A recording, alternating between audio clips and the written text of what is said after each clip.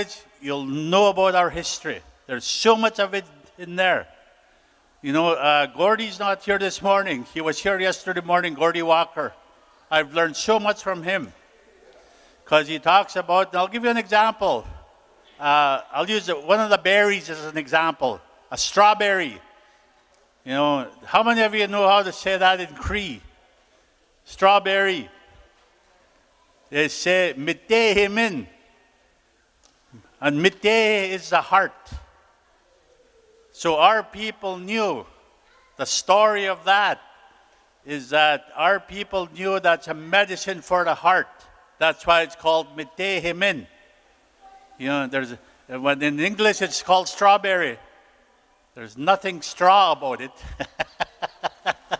So I think it's good that, you know, that's what I mean by so much of the history. And one of the other things as well too is that, you know, we have, I don't even have a book. I was going to have a book here. We have in the English language, we have books, we have paper. Their history is written in books. Ours is not. Our history is in our language. That's what I mean.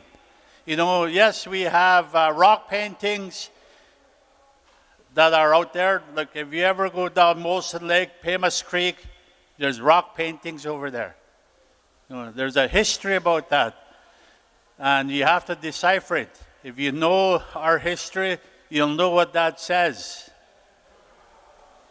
But in ours, it's not written down. It's in our language. So our history, when we talk, everything is there. And I think that's the one thing that you have to learn. I'm just going to give this back. Thank you.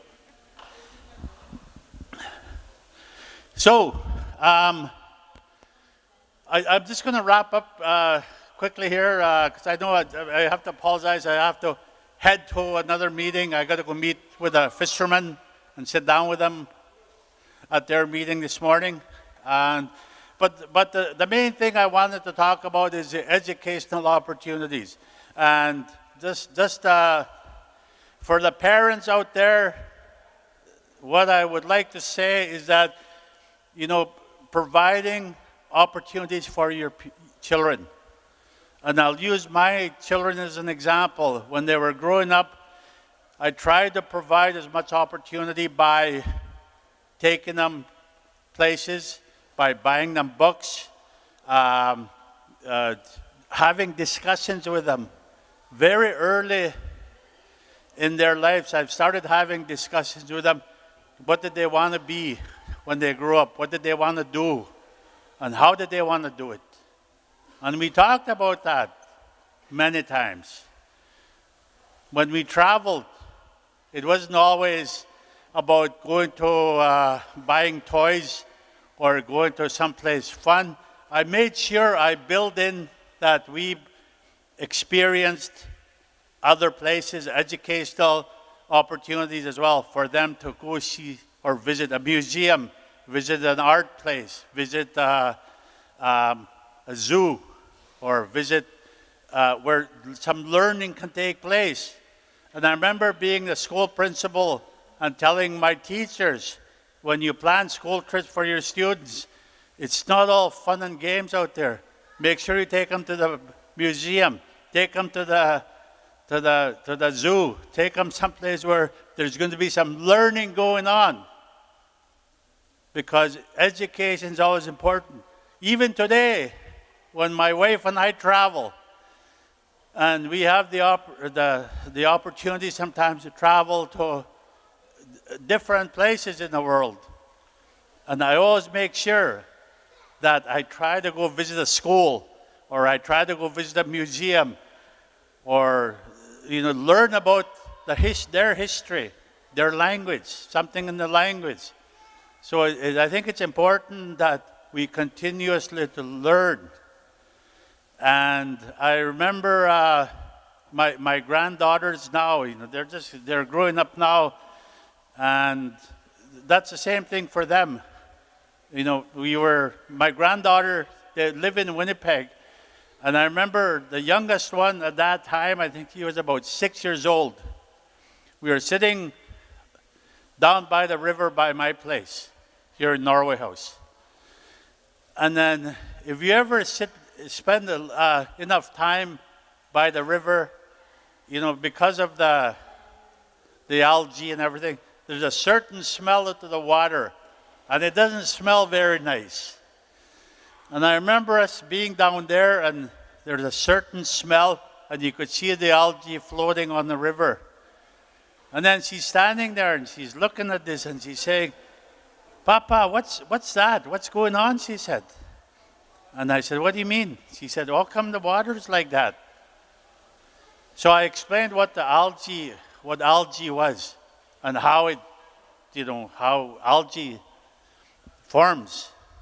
And I started talking about pollution, the smell of that river. And at 6 years old, she looks at me and she said, "Well, that's not right." And she just finished watching a movie. For those of you that know your children's TV shows, Wall-E, I think it's called. It's about a little computer person that lives on another planet. And my granddaughter said, "Well, that's not right," she said. "If we don't take care of the world, Papa," she said, "our world's going to turn out like Wall-E. It's going to be this garbage." And that's, you know, she was right. And I remember at that time, she didn't know who our Prime Minister is, but she's heard it in the news enough time, she knew who President Donald Trump is. So she says to me, "We got to write a letter, Papa. We got to write a letter to President Trump." Anyway, we ended up writing a letter to the Premier and other people, but of course they never returned. They never write back.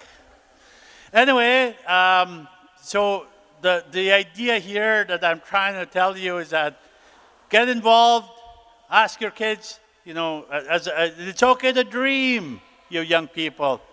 It's okay to dream and dream big. You know, don't anybody ever tell you you can't do it. Yes, you can.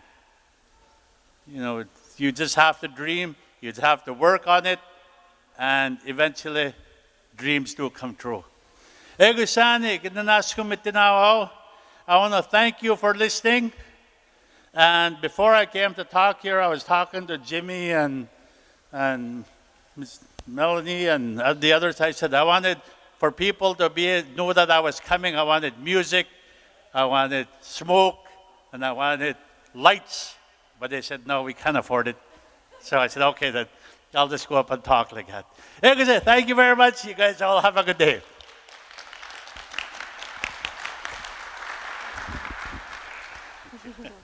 Thank you so much for that, Councillor Swanson. I'm having issues here. Sorry, not familiar with the mic, you guys. My apologies. All right. Sorry about that. All right, thank you so much for that, Councillor David Swanson. That was a very powerful message. I hope each and every individual was able to soak that in. And now on to the next presentation, which is Career Planning and Professional Development with Miss Susan Swan.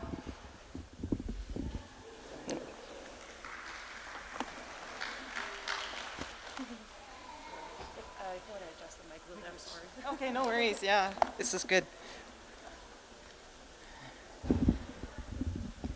Okay, can you hear me? All right. I'm a loud person. I'm going to tell you, I'm going to warn you right now. I might look kind of soft and meek up here, but I want my voice to be heard, and I'm going to speak loud so you can hear me today. So, bonjour, tanse, wabshki mashkade bishiki kwe dishnakas, neme anawe magin, Animoji Bing Duanji. My name is Susan Swan. I'm from Lake Manitoba First Nation. That's where my home fire burns. My grandparents were Elizabeth and Walter Swan. Both are in the spirit world now, but that's the family where I come from. And I am a mother of a daughter, and I am a kukum of 6 grandchildren, so I am blessed. And I'm very, very blessed to be here today, and I want to thank first of all, I want to thank our elder for opening us up in a very good way. I think that it just sets the tone to be able to hear and to listen with open hearts. So I hope that you're going to listen to me today. I have a little story that I want to share with you. It's my story, and in my story, you're going to find out why and how I got to be where I am, because it's not always an easy journey to get there. One thing that Councillor Swanson said, he talked about dreams. And as Indigenous people, as Anishinaabe people, we have the power to dream. We're given that gift from the Creator to dream. But the difference between your dreams and reality is action. So we all have to take action and make sure that we successfully complete our dreams that we have in life. Does anybody here know what they want to be when they grow up? Nobody? All right. See, that's having a dream. We're starting. And okay, right. The ones at the back know what they want to do too. That's great. Well, my path was a little different. I was the first Indigenous police officer ever hired by Winnipeg Police, and I'm going to tell you that was not an easy journey to take. I was part of the police service when racism was something that was very prevalent, and Indigenous people were not very well accepted. And when I went through the police academy, I was the only woman with 23 men. And I would go in the locker room every morning, and I would sit in that locker room all by myself, and I'd have to think about what I was doing for the day. Meanwhile, all my male recruits that went to academy with me, there's 23 of them that had that camaraderie, and they could share stories and talk amongst themselves. So it was very lonely. And I remember standing up there in inspection, and what ended up happening was we'd all have to line up, and then there'd be this old white guy that would come by, and he would inspect you and make sure that your uniform was pressed, that your hair was perfect. And I had long hair, and I had it put up in a bun because we had to wear our hair up at that time. And I had little strands, and every time he would inspect me, he would put me down and tell me, my hair's not right, my boots aren't shiny enough. And I always felt like I wasn't good enough. So I went and I visited my brother, who was a barber, and I said, cut my hair off. And I was tired of not feeling like I could fit in, and so I cut my hair off. And when I look at my pictures from graduating in recruit class, I look like a little boy. I had little sideburns and a short haircut. And when I went to inspection the next morning with my short haircut, trying to fit in, the first thing that this old crotchety inspector said when he came and looked at me in inspection, he says, your hair is still too long. And so that was something that really, really hurt me. And so one thing that I did do at the police service is that I wrote a memo to the executive, to the chief of police, little me, and I talked about the importance of our hair. I talked about the culture. I talked about how important it was for me as an Anishinaabe Kwe to braid my hair every day, to intertwine my mind, body, and spirit, and that the longer my hair grew to Mother Earth, the more balanced I become and more connected I came with myself. And I addressed those things because it was always, oh, it's police safety. Well, if somebody has short hair and they pull your hair, I'm going to tell you right now, it hurts a lot more than if you grab something that's strong. and together. You know, somebody just grabbed my braid, I'd just put my arm down and I'd break away from them. And so I said, that is not true. It is not an officer safety risk. And so I had the opportunity to make change for the Winnipeg Police Service. Now as an Indigenous officer, because of the memo that I wrote, Indigenous officers are allowed to wear their hair in braids. And I think that was something that I felt was really important.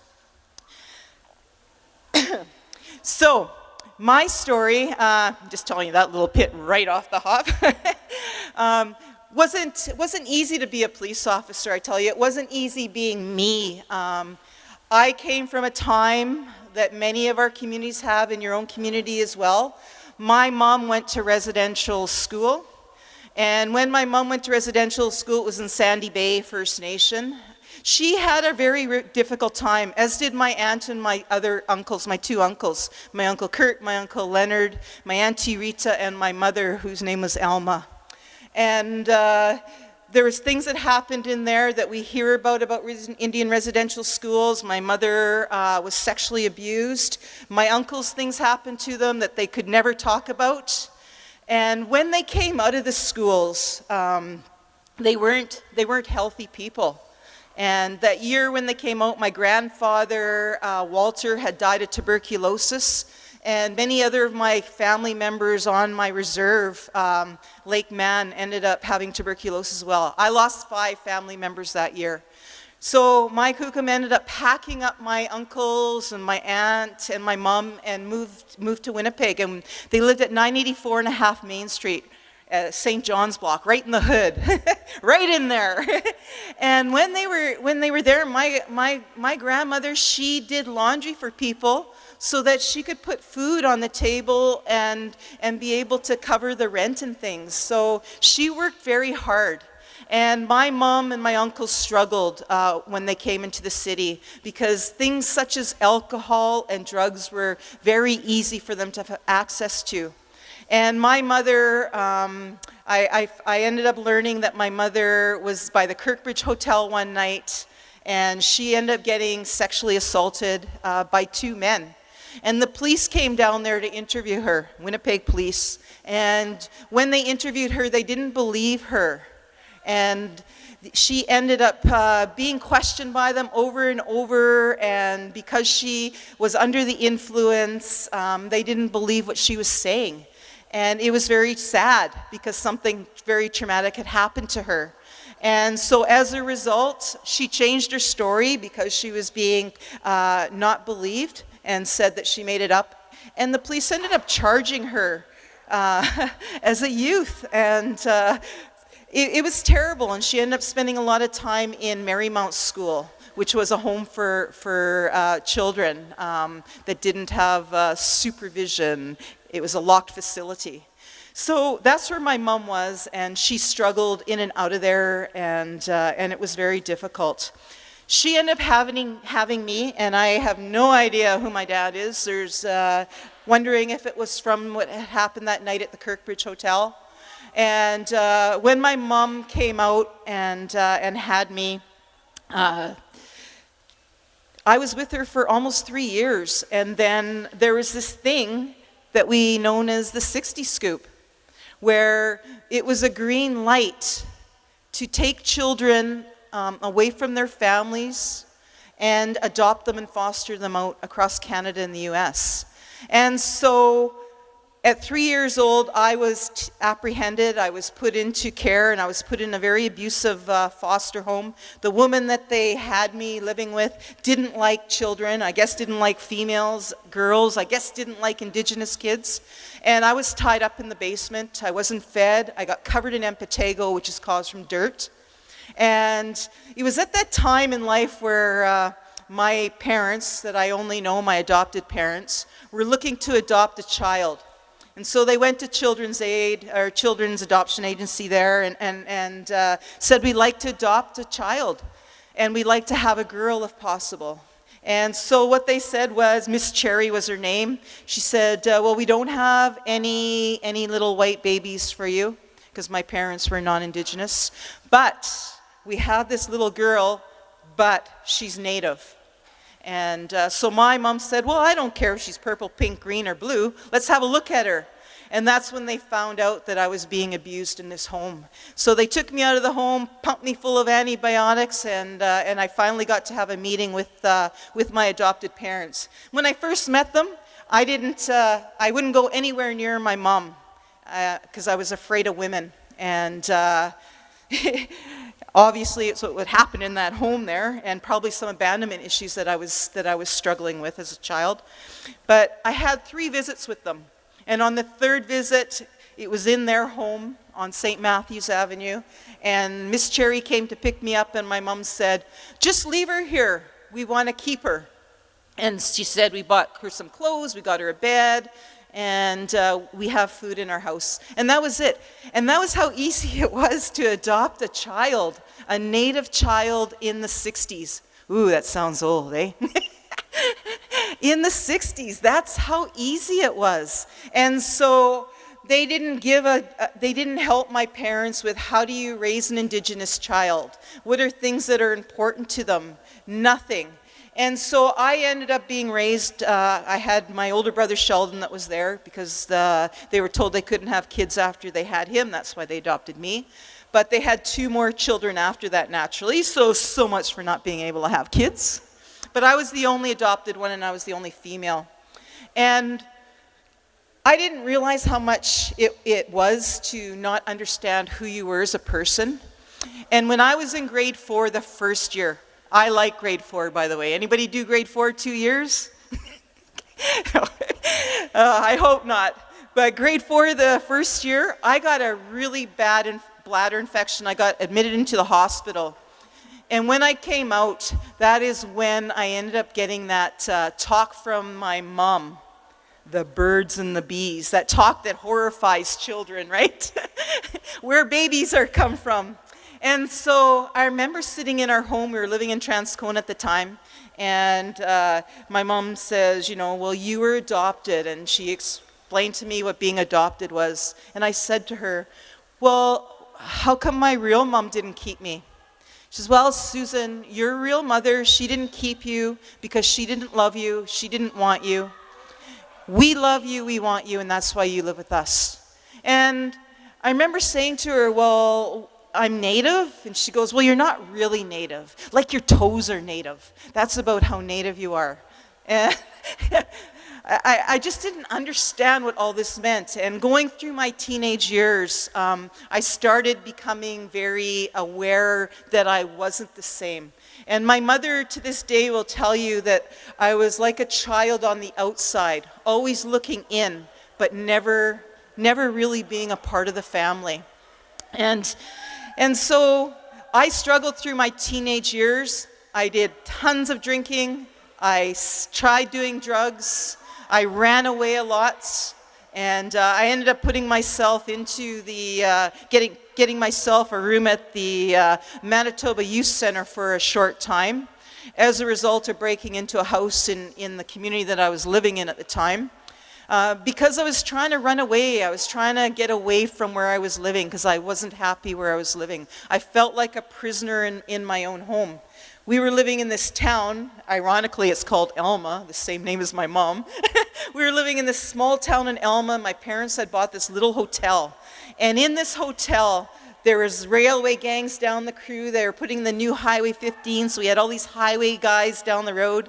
And they would walk into the bar every night and they'd say, where are all the women? And my parents were terrified that if they let me out, that I'd be swooped away. And so I was never allowed to go out. And so I felt prisoner and I became depressed. Knowing what I know now about murdered and Indigenous women and girls, Two-Spirit, I understand that, you know what? Maybe it was a good thing they didn't let me out at night at that time in my life. But as a teenager, you don't understand these things. And so I just became depressed. I tried taking my life. I took 100 aspirins one night and with a glass of Coke, and oh my God, was I sick. And I ended up talking to my mom in the middle of the night and saying, Mom, I am sick. And she came in the bathroom and saw me throwing up pills, and what are you doing? And what had happened earlier that evening is my parents were in Winnipeg getting supplies for the hotel, and my girlfriend showed up with two men. And she says, come on, let's go for a ride. And I thought they were guys from school, but they were two men. And they ended up taking us for a ride in this field at night. And my girlfriend got out with this one guy because she really liked him and left me with this animal in the car. And that guy ended up sexually assaulting me that night. First time I'd ever had anybody ever touch me. So when I went back to the hotel where we were living, I took 100 aspirins and tried to kill myself because I couldn't deal with that. And that's what happened. And in my life growing up with my family, whenever something happened, it was always, okay, well that happened, let's not talk about it again. We don't want people to know that we have problems in our family. And so things carried on, and by the time I was 15, my parents gave me back to Children's Aid. And I ended up being fostered around the province. My last foster home was in Portage la Prairie. And it was a terrible place to be because the foster sisters that I was with, one of them was from the youth center. We ended up in places where no children should ever be, no girls should ever be. There was men that did things to us that should never happen. My foster parents used to drag us out of the cupboards naked and from what men were doing with us. And I just had a chance to sit back and say, where are you in your life, Susan? What are you doing? And I decided that I didn't want to be there, and I ran away and I got myself a job in Portage at Wayne's Inn. Really hard to find me, but and I waitressed. I worked 13 hours a day, 7 days a week at $2.35 an hour. No overtime. And I did that, and I worked there, and I got a hotel room in the Portage Inn. It was a great hotel room. They let you have pets. And I love pets. I don't know if anybody like pets here? Yeah? Well, the pets that I got to keep in the hotel, when you put the lights in, they'd run into the crack of the walls. Bugs. And they also had a bathtub that you got to share with everybody that lived in that hotel on that floor. So you get to add your own ring to it. But it didn't matter because it was home for me. And one night, when I was working, I met this guy, Bob. And Bob's name is spelt the same way, forward and backwards. Anyways, Bob ends up saying to me one night, he comes in there, he goes, wow, I really like you. And I'm thinking, me? And he says, yeah, would you like to go on a date? And so he took me out after work, and we went for a shrimp dinner at a gas station. That was my first date in my life, and I was 16 years old, and I ended up working there, and I ended up moving in with this guy shortly after, and I'd take a cab there and back because he lived out of town. He lived on a farm. He was a farmer. And one night when I was getting ready to go home, the chefs where I was working, it was their anniversary, and they had a party, and I hadn't been to a party since my days with the girls in the youth home. So I said, yeah, I'm ready. And so went to their party. We were drinking, we were smoking up, we were doing things that we probably shouldn't have been doing at that time. Didn't have composure of ourselves, and my cab driver came to pick me up that night to drive me home, and he ended up raping me on the way home. And 9 months later, bang, I gave birth to a beautiful little girl. And I moved to Winnipeg with her. I never reported this sexual assault because Children's Aid had tracked me down when I was in Portage, and they said, you know, I had a meeting with them. I went all dressed up. I had a nice white shirt on, my black skirt from waitressing. I bought some fake pearls to look like I was old. I took a checkbook to show I had money in my account, and I said, don't put me back in care, because if you put me back in care, I'm going to run away. And I said, look, I got money, I got a job, I got a place that I'm living. Let me be. And they said, we will let you be as long as you never have any involvement with the police. So when I got raped that night, I never phoned the police because I didn't want to go back into care because I was still a minor. And so me and my daughter, we ended up moving to Winnipeg, and I ended up getting a job waitressing in bars, and I made good money, and I did that for many years. And it was good because I would have my daughter, she would go to sleep at, I don't know, about 6 o'clock at night, and I would start work at 5. So I would see her all day long, and I would only be away from her for an hour, hour and a half a day. So it was a good thing. But when Ange was getting to be that age of going to school, that's when I really had to look at what I wanted to do with my life. Because I didn't want to be a mom for only an hour and a half a day. So the place that I was working at the time was the Dakota Hotel in the lounge, and it was like Cheers, the old TV show Cheers. And we had all our regulars sitting up on the bar there, the Norms and everybody. Well, I had a Scotty at my bar seat, and I said to him one time, I said, Scotty, I said, you know, I got to do something different because I like waitressing and I'm good at it, but Angie's going to be going to school and I don't want to be a mom for an hour a day. He says, well, you should be a cop. You're a woman, and you're Native. That's when we were Native. That's what they're looking for. And so I started thinking about it after pulling myself off the ground from laughing, being a cop, me, right?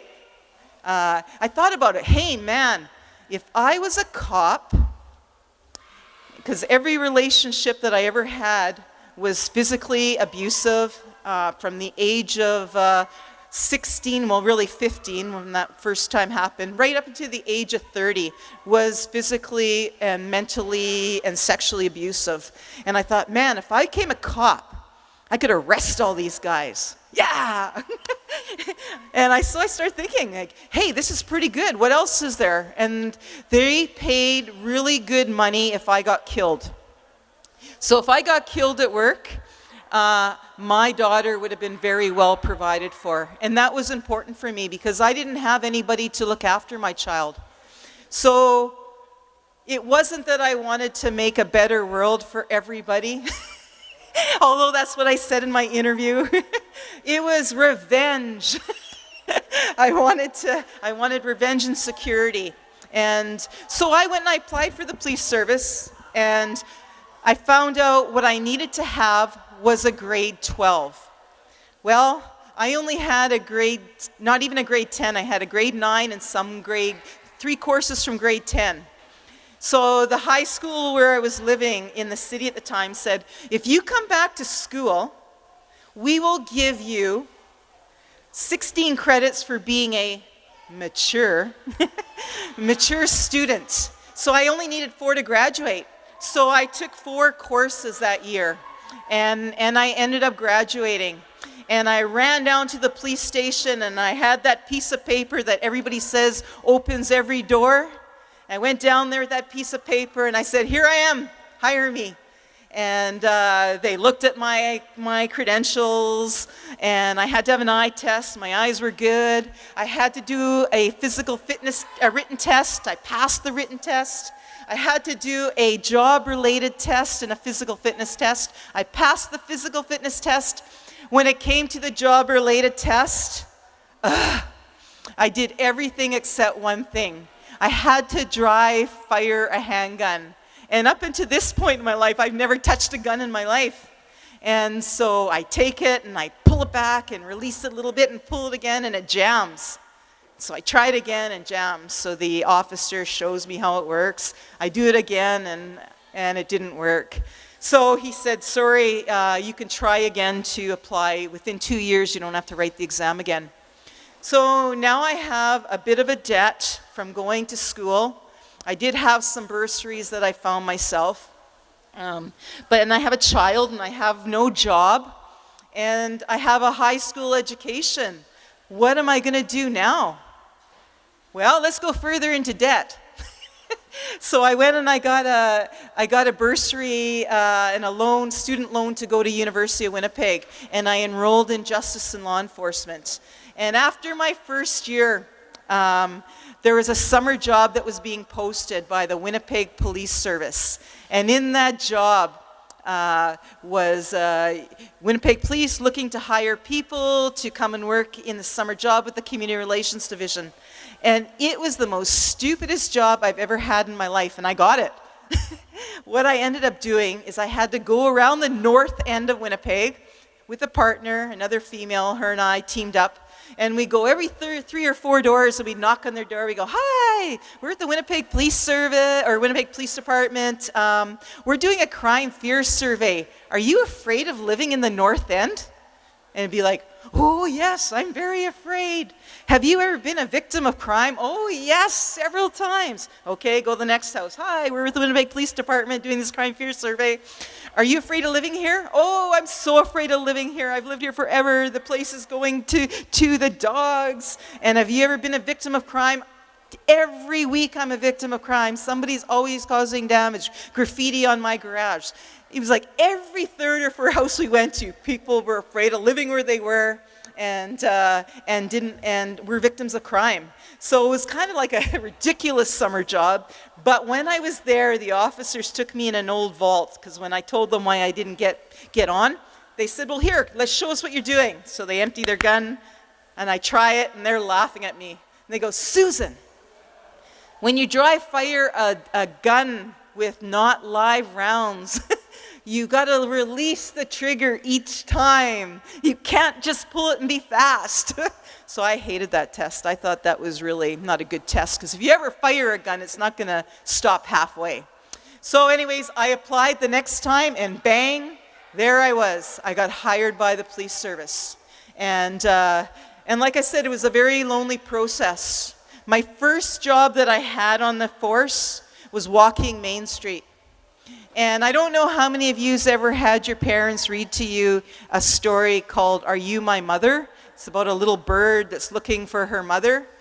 And she runs into all these different animals, and "No, bird, I'm not your mother." Well, this is how I felt. I felt like that little bird. I walked around Main Street, and every time I passed a woman, I would look at her to see if she looked like me. "Are you my mother?" Because even though I was told my mother hated me and didn't want me, I always had fantasies that when I met my mom, I would find out where she lived, and I would drive by her house, and she'd be in her garden doing something, or I'd drive by a coffee shop. Okay, maybe I was destined to be a cop. Drive by a coffee shop, and I would see her having a cookie and some tea, and these were things that I fantasized that my mom would be doing. And so when I walked Main Street, it drove me nuts.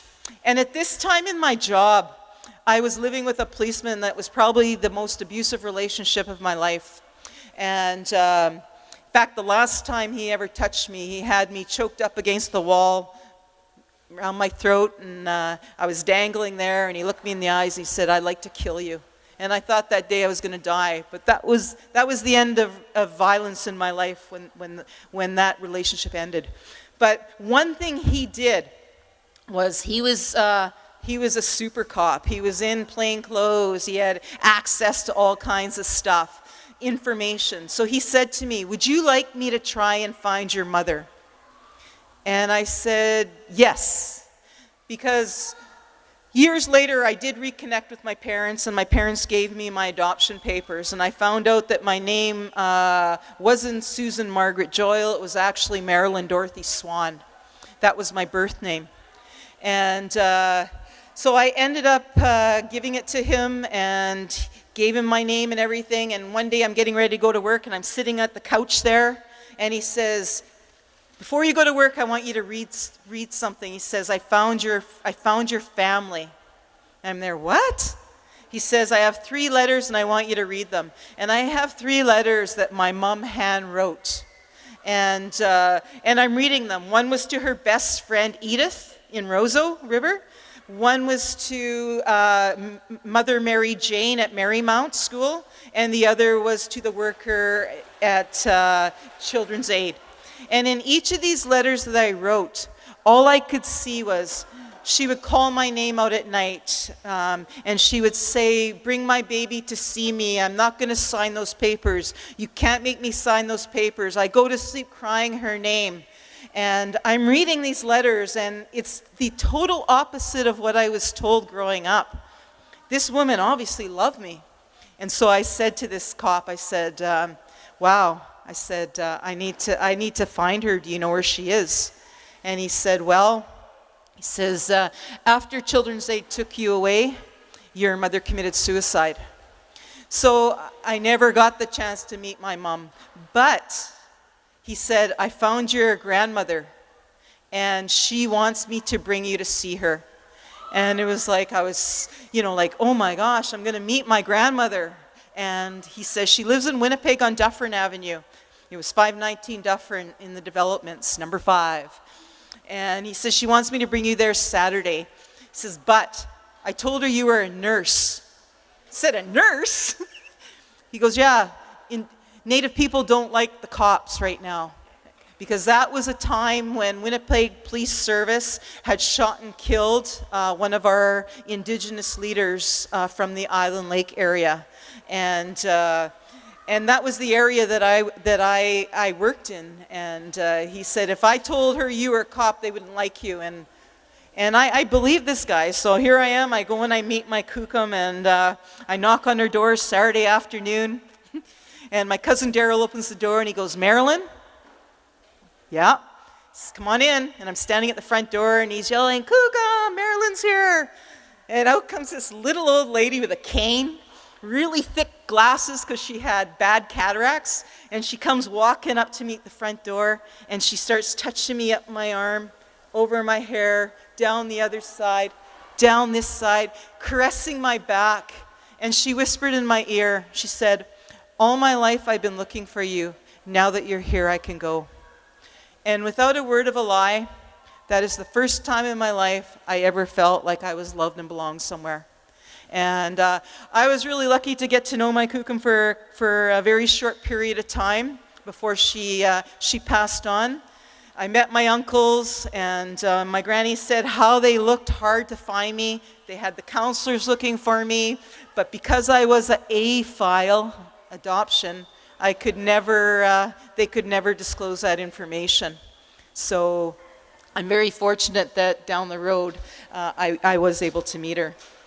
So I worked with the Winnipeg Police for almost 26 years. It was very hard to work within that job. I had to ask myself, who are you? What is it that you want? And one thing that I wanted is I wanted security for my child.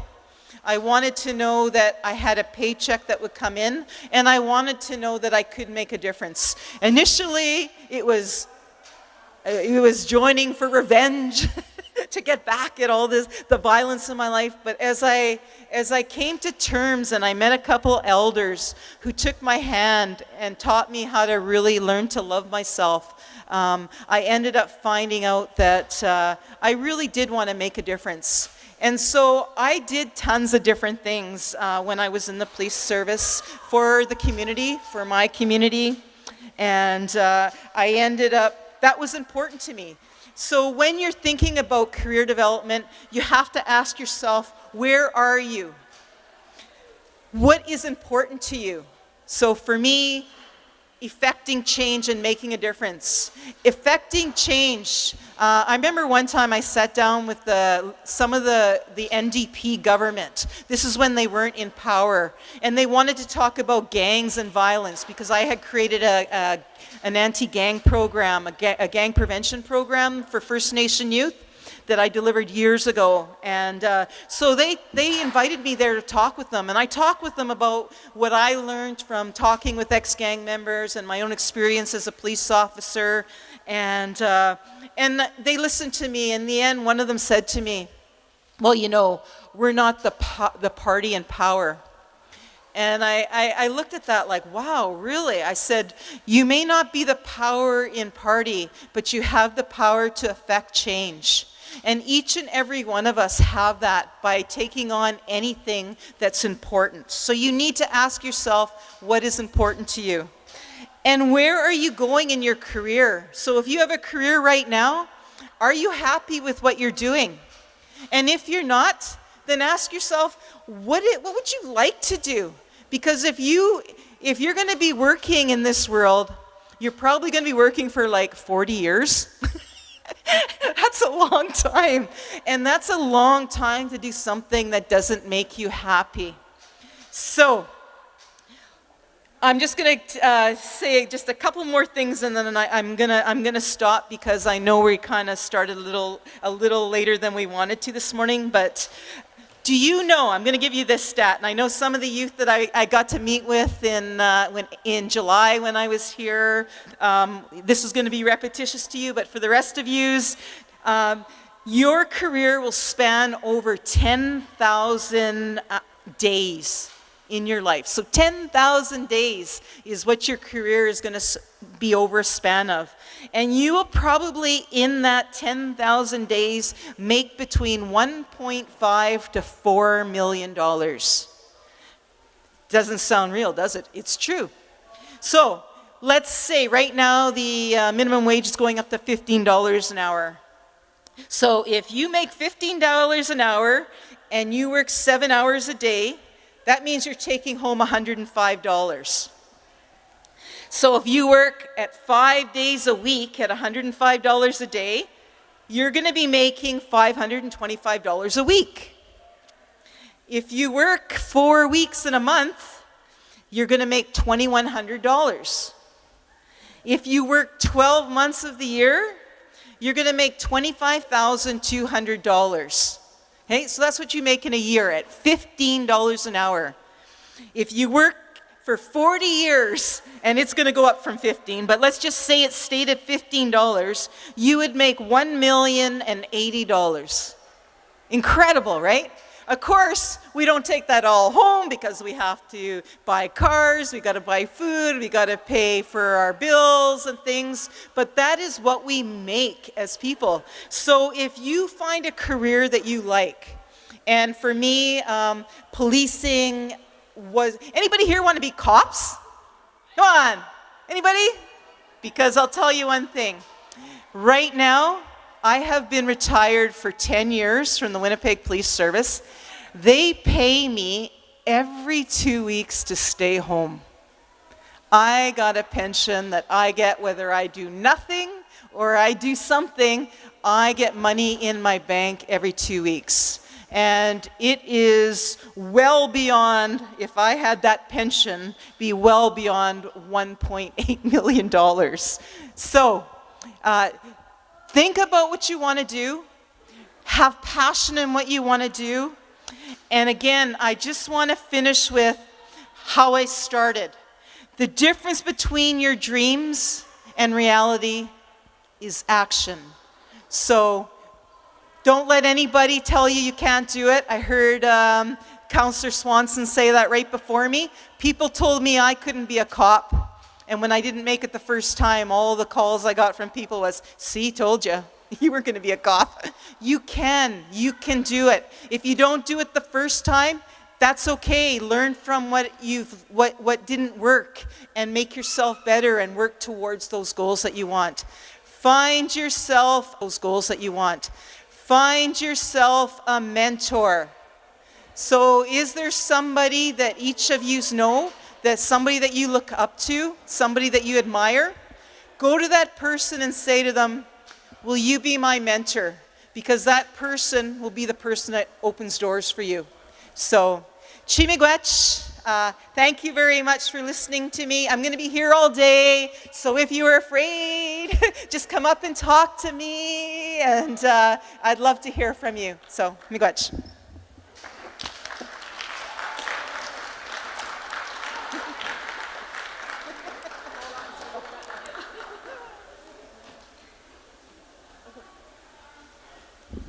On behalf of the ECDEV department and Norway House Cree Nation, we present to you a gift. Oh, Chimigwech. Thank you. Thank you so much.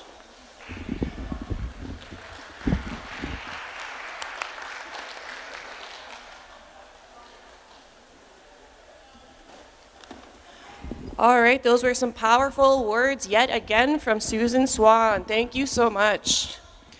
All right, we're on to our first health break, but during our health break, we would like to do a prize giveaway.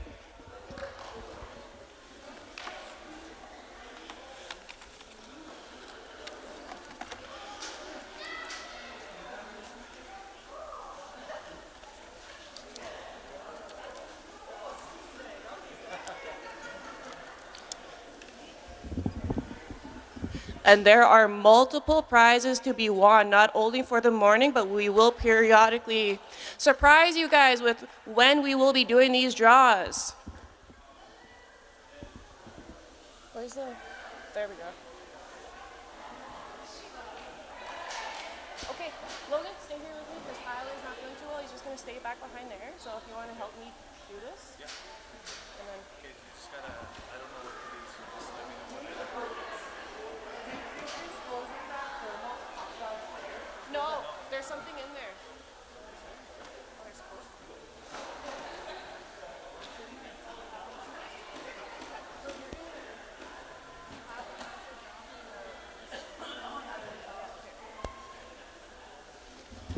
be. If we can have Councillor Eddie make his way to the front, please.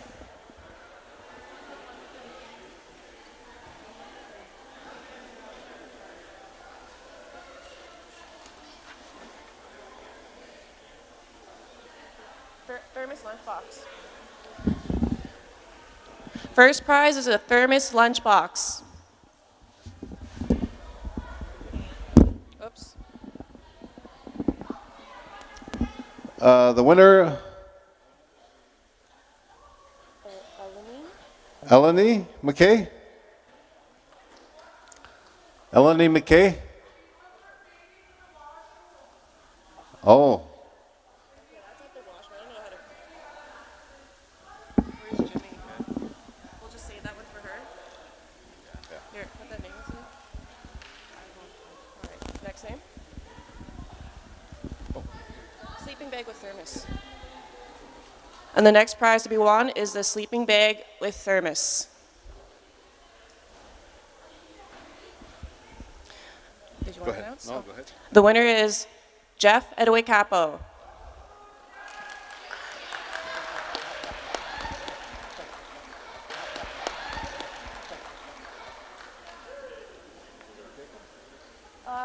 Prefer not to. We're not supposed to give him. You have to wait till the end of the day. Write his name on there, though. Sorry, Jeff. Okay, and again, we're going to follow through with yesterday's format. We're going to hold on to the prizes until the end of the day. Jeff, yeah. Yeah. Here's a pen. Write it. What about the Paper. paper? Yeah. Oh, I don't know. It's in my pockets now. Jeff, just write his name on the thing. Okay. Jeff Et. All right, and the next prize to be won is a wireless charger with a $50 PlayStation gift card. And the winner is Victoria Chubb. Victoria Chubb. Come on down, little lady. You won yourself a prize.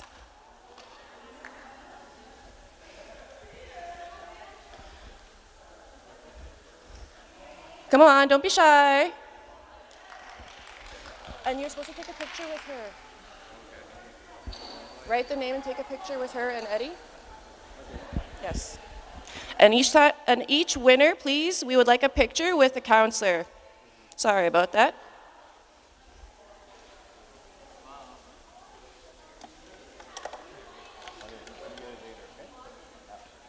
And the next prize is an Orange Jets hoodie. An Orange Jets hoodie.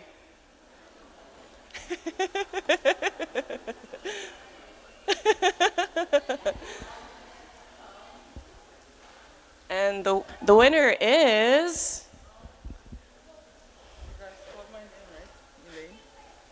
Yes. Denny Monias. Can you hang off to the side here? Just hang off to the side here. Denny Monias.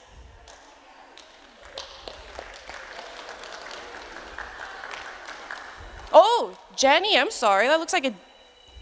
My apologies. I'm so sorry, Jenny. I'm so sorry. Take a picture, please.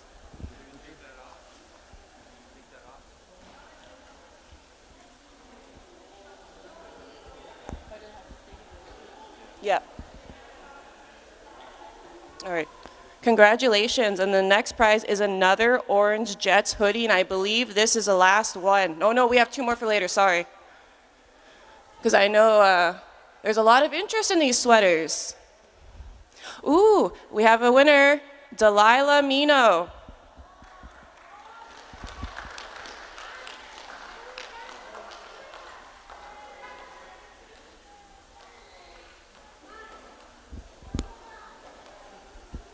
There she is. Congratulations on winning an Orange Jets hoodie.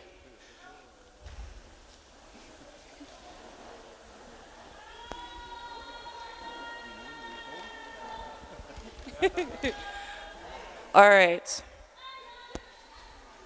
We can do these two next. Sleeping bags? All right. The next prize on the list is a sleeping bag donated by Northwest Company. The winner is Nikki Wilson. Come take a picture with the counselor. And a reminder, you will be picking your prizes up at the end of the day.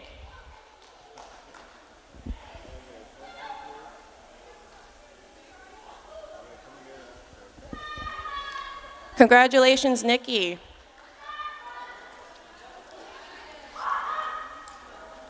And the next prize is another sleeping bag. These sleeping bags are absolutely warm. They will keep you toasty the next couple of months if you're going camping. I'm jealous. And the winner is Paige Miswagon. Congratulations, Paige. Oh no. Where's Paige? Oh, there she is.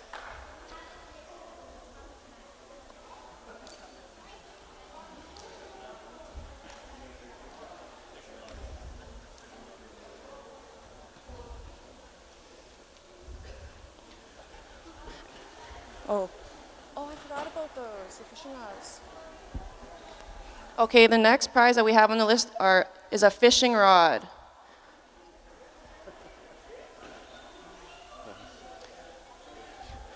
The winner is Ria Danis.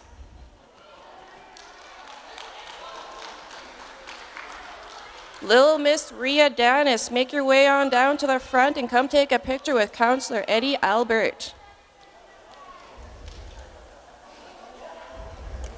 Congratulations.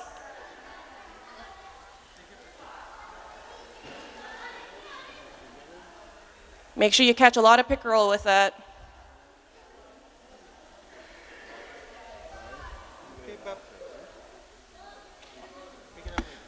All right, next on the list is another fishing rod.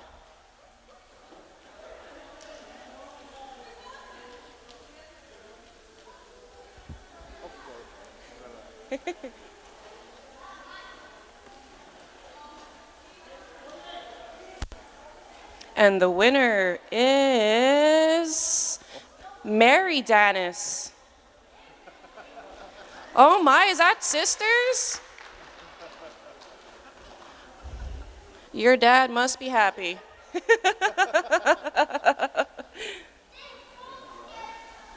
Congratulations, Mary Danis.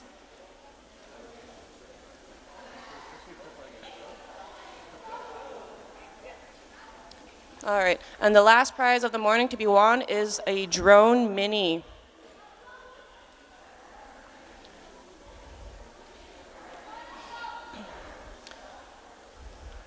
And the winner is Tisha Clark.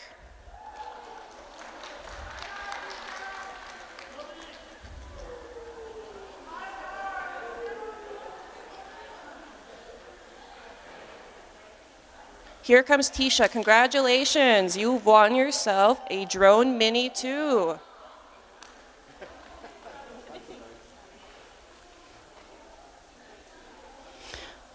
Congratulations to all winners. And again, a reminder, please pick up your prizes at the end of the day.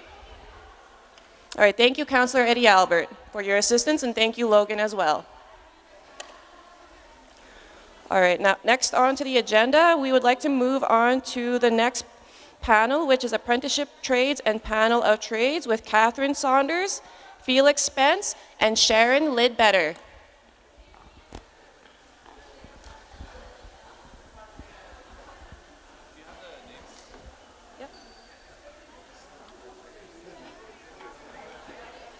They're to go back in the drawing.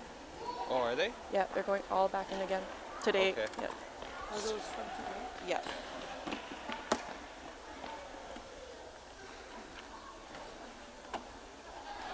Oh goodness, there you go. Tansa.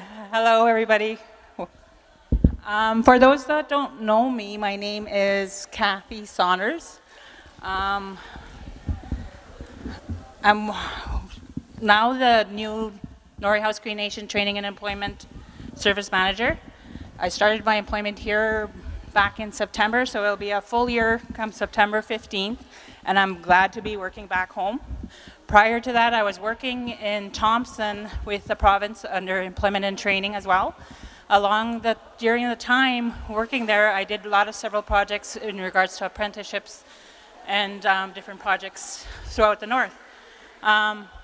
What our panel of discussion is in regards to apprenticeship trades.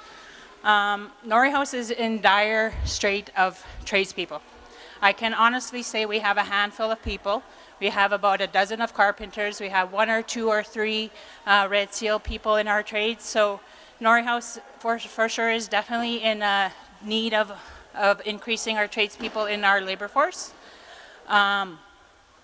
With our growing community and our growing infrastructure, there's buildings that are going to be coming, and our goal is hopefully that people go into the trades so we could have our own people working in the projects, working in the construction, working within the industry, and getting into that realm of work, because it hasn't been, I guess, more or less taken seriously of the need of within our community. So like I said, there is only a handful of tradespeople in our community, handful of Red Seals, and with a large community, we need to increase that, right?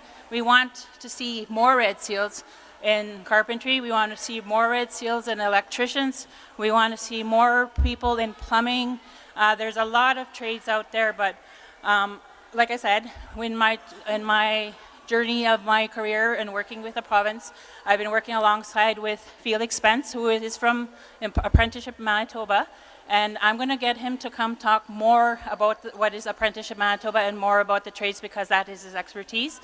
I also have Sharon Lidbitter with me here in the red. She's been working with Northern Sector Council as well, and she has been working with the province as well out of the northwestern area, so from the PAW. So again, she's been working on several projects that we had in the northern region in regards to apprenticeship. Felix, you want to take the lead? Or Sharon? Okay, so Sharon's going to come on and she's going to discuss several projects that we had working in the north, and some of our community members were actually involved in there. So. Thank you, Catherine. And thank you for welcoming me and inviting me into your community. This is the first time I've been to Norway House. Thank you. Yep, thank you. So I wanted to put our logo up so that if you see this logo in your community, you want to pay attention if you're looking for training opportunities. That's what you're going to look for. I'm a project coordinator for the Northern Manitoba Sector Council. I work in the PAW. We have an office in Flin Flon and in Thompson as well. This describes who we are. So we serve as a conduit for building partnerships guided by the principles of respect, understanding, and action to ensure that Indigenous peoples in Northern Manitobans benefit from prosperity in Northern Manitoba. We continue to collaborate, back up please, with business and industry to identify workforce demand by engaging with stakeholders and communities such as yours. This includes training providers and Indigenous communities to ensure workforce development activities are based on Northern Manitoba's labor market and demand. What that means is we're not going to put training on for the sake of training. We have to ensure that there's jobs at the end of it, and that's what we ensure before we roll out any type of training or project in a community. Next slide, please. We're closely involved with these major industries in the north. These are our board members. So Canadian Craft Paper in the PAW, Spruce Products in Swan River, Louisiana Pacific in Swan River. The top 3 are related to forestry. Hudbay Minerals in Flin Flon, Valley and Thompson, closely related to mining. And we work with the Northern Health Region for health-related initiatives. We're also connected with Hydro and Arctic Gateway Group. Arctic Gateway Group is new on our board. We do jobs related to Hudbay Railway. Next slide, please. So by all those logos, you can see we're deeply related with the major industries in the north. We build partnerships and work together to help with their training needs. So our mandate's to address training, recruitment, and human resources development needs of the region for the major employers. This is accomplished in part by bringing together the employers, the educators, government, and other stakeholders to address the employers' training and recruitment needs. It also recommends, develops, and delivers innovative and practical projects relating to education, training, along with labor market information. We work under 4 pillars, or 4 objectives in our organization. The first thing is building partnership developments with industries and communities. Workforce adjustments, which means if there's major layoffs in the industries, we'll step in and help those people that have been laid off search for their next training or employment. We work alongside industry, back up please. We work with industry workforce development. In other words, we can provide the major industries with some monies to help train staff. We engage with stakeholders in relation to career and exploration for youth, so that's why we're here today. Next slide, please. Here are just some of the few things that we've worked on in the past couple years. We've worked closely with Tech Manitoba out of Winnipeg, New Media, Computers for Schools, which I'm going to talk about in a minute, MIA, which is Manitoba Environmental Industries, Manitoba Construction Sector Council, Economic Development, Tourism Manitoba, and North Forge. Next slide, please. So currently our workforce adjustment activities are with between Hydro and Kiosk. So all the people that have most recently gotten laid off from the Kiosk Hydro Dam can come to us in Thompson for services for employment and training counseling or search for employment elsewhere. Same with the Hudbay mine in Flin Flon, which is closing. They did major layoffs in the last few months and continue to do so, so we're helping those people. Next slide, please. But this is why I'm mainly here now, is because we also do training to employment projects, which is our major focus in the north. So we work closely with the industries in the north to identify potential training and hiring opportunities. We pair that opportunity within communities such as yours to find potential applicants to take the training, which leads to employment. So I would work closely with Catherine if an initiative presents to us to help get applicants from your community to apply. So we need people like you to take the training and be successful at it and become employed full-time upon graduation. Our project planning, coordination, and success is only paramount to the applicants and graduates that are willing to become successful. Success leads to further training projects with funding and support provided by the province. Next slide, please. So examples of recent projects was the Hudbay Pimicikawak Cree Nation industry training that led to 12 full-time positions at Hudbay the day that they graduated. These are full-time opportunities that offer great pay and a lifestyle for you and your family.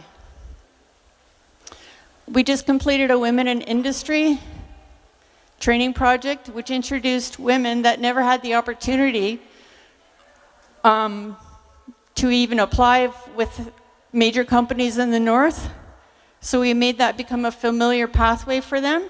And most of them, the majority of them got jobs at the end of that with various industries in the north. There was a couple of people that went as driller helpers with mines. The NCT program is closely related to some people from Norway House. This is how they got their apprenticeships and eventually their red seals. So that's been going on for probably more than 5 years in trades such as heavy duty mechanics, industrial electrician, construction electrician, steam fitter and pipe fitter, and industrial mechanics. A project like this, our projects provide wraparound supports from start to finish.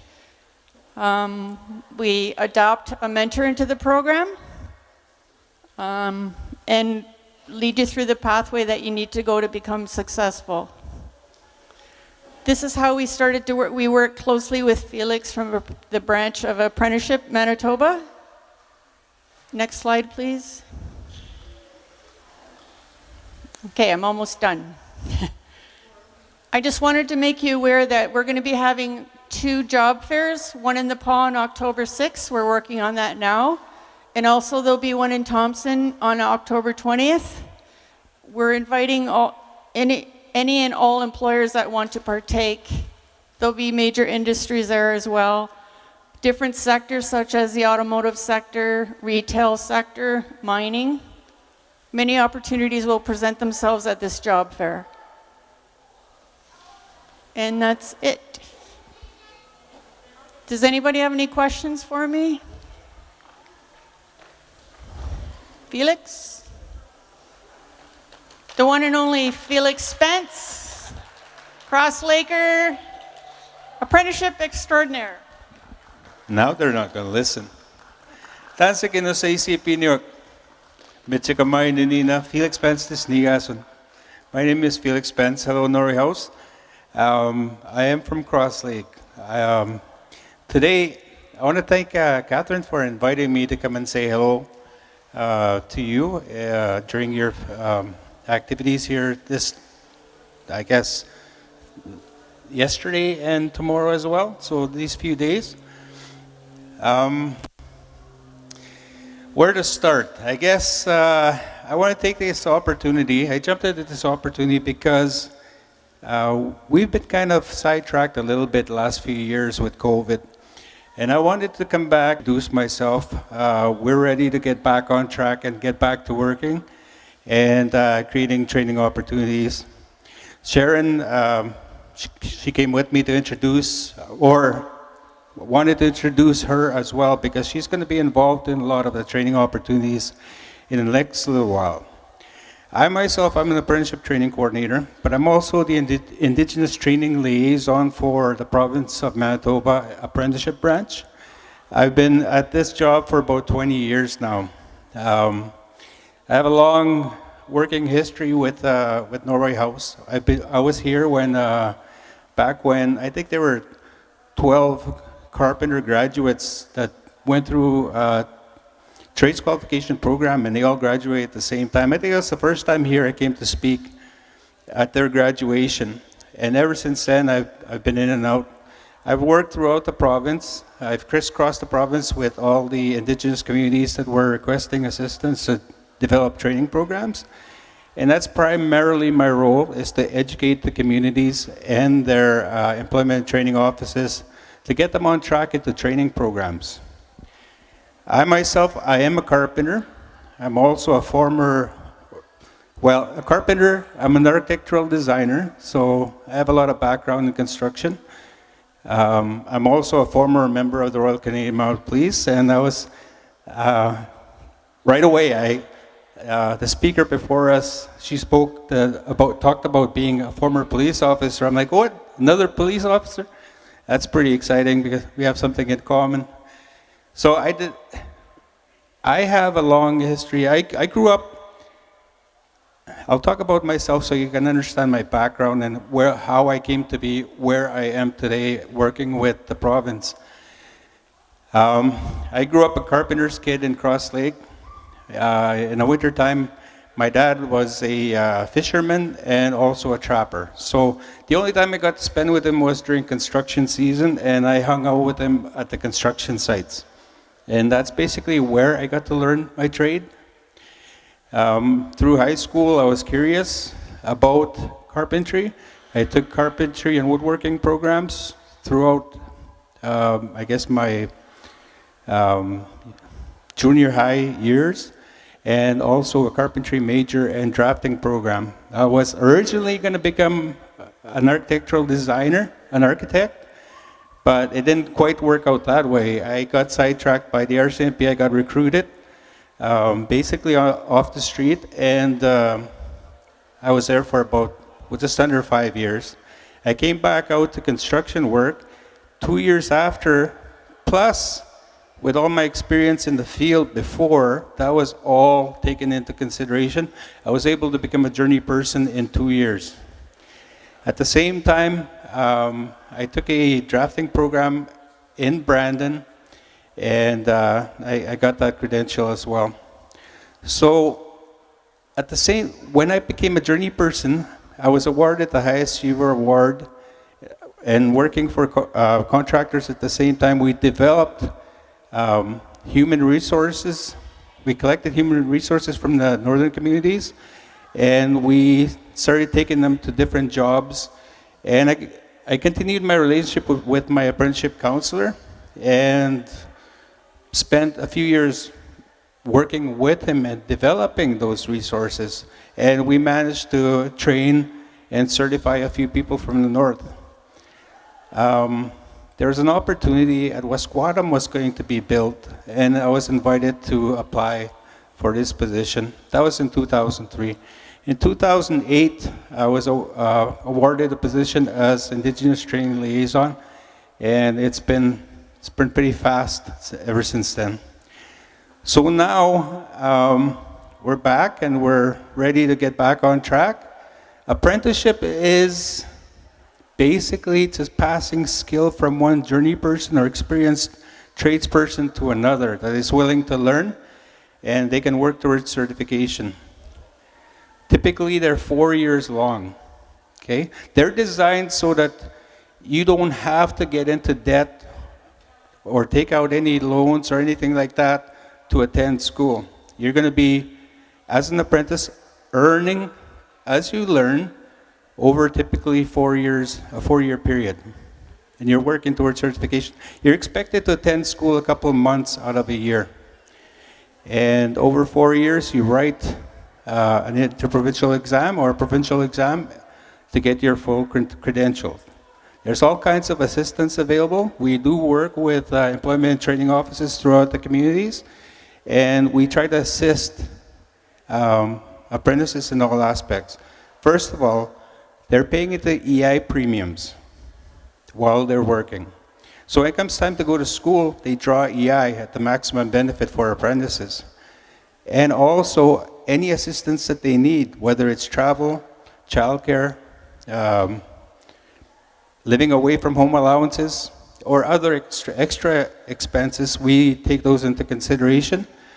And the whole idea is, at the end of it, the person gets a ticket, and that's it. They don't have to pay anything back. It's a win-win for everybody. It's a win-win for industry. It's a win-win for the communities. It's a win-win for the individual. So I do have a presentation, but it's kind of a long-winded presentation, and it's got so much detail. But what I would rather do is invite anybody that wants to talk about apprenticeships and opportunities in apprenticeships. We're going to make ourselves available this afternoon, and we'll be around. We're going to set up a table, and we have some information there we can share, and contact information if you want to follow up and if you're looking for more information. Sharing information, that much information here, yeah, we just get lost with that, because there's 56 trades in Manitoba to choose from. There's 270 trades in Canada, and we do work with other provinces. So lots of opportunities. So come visit us. We'll be set up around here somewhere, and we'll have some information. We'll have pamphlets, and we'll share with you contact information and links to information on how to become an apprentice. What's that?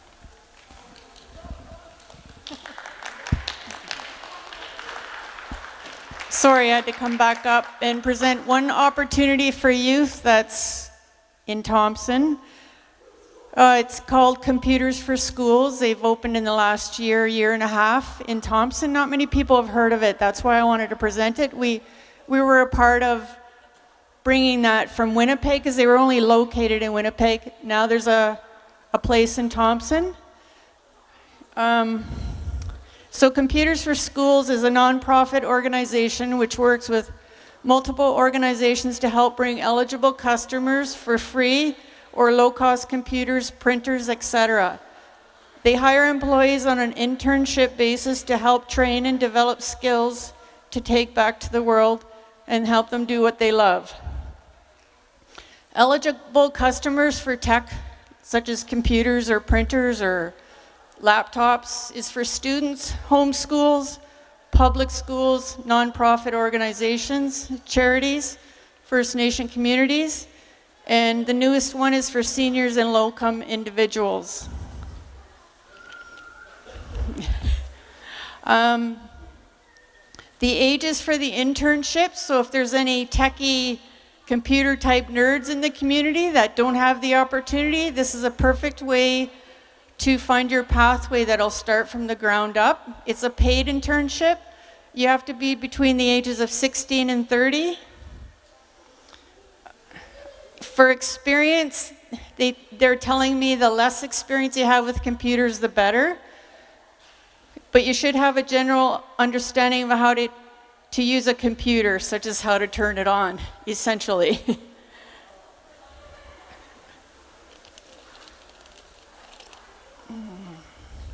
Okay, what you would learn at Computers for School is they gradually introduce you to more technical tasks, but it begins with basic manipulation of a database and data entry. Then you move on to computer refurbishing and complete computer rebuilds. There'll be education in the warehouse on certain topics like how memory works, how a CPU works, how they work together. Eventually, they would have a decent grasp on basically how a data makes its way around a motherboard and onto a screen. What they would leave the program with is computer refurbishing, computer modifications, introduction to hardware, licensing, hardware testing, software and hardware troubleshooting, networking, warehousing, inventory management, and customer service and communication skills. An excellent opportunity, if you haven't had a chance to go to school for computers, you could start with Computers for Schools. So look them up. Thank you.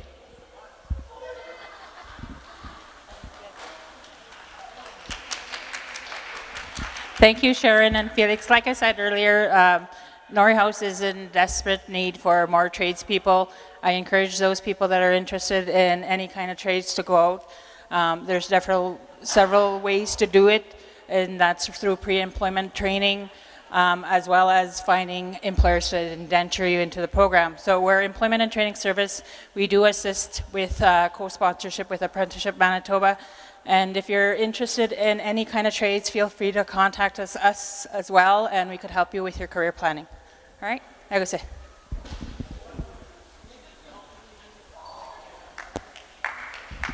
Oh, sorry. Thank you so much, Catherine Saunders, Felix Spence, and Sharon Lidbetter. And before you guys run off, don't run off yet there, Catherine.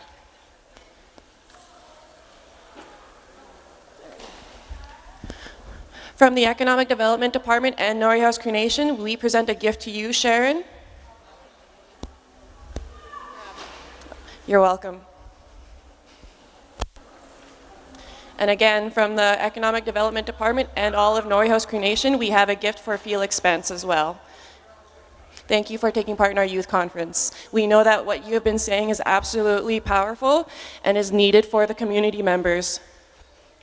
And last but not least, Miss Catherine Saunders. Thank you so much for everything and pulling this presentation together.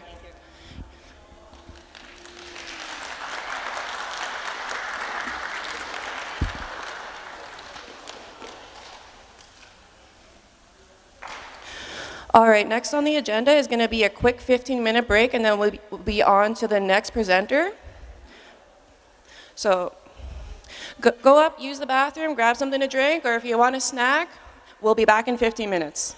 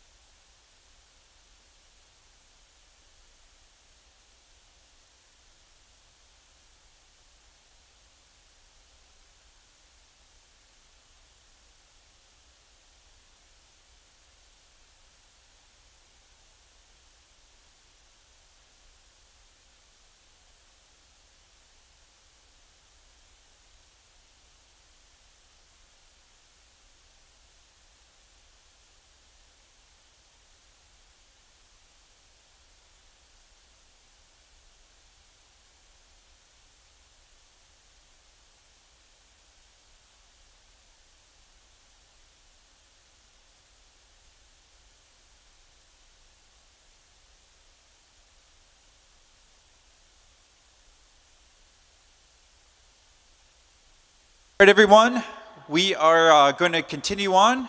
So everyone make your way back to your seats. We're going to continue on with the next presenter. So it's my privilege to introduce Zach Unruh. Zach is the president, or he's the executive director of the Indigenous Business Education Partners at the Asper School of Business. So he's been working really hard on supporting Indigenous students who are pursuing their business degree at the undergraduate and graduate level at the Asper School of Business. So he's going to come and he's going to share a little bit about what he does, and also he's going to talk a little bit about some programs that are available specifically for youth and young adults and adults here in Norway House where it comes to education programs and support. So with that, I'm going to hand it over to Zach Unruh.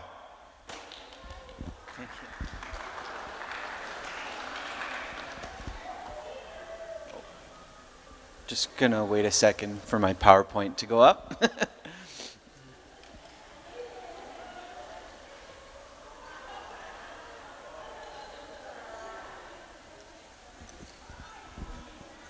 Oh. We might want to go back a few. There we go. Thank you. So, I just want to say hi, everyone, and I wanted to just start quickly by thanking Chief Larson Anderson for the opportunity to speak with you all today in Norway House Cree Nation and Treaty 5. I also want to thank the counselors, conference organizers, and event staff for all their hard work. It's really, truly great to be here and to see everyone here today. So my name is Zach. And I'm Red River Métis from Winnipeg, Manitoba, where I live and work in Treaty 1, which is the original lands of the Anishinaabe, Cree, Oji-Cree, Dakota, and Dene peoples, and on the homeland of the Métis Nation. As a citizen of the Red River Métis Nation and an active member in the Bison Local, I'm grateful to still be connected to the land because it reminds me of both my history of my ancestors, which was full of both internal and external riches, but also sorrow. And this is why I'm committed to supporting education of those in the business community and those I interact with on the history of Indigenous peoples in Canada in order to advance reconciliation. We'll go to the next slide. Perfect, thank you. So a little bit about me is that I have completed my business degree and I majored in human resources and leadership in organizations from the IH Asper School of Business at the University of Manitoba. I must share that when it came to business school, I definitely had a very different idea about how I thought my career would end up. To be honest, I thought I was either going to be an accountant or a teacher. And when I was kind of deciding about what I really wanted to do with my career, I thought, I'm going to try business school. It's not something that my family had typically done. And I thought, I like math, I want to do accounting. That was the goal for me. And as I shared earlier, that was not kind of the way that my career turned out. And that's completely fine, but I was able to be supported through Indigenous Business Education Partners, so I've been both a student in the program as well as now I worked as the program recruiter and advisor, and now I'm the program director of that program. So it's been a really great experience for me to be a part of that program basically since 2011 in the various roles. And I've worked at the University of Manitoba now for a little over 5 years. And currently I'm a master's student trying to complete my professional master's of education in Indigenous education from Queen's University. And so a little bit more about the IBET program quickly before I discuss it later on. I work with a team that provides a variety of services and supports to Canadian Indigenous students in pursuit of either their Bachelor of Commerce honors degree or their Master's of Business Administration degree, and some of these services and supports, they really include just a general listening ear for students, academic advising, tutoring, access to bursaries and scholarships, and networking opportunities. And you may hear me refer to Indigenous Business Education Partners as IBEP because it's IBEP, and later on when we discuss the program a little bit further. But for now, I think before we get started, what I really want to share is I hope that what you get out of this talk today is getting a business degree will help you create change that you want to see within your companies you work for, your own community, and beyond. Education, to me, is a very powerful tool, and I hope that you all explore what is right for you. So we're going to move to see a video next on community economic development, to kind of think a little bit more about what that is.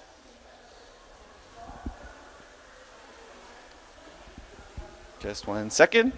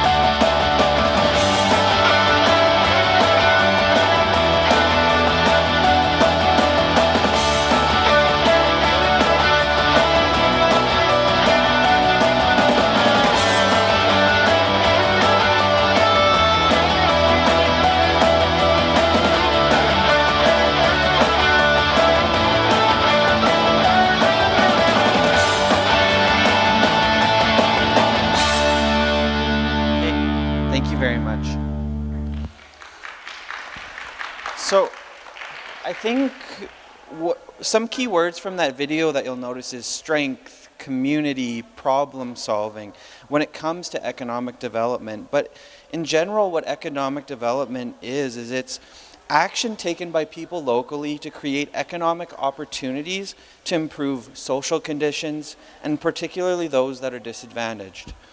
Community economic development is an approach that recognizes economic, environmental, and social challenges are interdependent, so they're connected, they're complex, and they're always changing. And to be effective in our problem solving and strategies, we need to have local knowledge, and it needs to be led by community members.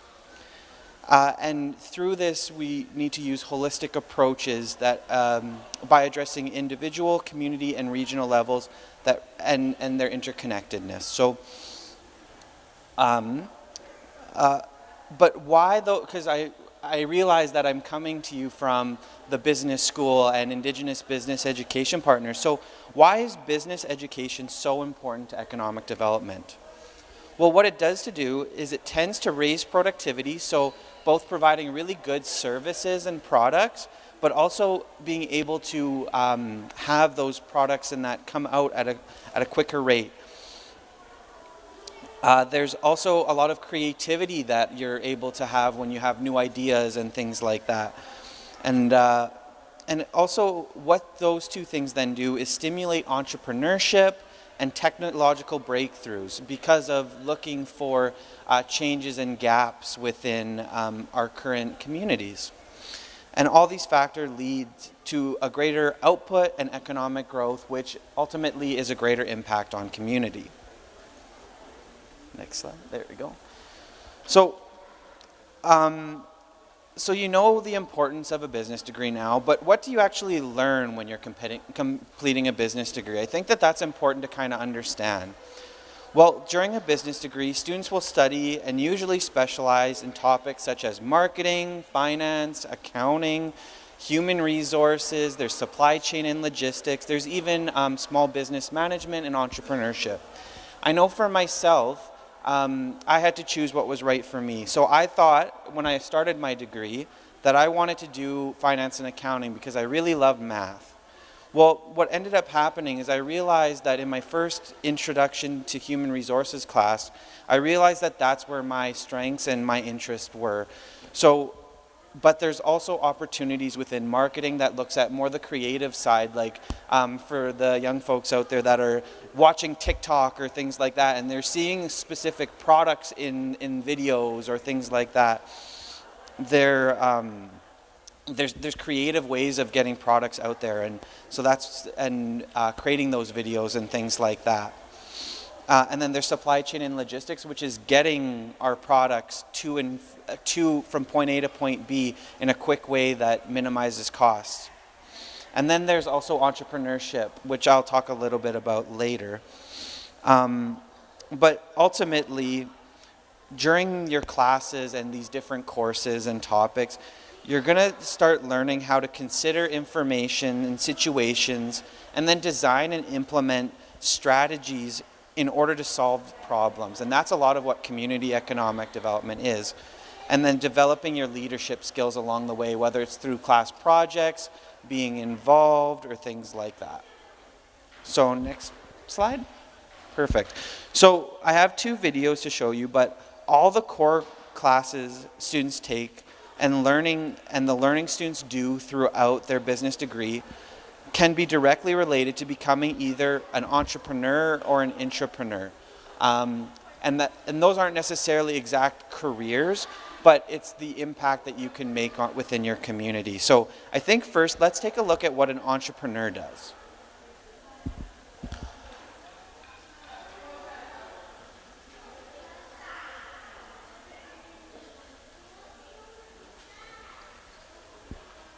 Entrepreneur. The Merriam-Webster dictionary defines an entrepreneur as someone who organizes, manages, and assumes the risk of a business or enterprise. Entrepreneurs are change agents. They see needs, wants, and problems as challenges to be overcome, and they know they are the people who can help to find solutions and meet needs. Entrepreneurs know that they have unique skills and talents that can make a difference in the world. They know that they can use their skills and talents to meet needs, do something in a new way, add beauty, or solve a problem. Entrepreneurs have a vision for what they can contribute to the world and are willing to do the work required to plan and launch a business or social enterprise to achieve that. When they reach their goals, entrepreneurs create jobs for themselves and sometimes even for other people. Sometimes entrepreneurs even change the world. But wait, can youth be entrepreneurs? Yes. Youth entrepreneurs often manage businesses while they go to school, working other jobs, volunteering, and taking other activities. In fact, Industry Canada has said businesses owned by youth are more likely to be high growth and are financially viable. Who are today's youth entrepreneurs? They are students, innovators, leaders, builders, problem solvers, and dreamers. They are bringing their art and design to the world, solving healthcare and environmental problems, creating jobs for themselves and others, and helping to make the world a better place.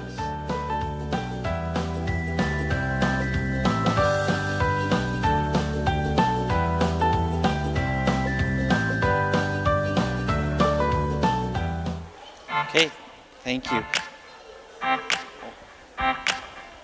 All of us are feeling a void of leadership in the traditional sense. Leadership is not coming from our traditional institutions top down. It's coming from the bottom. It's coming from the middle up. And entrepreneurs represent a part of that new form of leadership. When people find a deep sense of purpose, they find a sense of agency, and they step into their power. Unfortunately, there's still a lot of work to be done on this planet. It takes a lot of passion to continue to persevere. Entrepreneurs are hard to find.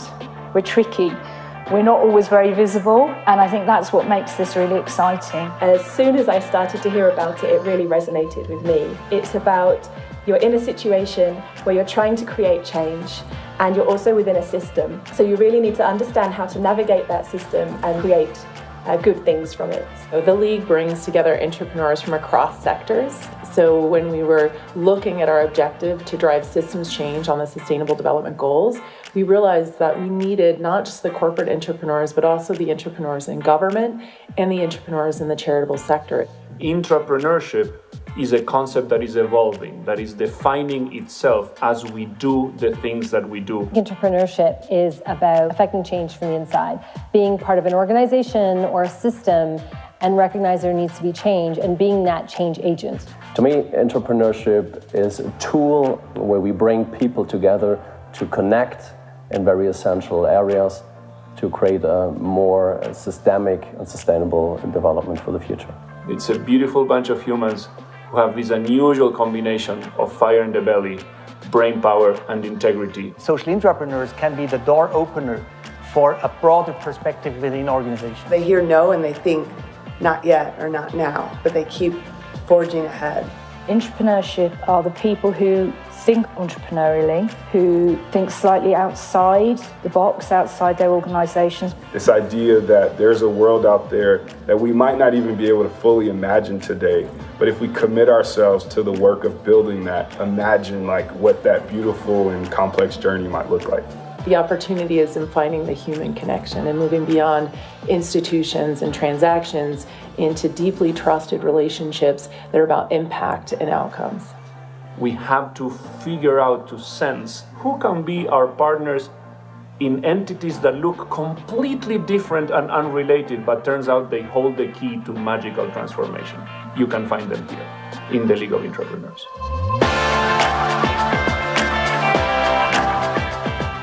Okay, thank you. So the first video was about entrepreneurship. And so from that video, what we can kind of understand is that an entrepreneur is an individual who identifies a need in a community and works to fulfill it. And they do this by organizing and operating a business or businesses and taking on risks, and that can include financial risks, but they can also reap financial rewards as well. Whereas when we think of what an intrapreneur is essentially it's very much somebody who operates like an entrepreneur but within a business. So they're usually an employee who's been given the authority and support to create a new product or process without having to be necessarily concerned about the how the final product increases revenue or things like that. The ultimate goal though would be to create change or do good for community or create revenue, but that's not necessarily the risk that that person's taking on. So as you can kind of see, we need entrepreneurs, but we also need intrapreneurs within those businesses that can help drive the change that those businesses want to see. And we can see the differences in terms of freedom, resources available, etc. But I think it's most important to acknowledge that both have really positive impacts on others. And through a business degree, you can learn some of those skills and utilize some of the skills that you have. Perfect. But I think something that gets lost along the way is that getting a degree can be quite challenging, especially a 4-year degree. And on your way to achieving a business degree, you are not alone. And there are supports in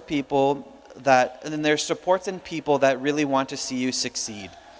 There's, for example, my program, Indigenous Business Education Partners, as well as Norway Health Cree Nation's paid professional placement program. So we'll move on to the next.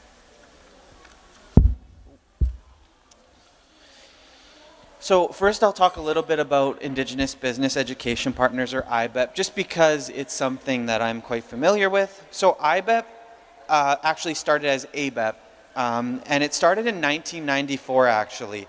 So we actually have almost a 30-year history. We just newly started accepting Masters of Business Administration students, and will hopefully in the future accept all Indigenous graduate students as students become more interested. In our program, all First Nations, Inuit, Métis students are admitted to ASPR and invited to join IBEP. In addition to a vibrant and welcoming community, IBEP provides the students we work with an academic, networking support, and scholarships and bursaries, as well as opportunities for mentorship with other students.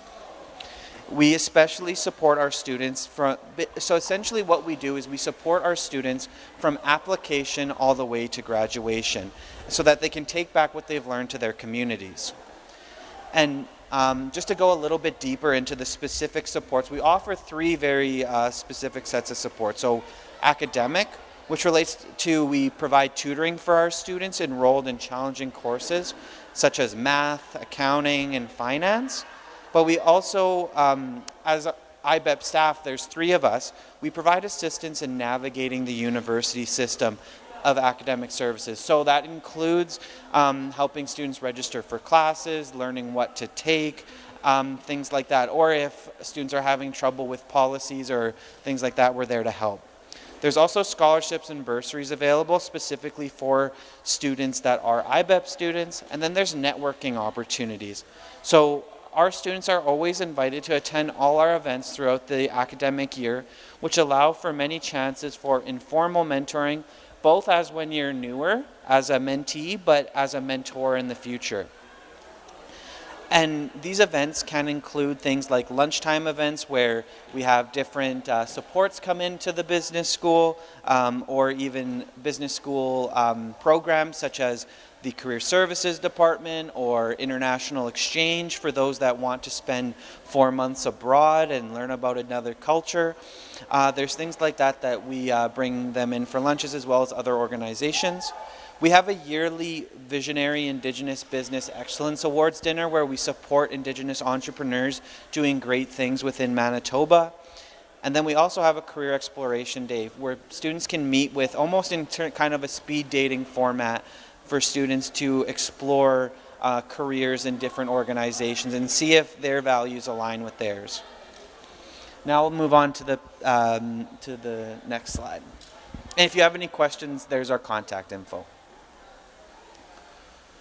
So there's also the paid professional placement program from Norway House Cree Nation. And we at the ASPR School of Business partner with this program in a lot of different ways, especially through IBEP and the resources we provide. So through this program, students have the support to complete their master's level degree and business degree. They have a paid position, flexible schedule, and long-term and it's really what it is it's a long-term investment in your future. So just to share some of the specifics of it, there's paid placements where current employees retain positions or new positions are being created to accommodate students that want to get an MBA. There's modified work hours, which includes flexibility to complete coursework and then time off for specific course requirements. There's application support because when applying to the business school, you need a resume and letters of reference and things like that. So they will help you through that. Tuition and fees. Norway House Cree Nation students can apply for funding for tuition through the education department using the normal application process and timelines. There's also GMAT support, which IBEP as well as this program would help with, in terms of information, resources, tutoring, and support and achievement of a high score to help get into the business school. Then finally, just like IBEP, there is group support. So members meet regularly over the course of the academic program to provide peer-to-peer support. Final slide here. So I just wanted to say, as I said at the beginning, I really hope that you consider a business degree as part of your future education plans. As you can see, it's not only you're not only learning about a future specific career, but you'll learn skills that will help you no matter where your careers take you. But it's also an opportunity to make really significant change. I want to say merci and thank you all, and I'll still be around for the next little while in case anyone has any questions. There's also programs that we have at the front or being passed out that we can definitely share and discuss with you. So thank you again and merci.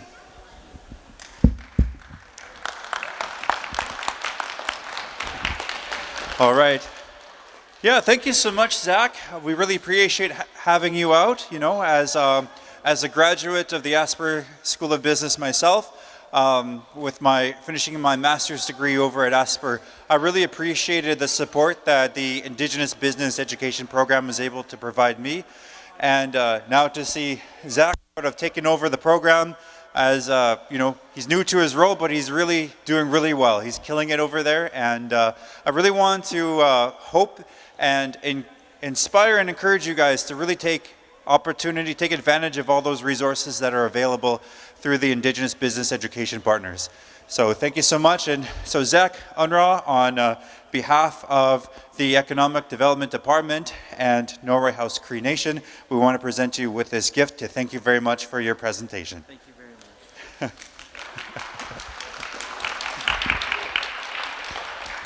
Okay, and thank you very much, Zach. And so with that, I think we're going to jump right into some prizes. So, all right.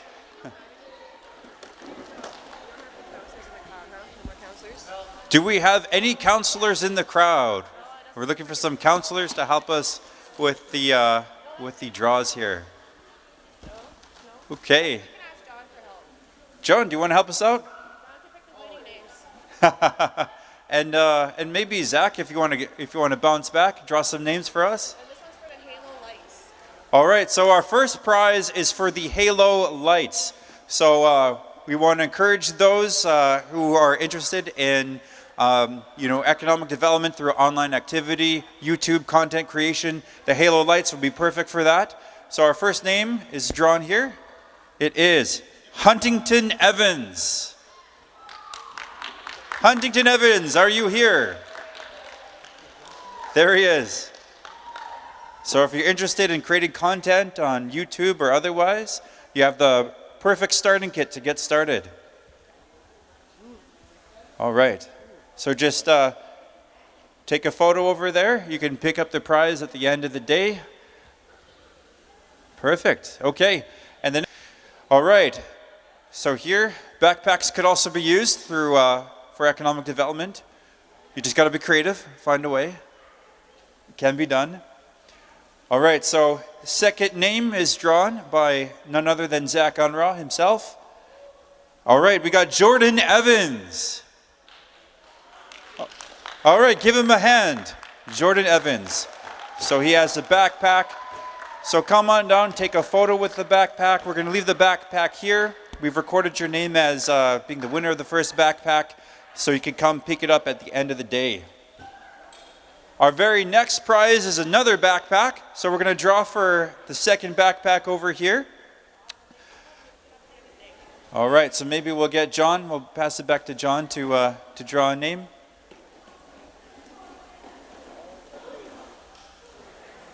This is another backpack and a face mask. That's really folded. Really folded well. Aiden Duncan. All right, Aiden. Okay, come on down, Aiden.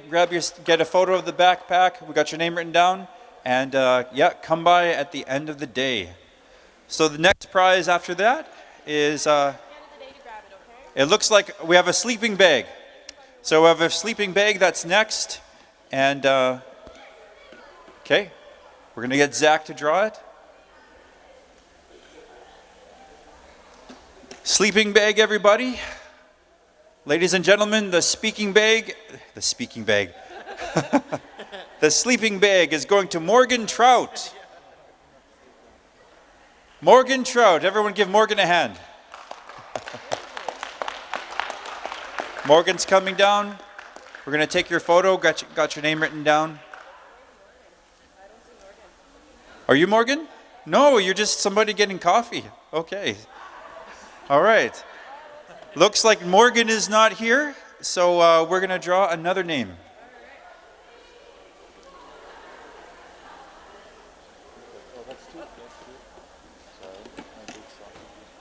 All right. Brooklyn Evans. Another Evans. Do we have a Brooklyn Evans? All right. So are you Brooklyn? All right. You're not somebody else getting coffee. Right on. All right. So we're going to get your photo, got your name written down, and you can get your sleeping bag at the end of the day. So we don't want you sleeping during the conference here. So just get a photo over there. Yeah, right there. And so our next prize is this. Is another sleeping bag? Another sleeping bag. Another Evans. And another Evans. Siobhan. Siobhan Evans. Do we have a Siobhan Evans? Siobhan Evans, going once. Going twice. Siobhan Evans. Okay. All right. Next. The next sleeping bag is going to Natanis Hart. Natanis Hart, everybody. Natanis, okay. So we got your name written down. We'll take a photo. All right. So the next prize is, it's a laptop. Or the Asper Swag. Okay. All right. The Asper Swag is going to Brandon Apatagan. Are you Brandon, sir? Brandon? Okay. So this is yours. It's the Asper Swag bag. It has like a number of great things. It's an exclusive mug. I understand only the president, the dean, and only a handful of others have mugs like that and so on. So we're going to take a picture of you if you just want to stand over there, off to the side. The very next prize that we're doing is a compact laptop with a sleeve that's going to accompany it. So we're going to get to the larger prizes here. So the laptop is next in line. And after that, we have the drone. So the name that we have... Justin Edaway Capo. Justin Edaway Capo. Might be Dustin. Or Dustin. This Dustin, right? Are you Dustin? Okay, good. Justin. I can see. Yeah, on your name tag. You're Justin. Okay, so Justin, just stand there for a second. We're going to get a photo of you later. Grab your prize at the end of the day. And finally, last but not least, we are doing the drone. This is the final drone that we're going to be drawing for. You know, it'd be fantastic if all of you who won drones, we could do like a drone race later. There's enough of you. So, okay, we have Alex Edaway Capo. Alexis, sorry. Do we have Alexis in the house? Alexis. Are you Alexis? Okay. Give her a hand, everybody. Alexis has won the last of the drones. So, yep, give her a hand. We're going to take your photo in a little bit. We got your name written down. All right. So, that concludes our prizes for this afternoon. Thanks so much, John and Zach, for helping us out here. So, we are just getting ready for lunch. Looks like it's just coming out. So we're going to do that in just a little bit. We're going to line up. We want the elders to come first. And I think for the prayer for lunch, Melanie, I think that we have... okay. Maybe do we have Eileen? Yeah. Eileen, if you want to come forward and just bless the food. Say a prayer blessing for the food. So she's going to come forward. She's going to bless the food. We want the elders to go first to help themselves. We're going to have a lineup right here, as usual. Good. Thanks so much, everyone, for coming this morning, and we're looking forward to the rest of the afternoon. Thank you, Jimmy. Okay, let us pray. Heavenly Father, Lord, we thank you for this food that we are about to receive. I ask that you will bless the hands that prepared the lunch for us.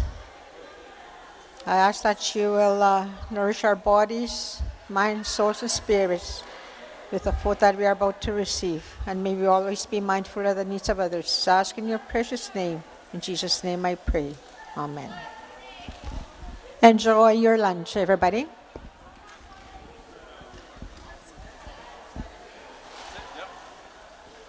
All right. Thank you very much, Eileen. So lunch is now ready. So just go ahead and make your way towards lunch.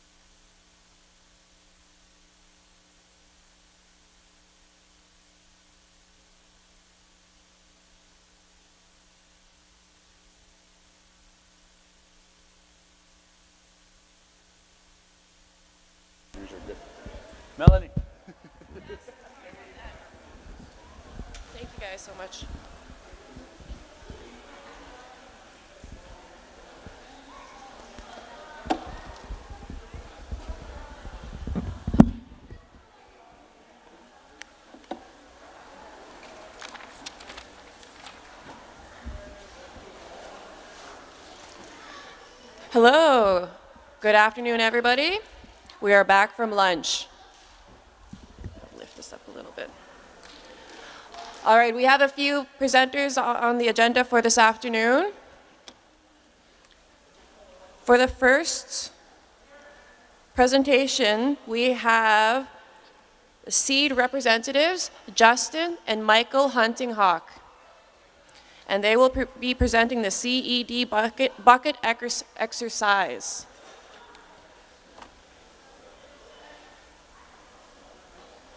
These fellas came from all the way down to Winnipeg. We actually met previously. They were up, Justin was up north a couple of weeks ago, had the chance to meet him and his supervisor, Millie Acuna. We regret that she wasn't able to make it today. She would have been an absolute positive, energetic person to have here, but that is absolutely fine because we have the Hunting Hawk boys here to present for us.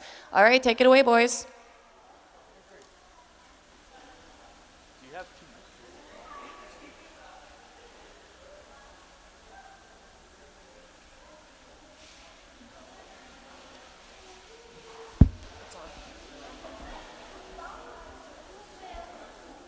Hello everybody, my name is Justin Huntinghawk.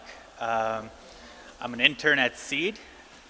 I started working at SEED whenever the pandemic just started, or like the middle of it, so October, been there for 2 years. I started off with the Money Stories program back in 2017, so this is just an overview of my path to SEED.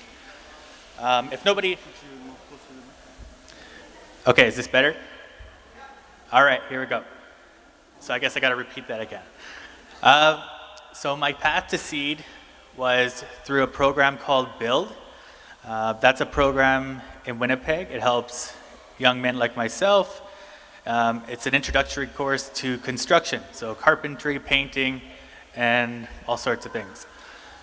I was introduced to SEED through BUILD, through the money management program. So as you can see, the money stories up here. So SEED stands for Supporting Employment and Economic Development. And like I mentioned before, I don't know if you heard, I've been here for 2 years now. I've started in October of 2020. And I've just been facilitating this program the whole time. I recently moved to a new part in the organization. I work for the Business Development Services now, and I do a lot of admin work as well as facilitating the Money Stories program. I'm going to let Michael introduce himself. Hello, can you hear me? All right. So, my name is Michael Huntinghawk. I come from Rolling River First Nation, but I live in also Winnipeg, Manitoba. My spirit name is Thunderbird, Thundercloud, I mean.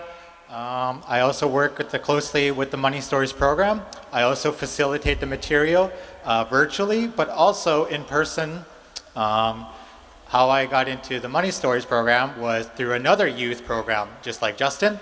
But I got in through what's called Eagle's Nest program, which happened last year. I'm currently wearing the sweater as well. So just to represent where I kind of come from, my origins. How I got into the Money Stories program was just through the curriculum. And I also joined the more of SEED through their other program called the Junior Facilitator program, which was surprisingly this year. That was like, runs from January to February. So I pretty much got hired on after the Junior Facilitator program. So it was a pretty good honor and also a good stepping forward within my kind of like workforce and career. Kind of like gaining the new experiences. So now I work closely with the Money Stories program, the curriculum, delivering it to communities. I delivered, the furthest community that we delivered towards was Churchill. So it was a really good way to reach people not only from Winnipeg, but also people from different communities across kind of like Canada or from Manitoba. That's more about my kind of like standalone. I also work in the financial helpline as well, kind of like helping people around Winnipeg with financial literacy, but kind of like surveys as well, just to make sure they get the development and the kind of like help they need financially. That's about me. Okay, we can go to the next slide, please. Okay, so just gonna hold this. So SEED acknowledgement. So SEED respectfully acknowledges that we live and work on the territories and homeland of Indigenous peoples, and that the land and water sustain us. We respect the treaties as intended by Indigenous peoples. It is our responsibility to understand the truth of our history, be aware of the present, and work with Indigenous peoples to make positive changes for the future. So that's our land acknowledgement. Can we please go to the next slide? So what does SEED do? So SEED is a nonprofit organization that helps low-income individuals through financial empowerment programs, kind of like what we mentioned, the Money Stories program. The first one we have up here is our access to benefits. So what access to benefits is, people in our community, so in Winnipeg, in the North End, they come to us and we help them get IDs. So we start with the birth certificate, and then from there, we're able to access a variety of different IDs. So the MPI card, you know, if you need a picture ID, a passport if you're going to travel, also status cards as well. Next, we have our Savings Circle program. I'm not going to get into too much into this because it's on our next slide, but basically it's a matched savings program where you save $250 of your own money and we match it $750. So altogether, you're going to have $1,000 to go towards a goal that's going to help you move further in life. We can go back to the previous slide for a sec.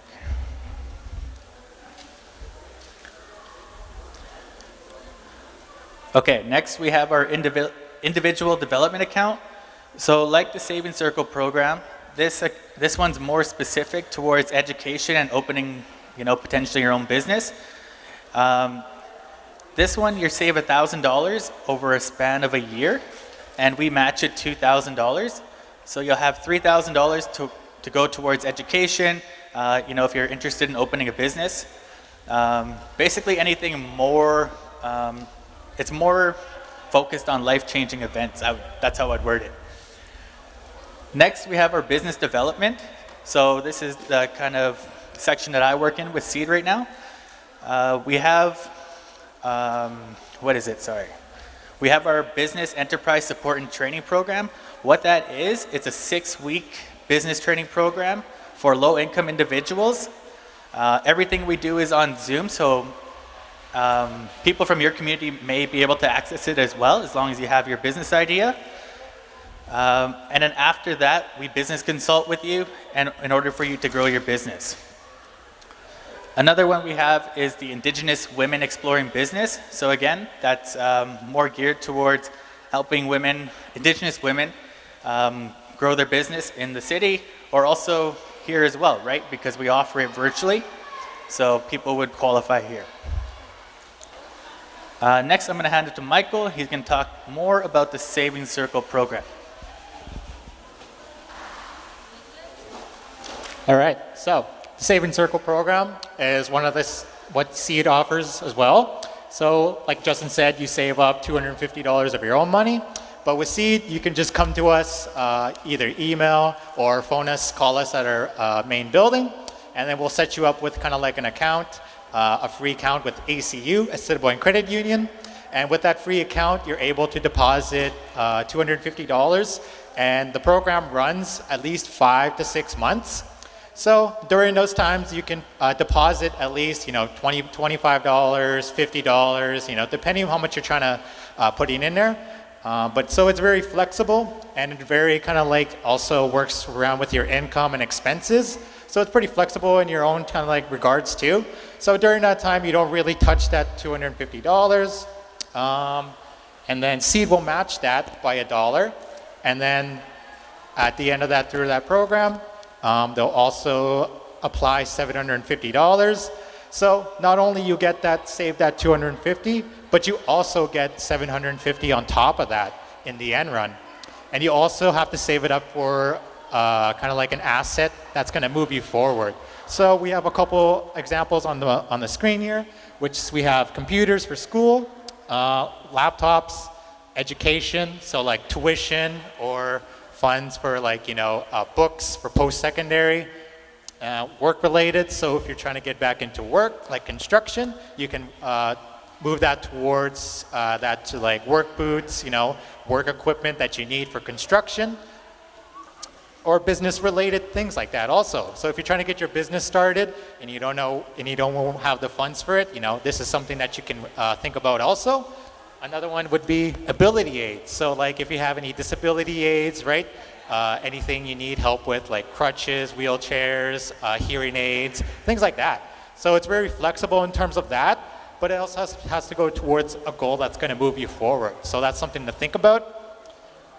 And a good example for myself, I took the Saving Circle program also, and I completed the program, and I saved up for myself some furniture. So I saved up for a good desk for myself and a good working chair, because I do also work from home. So that's something that kind of like that keepsake for me in the end run, and it's a really good program. So that's pretty much what Saving Circle is all about, and we'll take it to the next slide.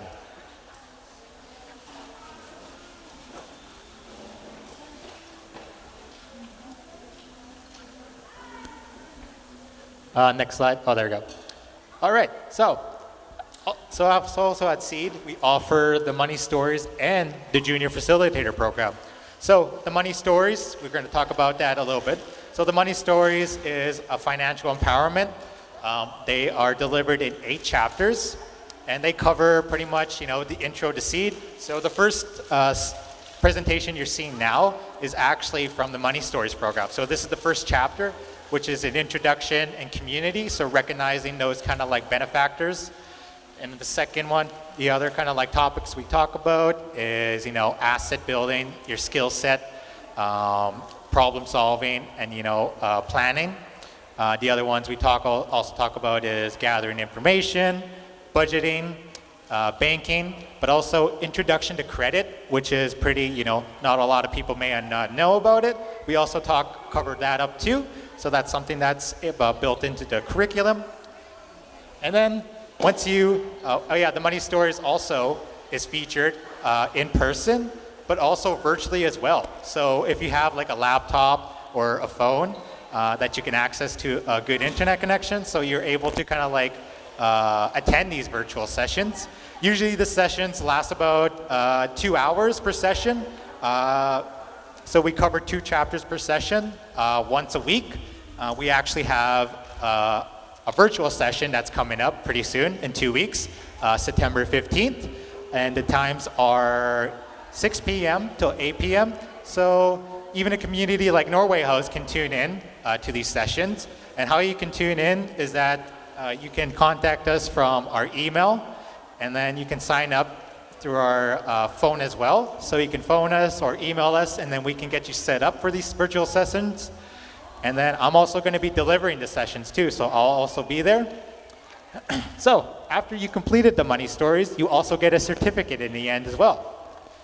So once you completed the Money Stories, you're actually eligible for the Junior Facilitator Program, which is, we just kind of finished up our 2-month program last week. I was there also. So the Junior Facilitator Program is a 2-month program, and it also kind of like dives deeper in facilitating the Money Stories curriculum. So not only you become a participant, but you also are going to be trained how to facilitate and to present it to community and youth around either Winnipeg or virtually. So that's a pretty good kind of like deal going on, but it also provides other skill sets and abilities as well, built into the curriculum. So it's a really good skill set. I'm a really good example as well. I didn't really have like presentation experience, so when they asked me in the interview, they're like, do you have any like, experience presenting? And then I was just kind of like, not since high school. And back then, I was kind of like thrown into like the presentation, because I remember, the guy was like, I'll be the slides and you be the guy that, stands up there and does everything. So I'm like, okay. So yeah, I was just kind of thrown into like, to the wolves pretty much, but I surprised myself, and I grew naturally into it, right? The program is actually a pretty good program. They help you develop your skills. They give you constant feedback, how you're presenting. So it's a really good program. They really help you. So I pretty much grew from a trainee to like a mentor. So when I did the the junior facilitator program over the summer, the 2 months over the summer, it was my first time being not from a trainee stand, but more from like a trainer stand now. So it was really nice to actually see the other JFs, from day one, see their growth and development. It's really nice to be able to see that from day one. So it's kind of bittersweet that I kind of like, said, kind of like not goodbyes pretty much, but the program ending. So it's bittersweet for me. But yeah, it's a really good program. That's what the junior facilitator offers as well. They also offered me a job as well as an intern, just like Justin, after the program was done. So they do have built-in curriculum like that and skill development, but also work kind of like after the program is done. So they don't really leave you out of the loop. They kind of provide you with like other job offerings, that's kind of like built into like the whole curriculum that you kind of built in. So that's what the junior facilitator program is, and the money stories. Next slide, please.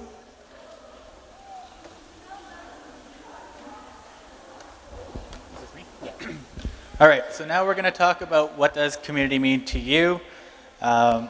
So I'm asking everybody here, what does community mean to you?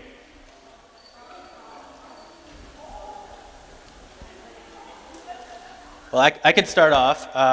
What community means to me is when I was younger, I played on a hockey team, so that was my community. The people that live beside me who make my neighborhood safe and, look out for one another, that's also what community means to me. So, does anybody want to share?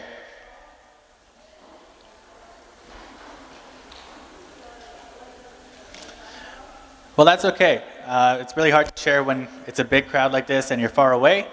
Let's move on to the next slide, please. So what is community economic development? So community is, like I just mentioned, people in your life that make you feel safe, give you a sense of belonging, right? Next is economic. So, economy, it's money, right? Money that flows in our community, money that pays for this economic development get together, I would say. And then development itself. So when you put those two together, you can have events like this. That's pretty much, and just like Treaty Days, right? That's another example of having the community come together and having the money to host those events. So that is what community economic development is. Can we go to the next slide, please? So next we have our leaky bucket. So this is a metaphor for talking about a community. So as you can see here, we have a green bucket. We're going to say that's Norway House or Winnipeg, whichever community you want to use, right? Personally myself, I don't know much about Norway House, so I'm going to use Winnipeg as my example. So this is Winnipeg, right? Now, Winnipeg doesn't just flow on nothing. We have money coming in, we pay our taxes, and so forth. So that's how our money comes in, and the reference is the beans here is the cash coming in. So in the example that Michael's about to show you is when money comes in and we don't follow any CED principles, all the money just leaves the community. We don't have nothing for ourselves. We're spending it and it's coming and going. So next we're going to talk about what causes the holes. So for me, I like to talk about shopping at Walmart and not shopping locally. So shopping at Walmart is basically, it's bad, I would say, because they're taking your money that came into the community that you earned, right, at your job, GST, child tax, whatever, however you get it. They're taking it and they're spending it somewhere else. That leaves us less money for roads, infrastructures, parks, recreation, building maintenance for our recreation, and so forth. So now what we're going to do is we're going to talk about the 11 CED principles, and you're going to see how we can keep our money in the community by following these principles. So the first one we have up here is use of local goods and services. So a community bakery that buys organic ingredients from local farmers. So in this picture we have up here, it's Ida Bakery.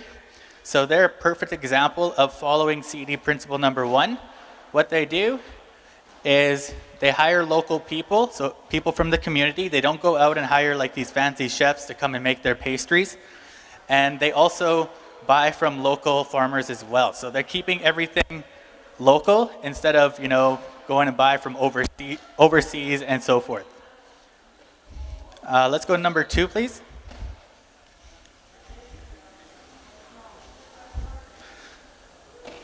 So number 2 is kind of tied in with number 1. I kind of just explained it, but we have a different example here as well. So we have the cutting edge program at the Canadian Muslim Women Institute. They train participants in the sewing field, like in the sewing industry field. They started making face masks to sell to the community at the beginning of the pandemic. So what that means is productions of local goods and services. So they're taking the people from the community, right? And they're also, giving them those skills so the money that they pay them is spent in the community, so it's staying in. So we have some examples. Where are those cards? So as we're going along, we have like cardboard cards as a representative of the CED principles. So, we put number 1, we put number 2 into the bucket. And already we're covering the holes. We're plugging those holes so that money is staying in the community. Let's go on to the next one, please.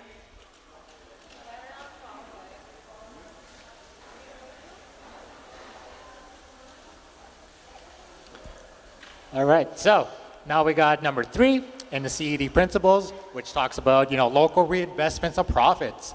So at Assiniboine Credit Union or at credit unions in general, usually they partner with other community organizations around kind of like within your community, and they provide like grants and scholarships also to help you move forward, whether that's, tuition for schools, post-secondary, maybe school supplies, things like that. So they provide those kind of like benefits that can like help, CED principles.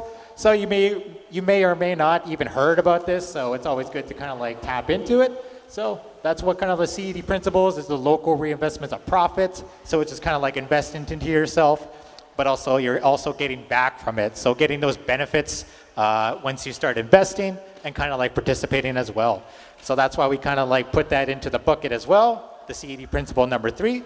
And because of that, we kind of plug those holes, and we also help the community, the people around us, for Norway House as well, right? Plugging those holes up and keeping the money flowing inside the community so that it doesn't, go outside your community or an outside organization as well. So move on to the 4th principle, please.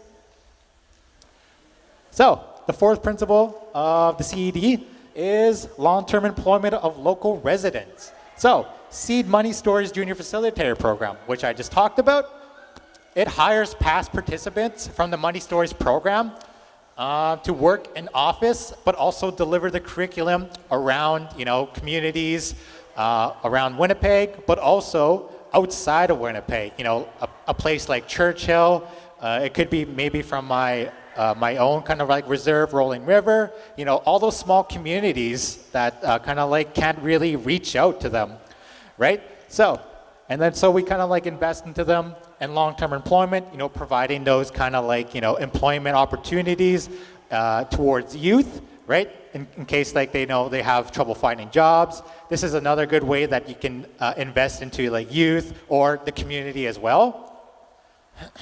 And then moving on to the next one.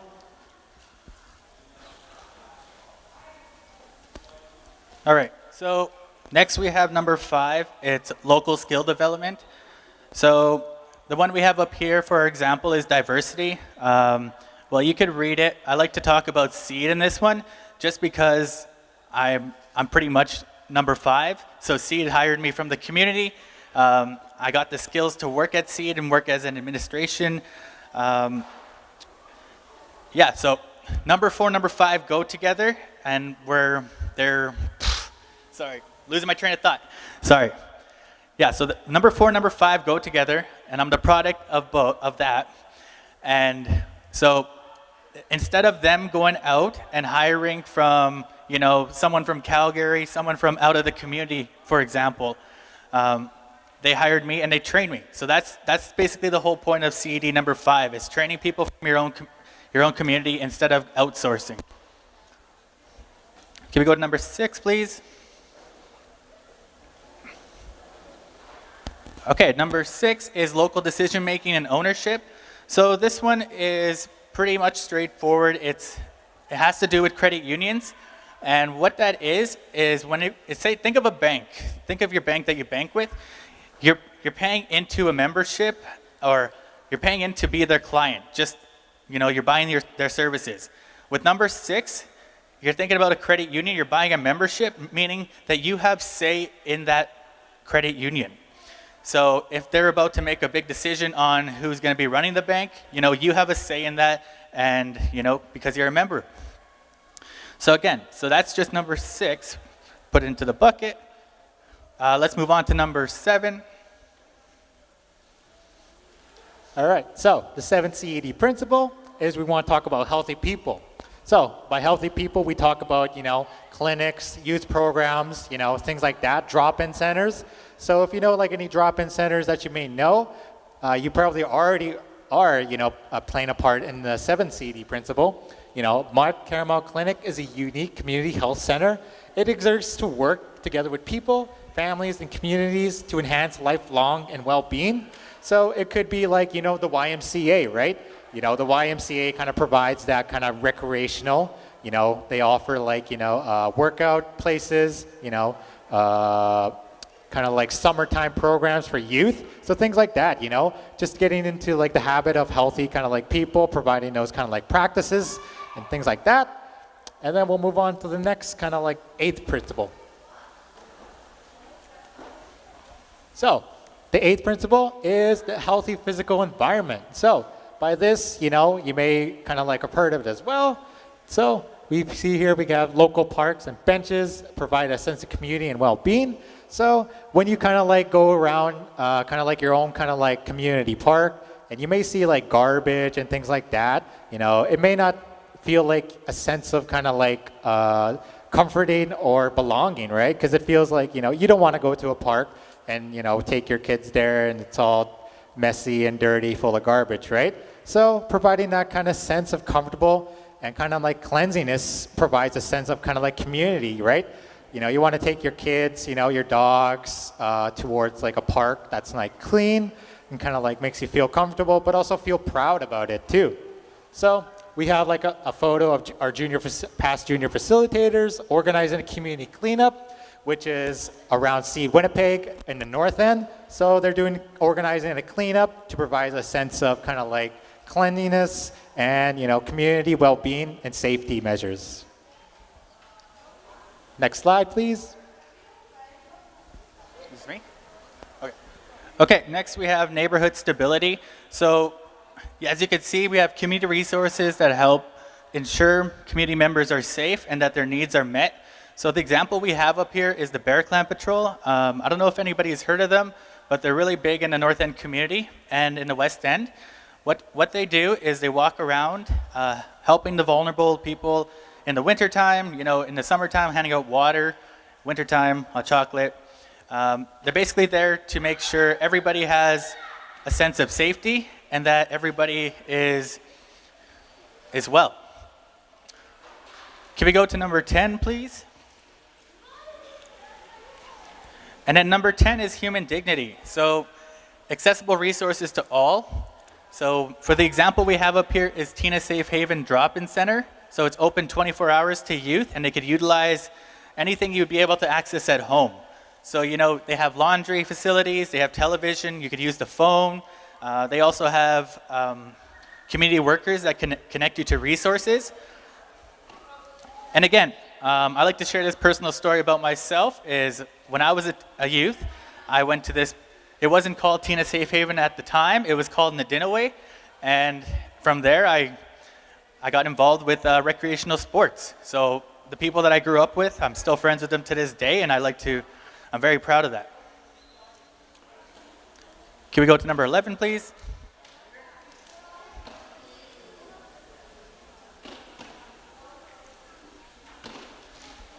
So number 11 is supporting other CED projects. So CED delivering money management to other organizations or youth serving organizations. As you can see, all of our partners that we have up here, these are places where we deliver the Money Stories program as well as the money management training. And again, we're in the stages of having the Money Stories program come up here. So I think it's September 15th or sometime in September, we'll be able to deliver this program to you virtually. So if you're interested, you could come to our table over there after and check us out. And now we have all 11 CED principles in the bucket. So you have to remember at the beginning, these principles weren't in here, and the money, aka the beans, were able to get through the holes super quick, and that was the money leaving the community.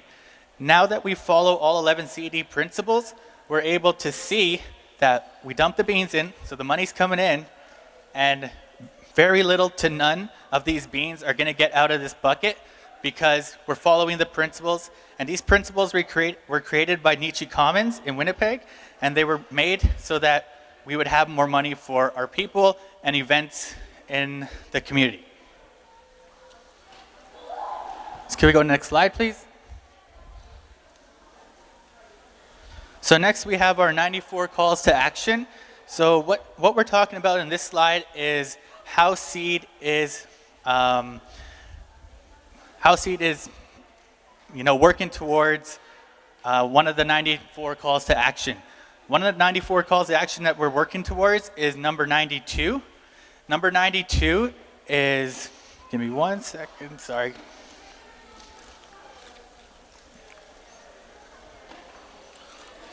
So it's working towards helping Indigenous peoples get meaningful employment. It's also helping people, Indigenous people, to proper education, giving them the access to, make choices for themselves and also, grow as an individual.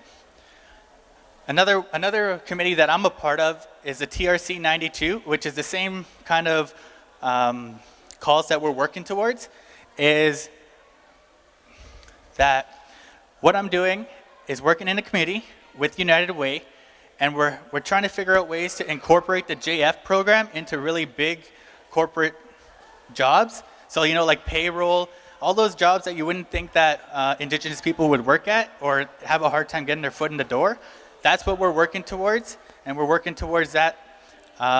It's in the very early stages, but I'm very happy to say that, one day my niece is going to be able to just go into a job, like a big corporation job, and apply and not have any barriers, and also get the support that they need. We can go to the next slide, please. Did we take out that video? We took out that video, eh? Okay, so something to think about. How can you apply the CED principles to your life? So if you think about it, it's really hard to think right on the spot. And again, that's okay.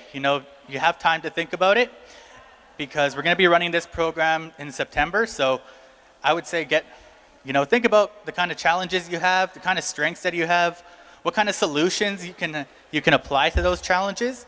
And then also think about what can you do yourself in order to help your community. And I think we're done. So thank you everybody for listening, and I also like to thank everybody from the community for letting us come out and speak. It was a good plane ride in, and I'm having a good time today. 1,000 meat wedges.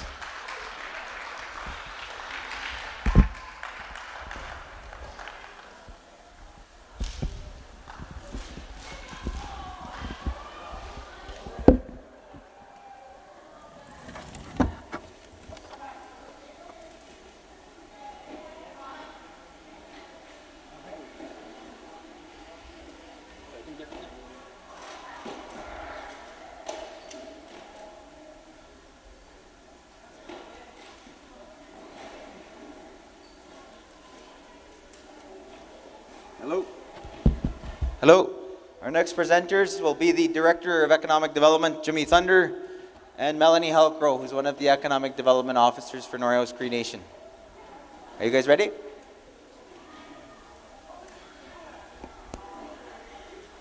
Great. Thank you so much, Tyler. Okay, so we're going to go into the presentation.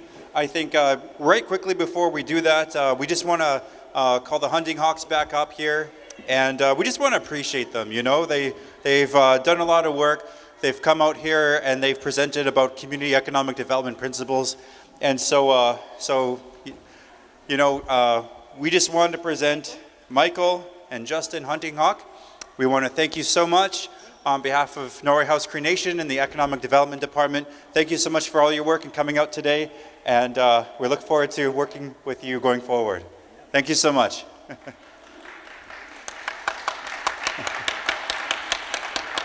Okay, thank you. Thank you both. Okay, so we're going to get started. We have a PowerPoint that we're going to be going through our presentation. So Melanie Halcrow and I, we've got something to share that is actually really good to sort of tailor and follow the presentation that you've just heard. So our presentation is the Indian Act and Community Economic Development. So we've talked a little bit about the economic development principles. There's 11 of them. And so we're going to explore a little bit about how the Indian Act has impacted community economic development over the previous generations and what we can do to sort of take our community economic development back. So I'm going to see if this here works. And I don't think my range is good enough. Yeah. Okay, so a little bit about myself. My name is Jim Thunder. I'm the Director of Economic Development for Norway House Cree Nation. I've done some publications. One of my last publication that I did is an article on the synergies between Indigenous cultures and the cooperative model, cooperative model of doing business. So I published that for the Canadian Centre of Policy Alternatives. I'm also an adjunct faculty teaching on reconciliation. So I teach a course on reconciliation at Horizon College. It's one of the courses that they put together responding to the Truth and Reconciliation Commission's calls to the church. I also teach part-time at the University of Manitoba on Indigenous economic leadership. So that's a little bit about who I am. I also got an MBA, and I want to just bring attention to these pamphlets. These pamphlets are going to be coming around to you guys. Zach did his amazing presentation on the Indigenous Business Education Partners. So it is through ASPR and through the support of the IBET program that I got my master's degree in business administration. So I really recommend the program. And you know, for me, when I was a lot younger, maybe the same age as some of you, I never thought I would get a master's degree. I never thought that I would get even an undergraduate degree. I didn't think I was very strong in school, but I had people to support me. I had a good support network and people who saw potential in me and encouraged me to go get that level of education. So I want to encourage each and every one of you to take a look at these pamphlets. It explains to you the supports that are available at ASPR. And if you look on the inside, there's the orange side. That orange side talks about the supports that are specific as part of the IBET program. And the white side tells you a little bit about what you need to know about applying for a business program. So for some of you who may be a little bit younger, now is the time to think about it. You might be thinking about high school and those types of things, but you want to be thinking, okay, when I'm done high school, what do I want to do? You know, you don't want to finish high school and then do nothing, you know, so think about it. I really recommend a lot of you would be perfect for a business degree. And so now's the time to think about it. Get your good grades in high school, finish strong, and then don't miss a beat. Apply for a business degree right away. And if you're here and you know somebody who hasn't made it to the conference, you know, talk to them. We want to see as many business students from Norway House as possible in this program. So on the back, you could see Zach and his team. Feel free to reach out to them if you have any questions at any time. We want to build relationships. We want to see as many Indigenous people from Norway House in this program as possible. So that's a little bit more about that, and that's a little bit more about who I am. So I'm going to quickly toss it over to Melanie to talk a little bit about herself. Hello, good afternoon, everybody. As you can tell, my name is Melanie Halcrow. I am a proud band member of Norway Cree Nation. I actually was born and raised in Thompson, but made my way over here when I was quite young. So, I am an economic development officer. I actually graduated from the Community Economic Development Program just this year, this previous June. And I believe that was about February you had put out the, yes. The job poster. Yes, That's the job right. poster. And I was a little hesitant reaching out and thinking, oh, I don't think I can do it yet. I was telling myself, oh, no. Eventually, a couple of years, I'll eventually work for Norway Cree Nation and I'll make the community members proud, right? So I actually had a talk with Catherine Saunders, who was here earlier, employment training and services. She was the one who had pushed me to apply for this position. Not once did I think I was actually going to get this position. And I would like to thank Jimmy Thunder for seeing that, the motivation within me that I couldn't clearly see at the time, but he saw it and he knew that there was something that I was able to provide for you people. Thank you for that, Jimmy. Absolutely. And I'd also like to acknowledge the fact that I am an honored board member to John Meekel's Strength in the Circle movement, and I know that that is going to go far. It is a creation for the community member for a safe environment at home while you're out there chilling out with your friends, or maybe when you're at school or if you're at the mall. That's what we're hoping for with this movement. We want to make sure that this is a safe environment, not only at home or here at the Lakefront Canopy, but we want this to be applied everywhere throughout Norway House. And then I want to do a little bit of a background about myself. I was a young mom. I was 17 years old when I got pregnant with my child, Riley Clark. Yes, you baby. He's in the crowd. Love you. So I was 17 when I was pregnant. I graduated when I was 18. I waited a while. I tried to go to school. I ended up failing. Lost quite a bit of motivation then. But then I decided to pick myself back up, went back to school a couple of years ago, and again, I'm successfully graduated and successfully employed by Norway Cree Nation and by Jimmy Thunder. So never stop believing in yourself. You have it within you to create this change, and you can do it. If I can do it, you can do it. Yeah, and I think the incredible thing that I want to highlight here is never write yourself off. Don't be the person that writes yourself off. Okay? Other people may do that, but don't do that to yourself. You know, she applied before she was even finished her program, and she was the successful candidate for this position. So don't ever write yourself off. It's never too late to, to get started on a degree. And yeah, you can do a lot more than you think you can. So never write yourself off, and always do your best. So. And if you need a career change, by all means, do not be scared. It'll be hard, you'll have your moments, but again, in the end, it will be worth it. I absolutely promise each and every person that is here, do not be scared of that change. Embrace it. Take charge of your life and just go, move forward. You got this. Next slide, please, Jimmy. Absolutely. So with that, we are going to get started on our presentation. The first thing that we're going to share is this video. So it's called Dear Younger Me, an open letter to my younger self. So aside from all the things I mentioned, I have also the founder of a nonprofit called Reconciliation Thunder, and it's basically what I do. It's my outlet for volunteering and contributing to reconciliation in my way. This video is based off of my first poem, my first presentation that I ever did on reconciliation, and it was just this honest, like, this is the things that I wish I would have known when I was a kid, when I was your age, when I was growing up. I didn't know about the Indian Act, I didn't know about reconciliation. I didn't know about the treaties. I didn't know about all these things. And I learned about it late in life, and I wish I would have known when I was younger. And that's what this video is about. That's what this presentation is about. I did a spoken word poem talking about all the ideas that I wish I would have known when I was younger.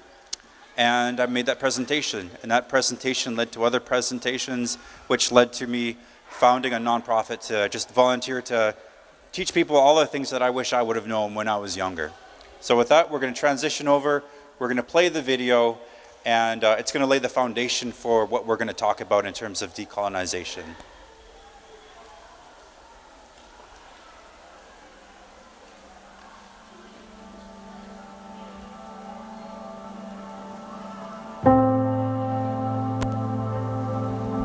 Dear younger me, I'm writing to you at a time you had a paradigm that didn't belong. You thought we needed to move on without acknowledging our history. So let me briefly explain why you were wrong. You need to decolonize your life, your walk, your church, decolonize the talk you use at work, decolonize your mind, because decolonized eyes can see a reconciled world, not as it is, but as it should be. And the first idea to leave behind in order to decolonize your mind is that we need to quit living in the past and cut it out with the guilt trip broadcasts. It's not about the guilt. Like 9/11 or Remembrance Day, it's about remembering the children who were taken away and were lost forever and were buried in unmarked graves. It's actually about mourning a national tragedy annually, and gradually, as mutual love and respect convey this truth, that love paves the way to discuss what's next to do. Another idea to leave behind in order to decolonize your mind is that reconciliation is not needed. The treaties were legal, both sides were equal, and natives were fairly treated. That's where I bring up Eddie Koikimabo, the handsome Indigenous man in this photo. He couldn't comprehend how the mainland Australians thought they owned his home island. This was because the ridiculous doctrine terra nullius, meaning no man's land, held that the British man saw the natives as flora and fauna because they weren't farming. Mabo fought for years at disarming this doctrine, and hardly after his dying, the Supreme Courts ruled, deciding to make terra nullius obsolete. Mabo's fight was complete. But it doesn't feel the same when you swap Australia with Canada's name. You'll be taught the fact that the Indian Act followed legal process, but missed the reality that legality is not the same as fairness. Another idea to leave behind in order to decolonize your mind is that it's not about the TRC, it's about hard work and equality. Native people just to see we all have opportunities. Let me explain, younger me, the role of the Indian Act and the number treaties. A nation is simply a collection of those who collectively chose to be one. At Canada's creation, it was a nation surrounded by nations stationed since the dawn of memory. But it wanted to be the only one and used the land from sea to sea to build their own economy.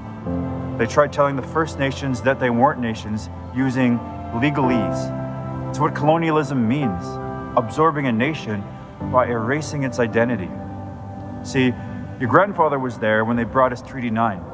At the time, it seemed fair. He agreed with what was promised and gave his consent, but their intent was dishonest. They were colonial tools used to restrict what we can do. For example, if we wanted to travel, we needed an Indian agent's permission to. I mean, you always hear it, but actually seeing a pass filled and signed by a man requesting to hunt on his traditional lands really impacted my spirit because I couldn't understand how a government could be so paternalistic to a grown man. So no, because of the restricting policies that destroyed our economies, I feel that we're not on a level playing field. Another idea to leave behind in order to decolonize your mind is that First Nations aren't nations. It's just a name.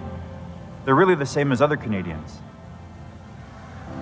So the Indian Act, it's a legal apparatus that holds nation-to-nation relation in the form of Indian status. We learned this when they tried to abolish the Act in 1969. At the time, the Prime Minister tried to administer his white paper, but Harold Cardinal threw down his red paper that said, "We don't want to keep the Act because it's good." It isn't. It's discriminatory from start to finish. But we prefer living under the Act than pay the price of giving up our sacred rights. Another idea to leave behind in order to decolonize your mind is that we just need to let go, because all the major conflicts happened so long ago. Well, the first event that captured my attention and sparked all my questions was Oka's contention, when that town found the need to build a golf course on Mohawk burial grounds. Why, knowing the cries of those who buried ancestors, did investors feel it was okay to move into Kanesatake this way? And how could this happen now that the federal government confound us with a lack of respect for those buried in the ground? They say the major conflicts happened long ago, centuries or more. But no, Oka happened when you were 4. Another idea to leave behind in order to decolonize your mind is that reconciliation will never happen in our lifetime because Indigenous demands will never be satisfied. So because of Oka, the government formed a Royal Commission. I guess the first rendition of a mission for reconciliation. Beyond meeting demands, they shared a 20-year plan for those on treaty lands to improve their relational health. But over those 20 years, that plan just sat on the shelf. Today's iteration of that vision is called the Truth and Reconciliation Commission, chaired by Murray Sinclair, who made us aware that if it took 7 generations to forge the state that we're in, we need to at least begin, because it may take 7 more to restore our relationship to what it was before. I know it's embarrassing to consider how wrong you've been for so long, but if you humbly accept what I'm writing, you won't be dying on the wrong side of history. So forget the wasted time and commit yourself. Use your life to bring reconciliation to light and prevent those calls to action from being left on the shelf. Decolonize your life, your walk, your church. Decolonize the talk you use at work. Decolonize your mind, because decolonized eyes can see a reconciled world, not as it is, but as it should be. Egoze, miigwech.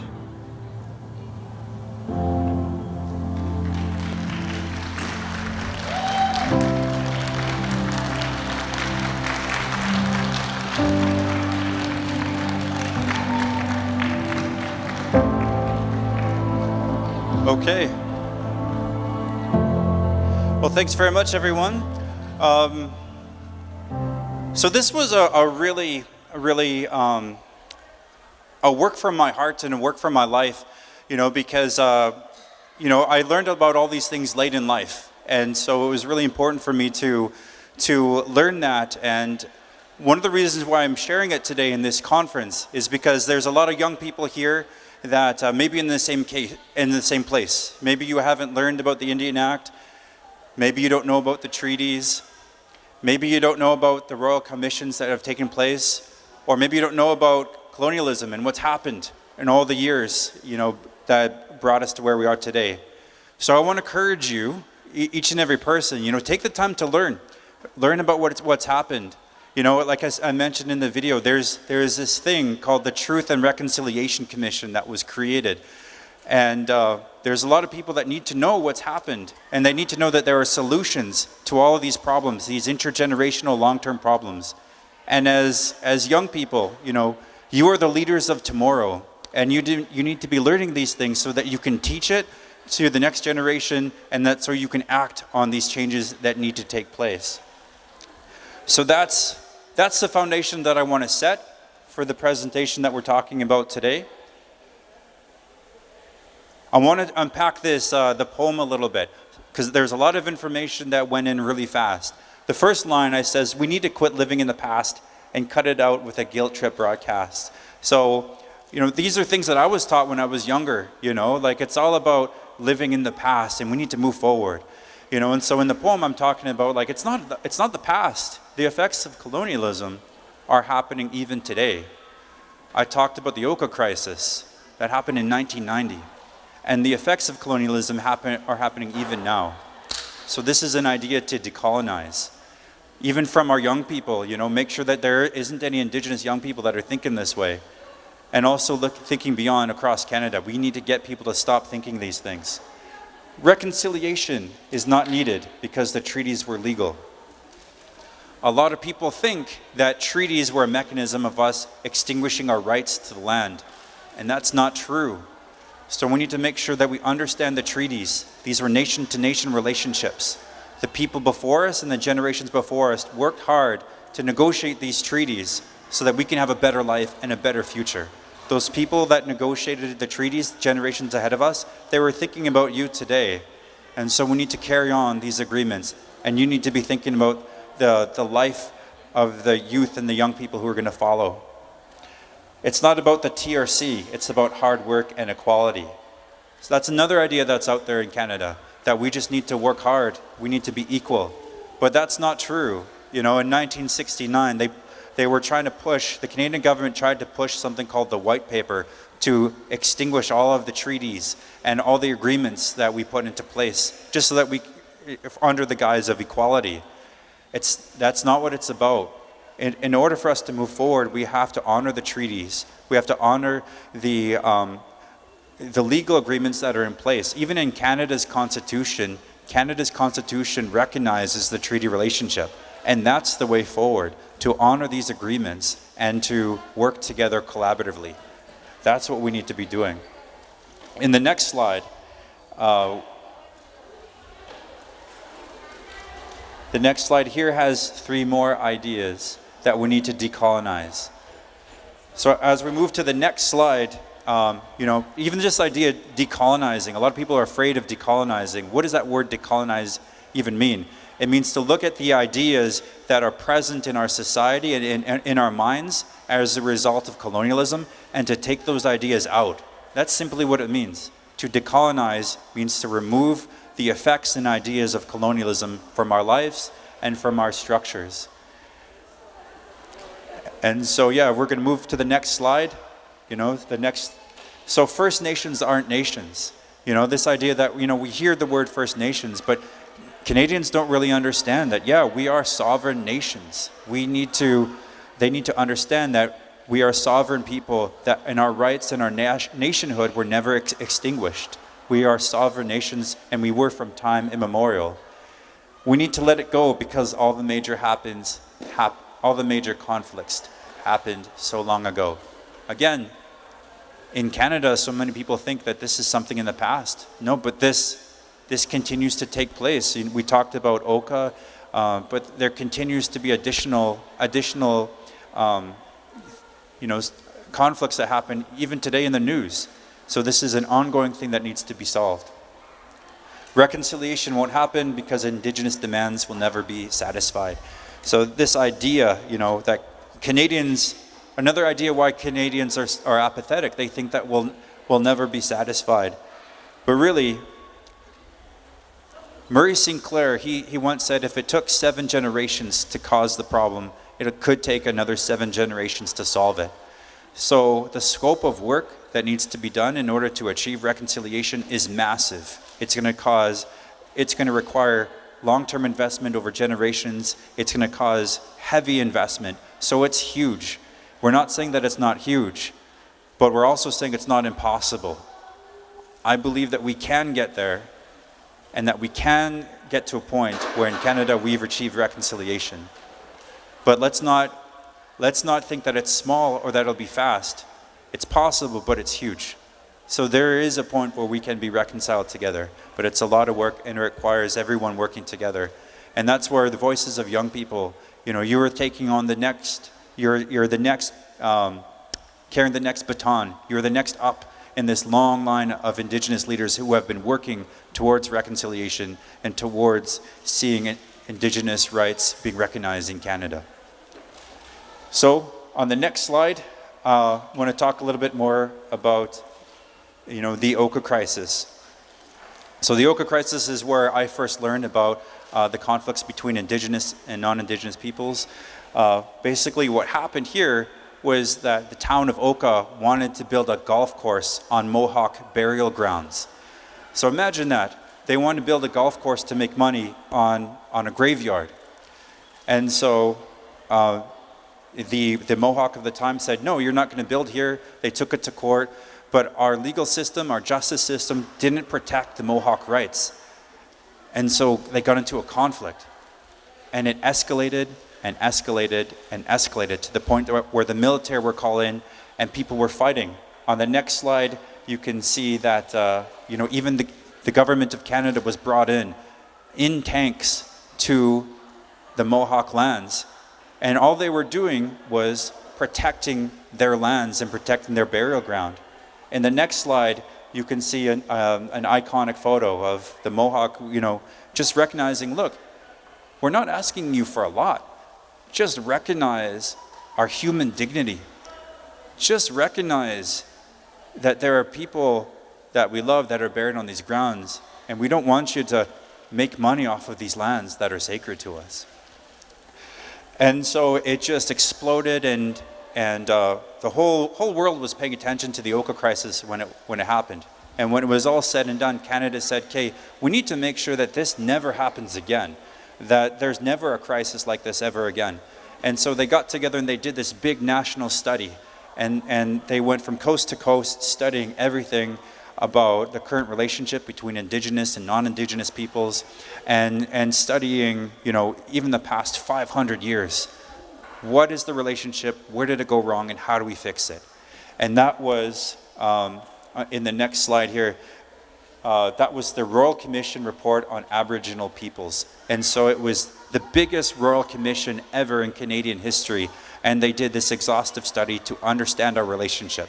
And they produced a big multi-volume report, and it summarized our relationship in these 4 categories. First of all, there was the pre-contact category, where before we even knew each other, we're separated by an ocean. You have your non-Indigenous peoples on that side of the ocean and the Indigenous peoples here on this side. And we didn't know about each other. That's our first stage of existence. And the second one was our nation-to-nation relationship. That's when we started to, to connect, and we had ships that are coming across, and we're getting to know each other, and we start to build treaties together, and we develop the fur trade, and things started to go well. And in the slide before, in that slide here, we saw this is called the Two-Row Wampum Treaty. It's one of the first early examples of this time when the relationship is going really well. These 2 strands of blue beads, those represent 2 rivers, and those 2 rivers represent 2 boats that are moving alongside together. And those boats represent 2 nations, the Indigenous and non-Indigenous nations. This was a treaty between the Haudenosaunee and the Dutch. And the agreement that was made in this treaty, it was essentially saying that, that we're going to move along together, side by side, not harming each other, sharing the land. For as long as the sun shines, the grass grows, and the rivers flow. And that's what this treaty was signifying, that we're going to do life well together. And this has been an archetype of all the treaties that have followed since then. And that's what our relationship was supposed to be like. So we're going to go back to the previous slide before this one. And so what actually happened? Assimilation. It got to the point when Canada was born, when Canada became a nation, they said, well, let's forget the treaties. Let's forget this nation-to-nation business. And let's take control of the whole land. Let's assimilate all these Indigenous peoples that we created treaties with, and let's just pull them in one by one, not as nations, not as partners, but as individuals. We're going to create things like the Indian Act. We're going to pull them in. And when we do it that way, then we decide what happens with the lands and the resources. And we take full control of this whole bountiful region that we now call Canada. That's what assimilation was. That's that period that was described in this Royal Commission report on Aboriginal peoples. And then finally we get to this last stage where we're just starting to realize, we're just beginning to understand the scope of the damage that took place as a result of this assimilation, and we're just on the cusp of learning. So we have the Royal Commission on Aboriginal Peoples, we have the United Nations Declaration on the Rights of Indigenous Peoples, we have the Truth and Reconciliation Commission with our 94 calls to action, and on and on and on, and we're still beginning to learn, how do we fix it? How do we move forward together? Because that assimilation piece that happened, that was generations and generations and generations of damage, and we're just beginning to learn, how do we fix it? And so as we move forward here into the next slide after this one, in order to fix it, we need to talk about, so what went wrong? And one of the biggest things that went wrong was the Indian Act. So I want to talk about the Indian Act for a little bit. So what is it? The Indian Act was meant as a tool to assimilate every Indigenous nation in present-day Canada into the Canadian nation in order to benefit from the lands and the resources. That's it. In a nutshell, that was the purpose. It was not to help us. It was not to support us. Even though we have a health piece, it wasn't to make us healthier. Even though we have a lands piece, it wasn't to develop our lands. Even though we have an education piece, it wasn't to develop our education. It had one purpose, and it was to assimilate us one by one so that the Canadian government had full control over lands and resources. So on the next slide, we're going to talk a little bit in detail about what is the Indian Act.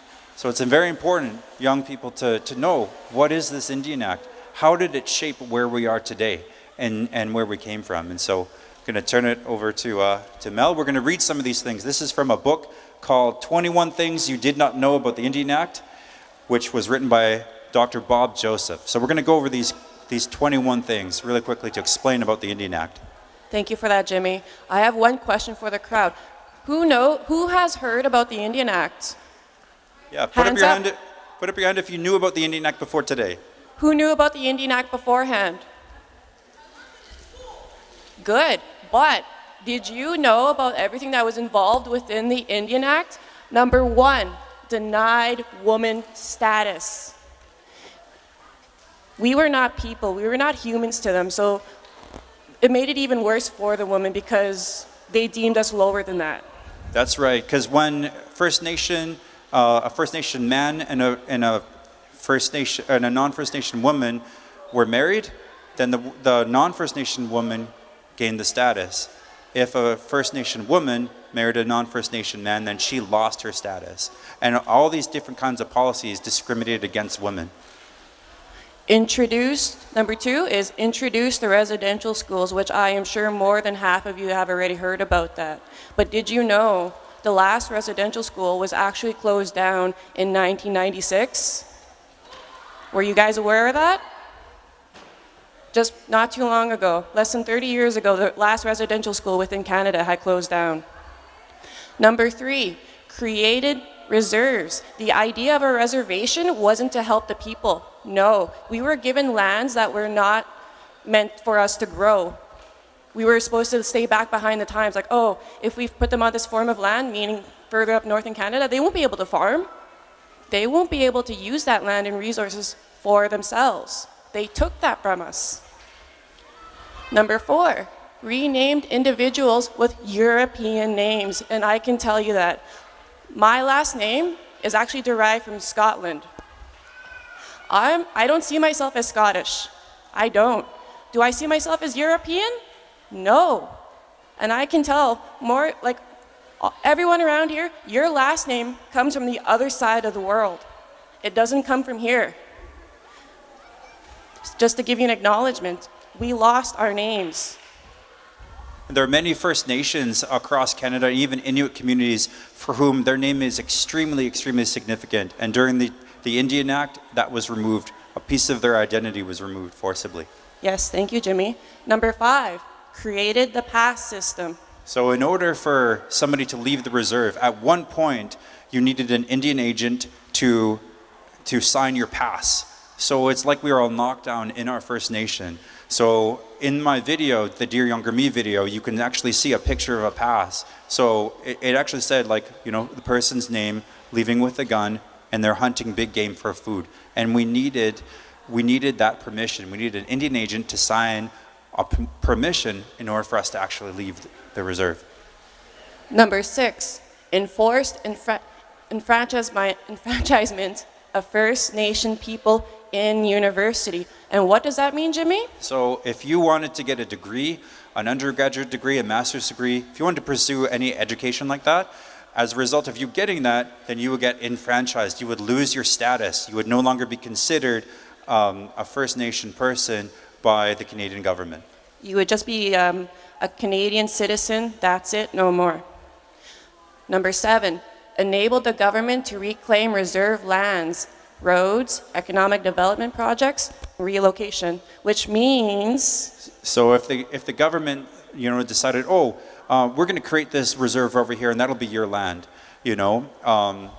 but if we decide later, oh, look, this land is actually better than we thought, so we're going to move you. The Indian Act allowed them to do that, and there have been forced relocations which caused all kinds of devastation.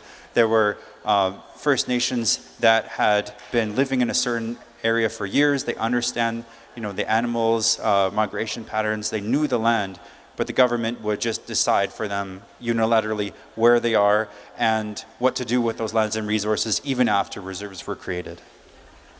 And number 8, forbade First Nations from forming political organizations. So we weren't even allowed to organize. So how many of you are familiar with the Assembly of Manitoba Chiefs? Raise your hands. Raise your hands if you're familiar with the Assembly of Manitoba Chiefs. Anybody? Or Anybody? the Manitoba Kiiwetinoyoki-Mackinac. MKO. MKO, Southern Chiefs Organization. So a lot of these organizations were started in the 1960s. So why was that? Because before that, it was illegal for us to organize ourselves into these political organizations. So without our ability to organize, we can't speak for ourselves politically, we can't talk about our treaty rights, and so on. So for a long time, it was illegal for us to form these organizations. Number 9, prohibited anyone from soliciting funds for First Nation legal claims.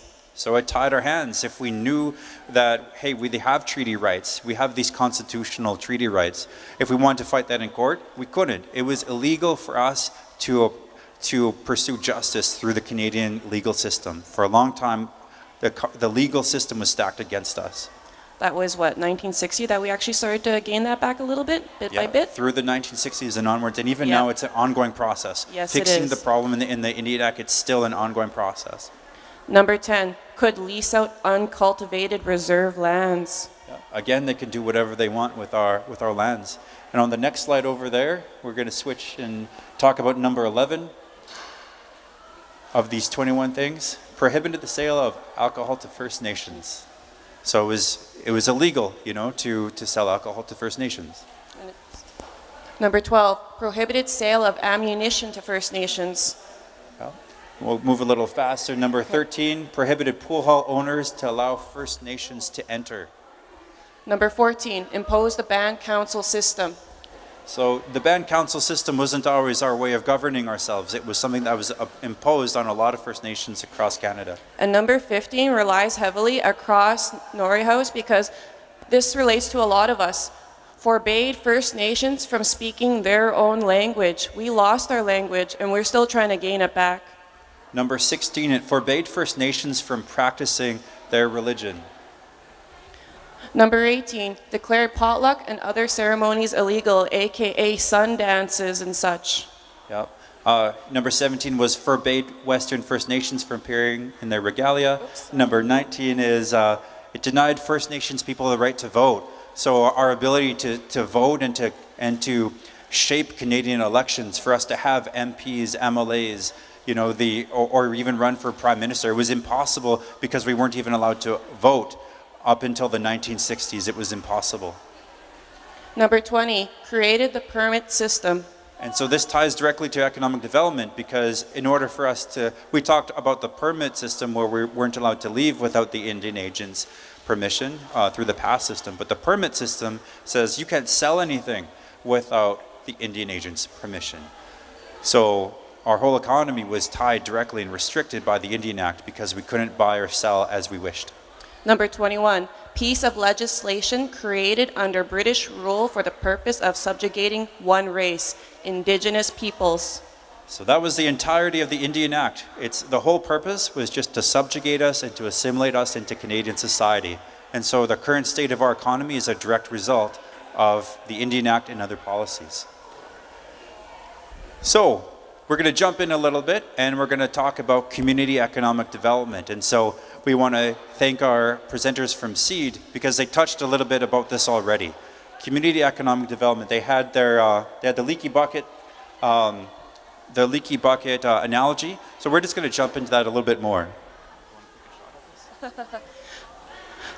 So the leaky bucket, as the Hunting Hawks had said earlier, they used Winnipeg as their example. Oops, sorry, I can't go too close to the door there. The wind picks it up.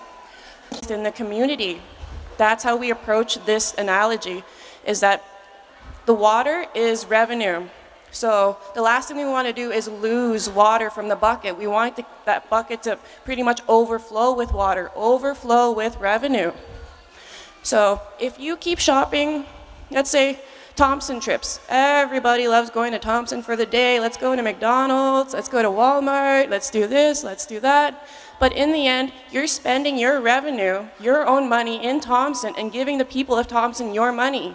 That's how you should see it as. Same thing with Winnipeg. You take your money and you're gonna go spend it out there instead of Norway House. And the money is actually being flowed towards over there. It's not staying here with us where it should be. It's not. So that's what those holes are at the bottom. Each time you leave town and you go shopping, you create a hole in that bucket and we're losing revenue. Norway House is not getting that money. That money could be used towards so many projects, so much stuff that could happen within the town, so. Yeah, and so, so taking a step back here and looking at the bucket. So this is an analogy. It's to help us to understand how to build up our economy. And it's not just, just taking a shot at, spending out of town as if that's the only solution. We're going to look at it holistically. So looking at the bucket, so we understand if we want that water level to increase, if we want this bucket to be filled with water, well, there are three things that that can be done. On the agenda here, it says the size of inflows, the size of outflows, and dynamism of the local economy. So with water, if you want that level to be higher, well, then you put more water in. You increase the rate of water going into the bucket. Secondly, you could reduce the amount of water that's dripping out of there. You can plug up the holes. So you want to reduce the outflow, and that's going to contribute to bringing the water level higher. Or just, keeping it cycling, within the bucket. Okay, so those are, if it's water, I mean, it makes sense, right? When we're talking about water, those are three ways that you could keep those levels higher. Now, for us, when we're talking about the community's economy, we want it follows the same principles, So you want to be bringing revenues into that bucket. You want to be bringing money into the community. And so how do you do that? Well, there's a number of different ways you can do that. It's money that comes in through the government, increasing government spending. It's through tourism. If we create great tourism opportunities, then people come into Norway House and they start spending their money here. They start staying in the hotels. We want to create a place where people are excited to come and to spend their money. There's a number of different ways, but we want to create money coming into our community. Reducing outflows. One of the examples was shopping, so shopping externally, shopping at the Northern store. Thank you, Northern, for the sponsorship, by the way. But shopping at the Northern store, or all these different. There's a number of different ways of just having the money flow from outside the community. And the third one is dynamism. And so the dynamism, I think, aspect, it makes a little bit more sense when we think about community economic development versus water. Because on the inside, you have households, you have businesses, and you have local government. So chief and council, if we're talking about Norway House. And so it's actually the dynamism that's a principle that I really want to focus on here. Because what we want to do is we want to see those dollars cycle from all these different places as much as possible. You want, if you have a single dollar that goes from business to business to business to business, what you're doing is you're actually multiplying that dollar. You're taking that dollar and you're multiplying it. So it's, in effect, if that dollar cycles 9 times before it leaves, it's as if we have 9 times as much money that's in Norway House as a whole. So we have to be thinking about it that way. And that's why it's so important for us to develop our local entrepreneurs through our entrepreneurship program. Because if you have all these entrepreneurs that are rising up and they're all spending money amongst themselves, you're multiplying dollars, and so there's a term that we use to measure that. It's called GDP. So the Norway House GDP, gross domestic product, it increases simply by increasing the number of businesses and the number of time that dollar circulates before it leaves. So we can multiply our economy by shopping locally. So we're going to move over to the next slide. So that being said, so all of the different principles that the previous presenters talked about, we had 11 community economic development principles. And all of those principles were meant to do was to increase the level of water in that bucket, to increase the strength of our economy in Norway House. So we're going to go through all of those principles again, and these are 11 different ways to keep the level of water high, in our economy. So on the left-hand side, we're going to talk about all those 11 principles, but then we're also going to talk historically about the Indian Act and how the Indian Act has done exactly the opposite of what these 11 community economic development principles were supposed to do. And we're going to show how the Indian Act systematically destroyed our economy. It took that water level and punctured all those holes, and it took our once healthy communities and just dropped those water levels systematically to remove our power. And the purpose of showing this is to show how these principles can allow us to undo the effects of colonialism and undo the effects of the Indian Act so we can take control of our future. Okay. For the first CED principle, we have use of local goods and services. So the principle of using local goods and services was contradicted by the Indian Act, because we talked about the permit system. We can't use local goods and services if we have a permit system restricting us. And then the second one, production of goods and services for local use. So the Indian Act created something called the peasant farming system. And the peasant farming system was where the government said, you're not allowed to buy these big, expensive tools and equipment for farming because you need to be gradually civilized. They actually thought that we need to be brought through different stages of civilization. So they would only use simple peasant tools in order for us to do our farming. So we were restricted from producing these goods and services for local use. And for the third one, local reinvestment of products. And so it created the reserve system. And so under the reserve system, we can't reinvest products in ourselves. Next slide, please. And then the fourth one, we have long-term employment of local residents. And again, we can't, employ ourselves long-term if we can't control our own economy. So the permit system, again, restricted us. And for the fifth one, we have local skill development. So as an example, among other things, if we send someone to university to gain their skills, they're enfranchised and they can't come back and contribute to our economy on reserve. Number 6, local decision-making and ownership. So the Indian Act enabled the government to reclaim lands, and it prohibited anyone from soliciting funds for First Nation legal claims. And so basically our self-determination, our ability to determine for ourselves how our community could and should look, was taken away from us by the Indian Act. Number 7, healthy people. So again, it's important for us all to be collectively healthy if we want to build a good, strong economy together. And the Indian Act, among other things, it introduced the residential school system and all these other systems that caused intergenerational trauma and caused the need for us to do continuous healing and to become healthy people. Number 8, healthy physical environment. So with the government's ability to lease out uncultivated reserve lands, and to ignore things like UNDRIP. UNDRIP requires the free, prior, and informed consent of First Nations people before they do any kind of work with our lands and resources. So prior to UNDRIP or anything, the Indian Act could just do whatever they want. And so that caused destruction, that caused damage, it caused flooding, and a number of other things. The physical environment of many of our First Nations are in terrible shape because of that. Number 9, neighborhood stability. In order to have a stable neighborhood, you want people to be able to have long-term safe spaces in order to live. And the Indian Act had things such as the pass system and a number of other things that disrupted the stability of our neighborhoods. Number 10, human dignity.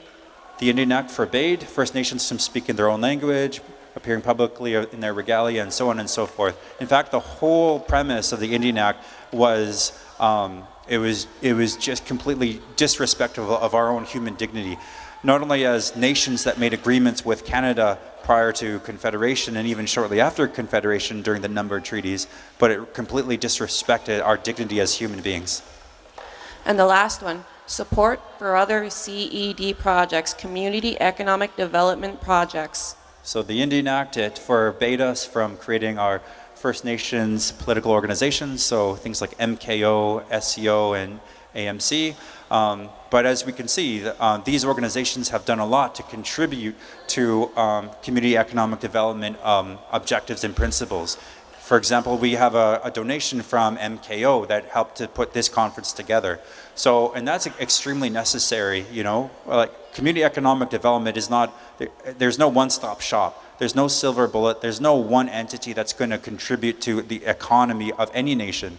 And so we have different entities that need to work together. They need to work collaboratively. And that's how we're going to sort of lift that tide. That's how we're going to lift that, the water level in that bucket. You know, the rising tide lifts all ships. And so we need to be all working together. And that's why we have, you know, Strength in the Circle that has, they're providing work, but they're also building up their guys at the same time. You know, so all these different entities, you know, within Norway House, they're working together for that common goal of raising the level of water in that bucket. How can we build our community's economy? So here we are, we're landing the plane here. We're summarizing what these 11 principles are. We've talked about quite a bit today. So there are 11 community economic development principles. We want to create it. We want you to walk away with these things. Again, community economic development is not just for a handful of people, it's for all of us. So when we all work together with the same objective of building up our economy, it empowers all of you to work together to build and shape the future of the economy of Norway House. And so these are really a summary of these 11 principles. So how can we build our community's economy? Of course, the first one is to shop local. And one of the local businesses we do have here in town is Tika's Boutique. Yeah, and a number of other businesses like that. So basically, it's a summary of the first principle. So the first principle is to create goods and services. So, you know, for entrepreneurs, you're creating things to sell, but also services to sell. So if you have an idea for a local business, then create one, and the hope is that the community will support all the entrepreneurs to create these things to buy and sell within the community. The second one, create products to sell locally. Yeah, and that's probably a better fit for the entrepreneurship because we want your entrepreneurs to be thinking about, okay, what can I sell? What product can I sell? What service can I sell? Because when you do that, you're not only, you know, creating income from yourself, but you're contributing to the economy of your whole community. The third one, invest in your community. And that means a lot of different things. It could mean volunteering. It could mean helping with different programs. It could mean an actual investment. You know, back to entrepreneurship. You invest in your own business. Well, you're investing into the health of your whole of the community as a whole. And develop your skills. Yeah. And long-term employment. Yeah. So long-term employment is, you know. Whenever we have a business or an organization that has high turnover, there's something really wrong with that. So it's really important for everyone to work together, including, you know, as employees, you know, to work really hard to be there on time, to develop yourself, in many cases to get healing, to overcome addictions holistically. As I think as First Nations people, our approach to leadership is not seeing people as just producers of work, but as holistic people, and we want to contribute to the wellness of everyone. So we want to reduce high turnover, and we want people to be plugged into the same place and working in that one spot as long as possible. And that also means developing your skills at the same time as well. Yeah, that's right.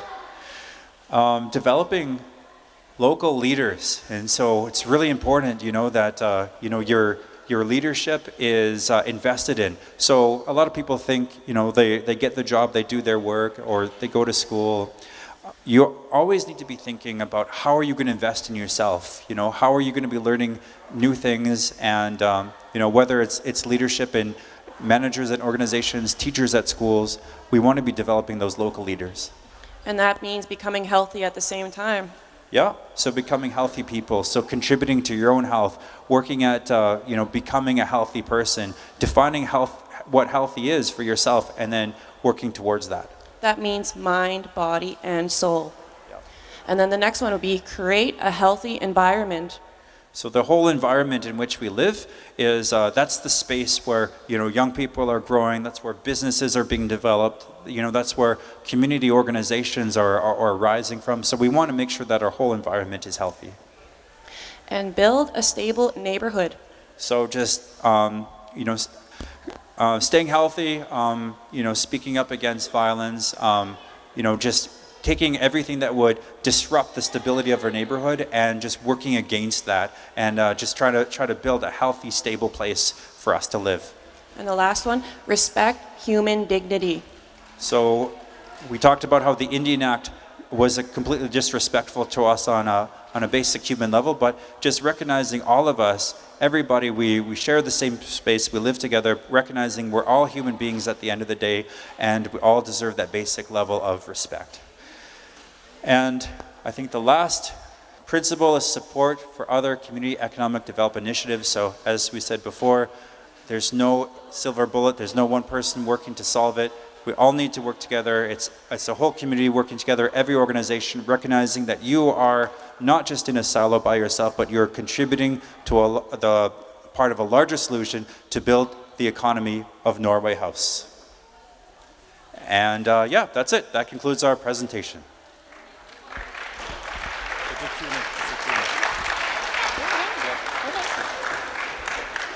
Okay, so that includes our presentation. We're going to do a quick Q&A. Are there any questions from the audience? We talked about the CED principles in 2 presentations now. Are there any questions from the audience? Just raise your hand if you have one.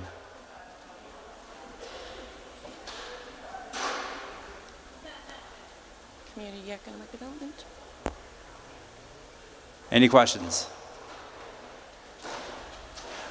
I feel like all their questions might have been answered from your presentation there, Jimmy. Okay, sounds good. So that concludes our presentation.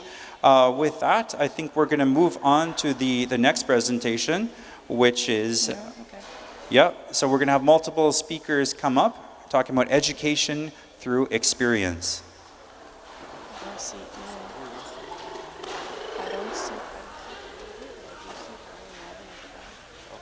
So we're going to call up Ian Maxwell, Brian Rowden, and Reggie Hart. So if we could have Ian Maxwell, Brian Rowden, and Reggie Hart come forward, we're going to turn the stage over to you. I saw Ian Maxwell earlier. I see Brian there making his way up. Oh, Brian's making his way up. Give him a hand as he comes. We're going to invite Austin too. Yeah.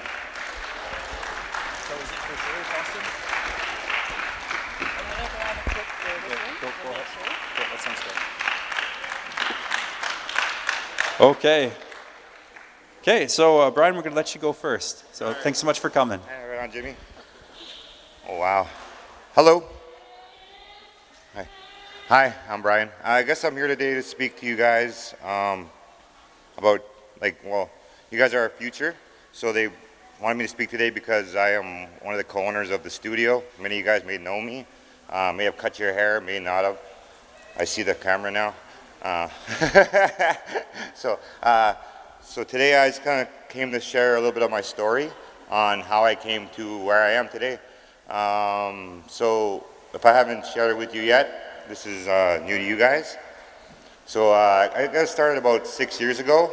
I used to actually be an accountant. I was working RBC, Pinawachi, and my last job was at the conservation.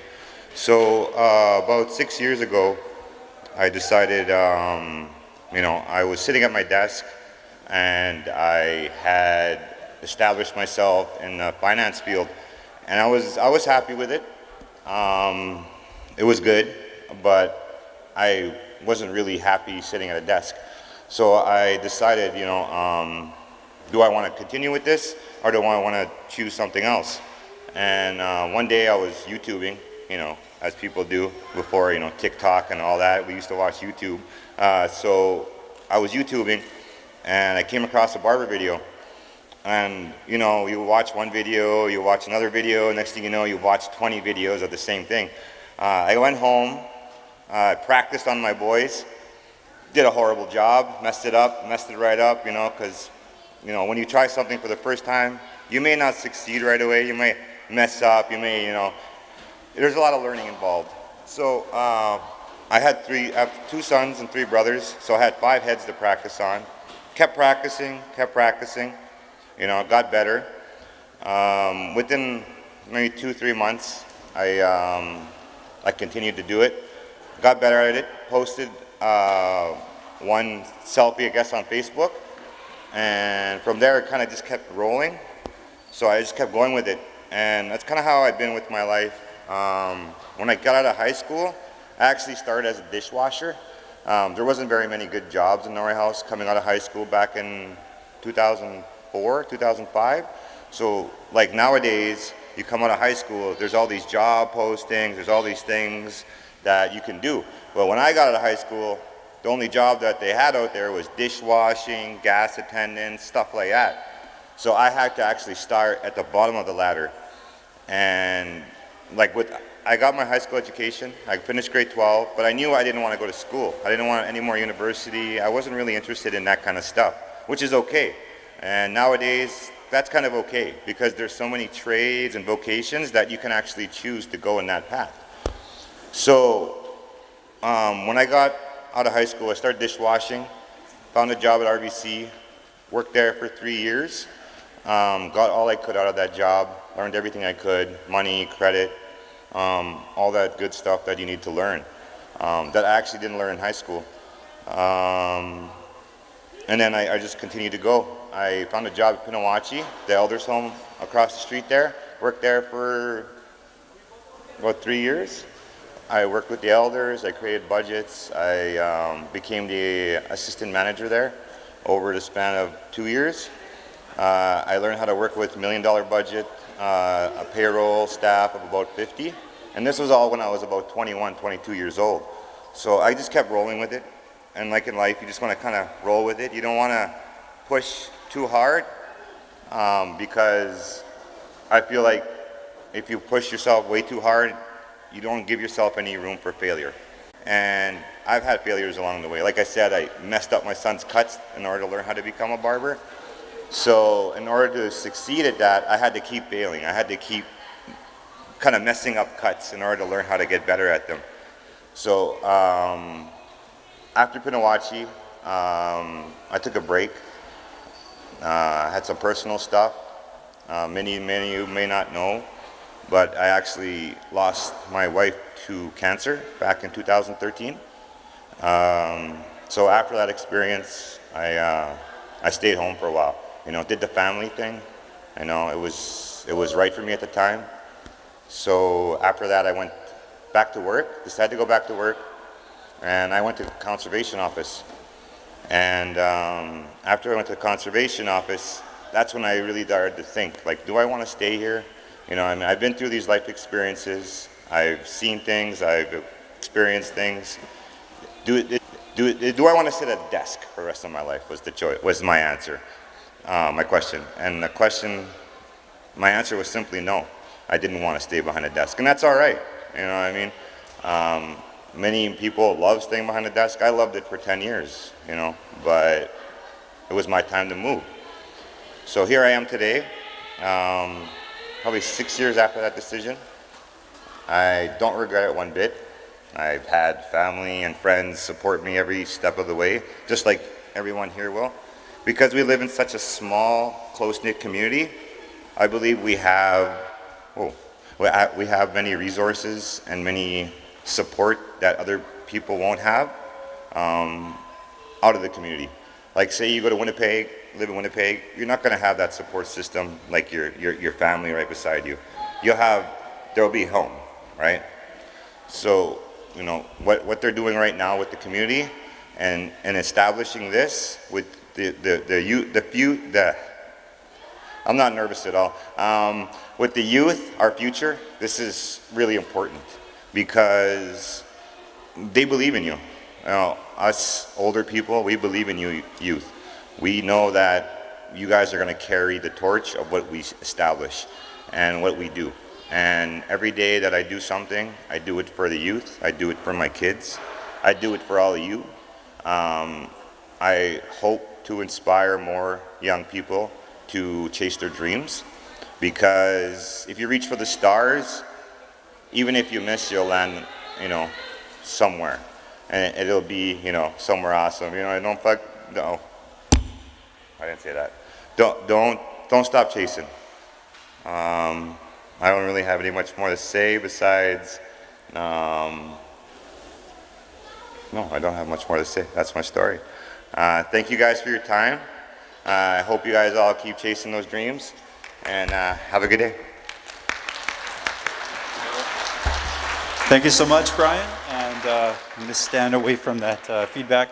On behalf of... I didn't even see those up there. Yeah. It was a good... What's up with you, wife? All right. Yeah, on behalf of Norway House Creation and the ECDev department, we want to thank you so much for your presentation. Thank you, Jimmy. I appreciate it, man. Yeah, thanks so much for coming. All right. Thank you. All right, Give him a hand, everyone.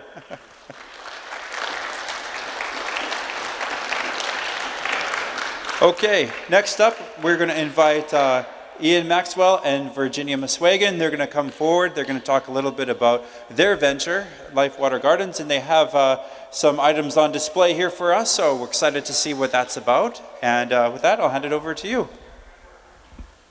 Good afternoon. My name is Virginia Muswagan.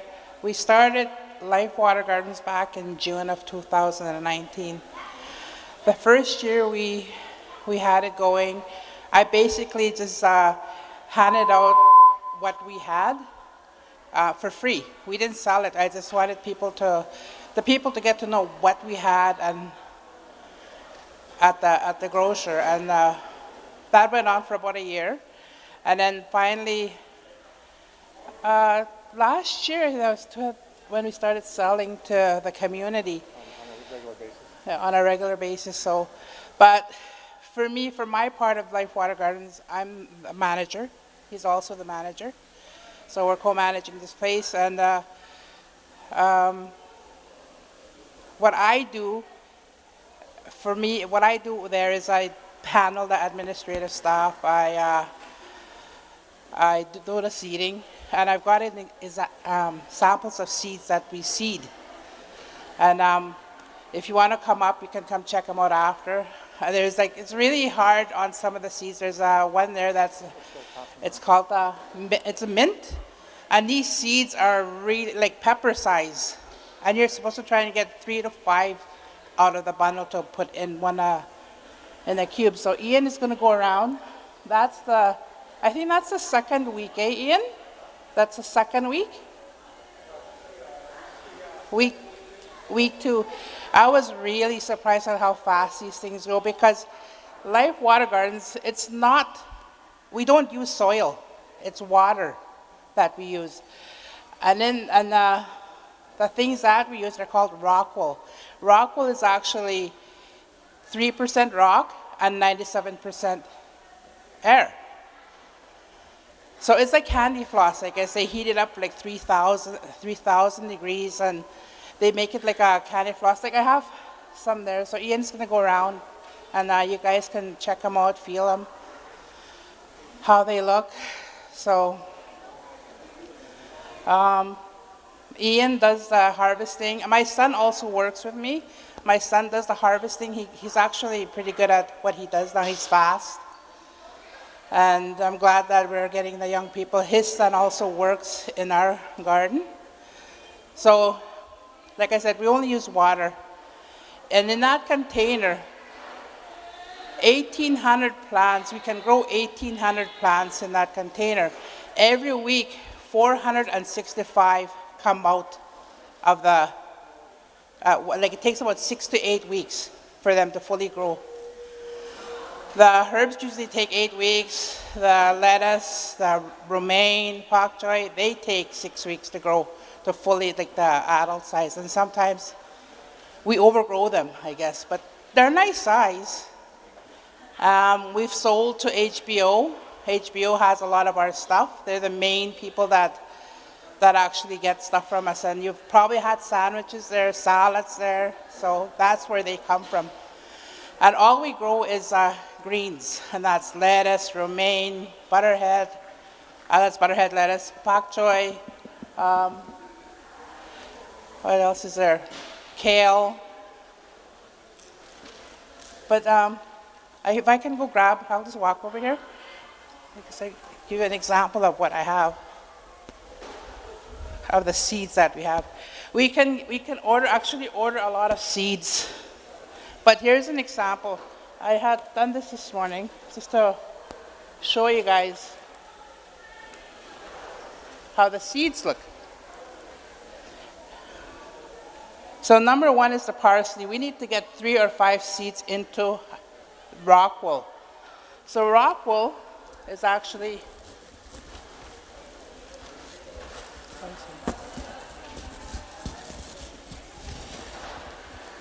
this stuff. And that's the one that's 3% rock and 97% air.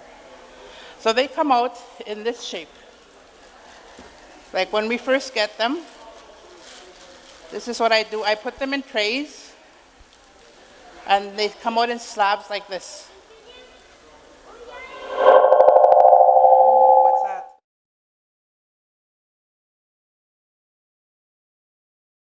In each. And in each hole there that you see, we either have to put 1 seed or 3 to 5 seeds. And if you can come check it out, the mint, it's really hard for the mint. So I have to cut it up. And I have to put it in trays like this. The first tray has holes in it, right? Because this one goes into this thing that we have, it's a nursery. They stay in a nursery for 2 weeks. So that's that. Yeah, Ian will tell. Well, another sample I have here. This is how I organize what I seed. We have 3 trays every week that I have to seed. So in the first tray, I put in 110 romaine, 80 spinach. In the second tray, 110 Merlot. Merlot is a butterhead lettuce. We have different types of butterhead. And there's 20 arugula, 30 kale. And then we have our herbs.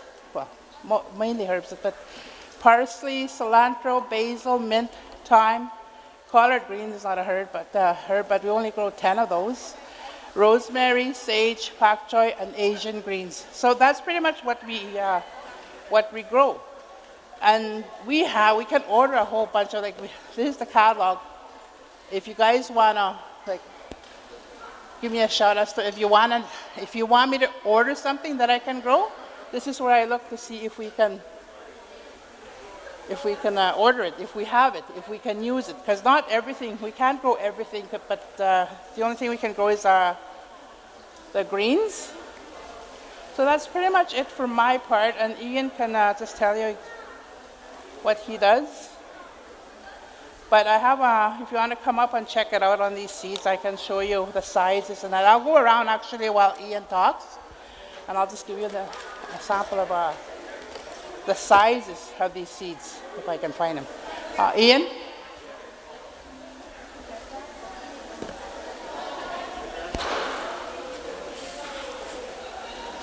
Oh, in my hand. Okay, here you go, Ian.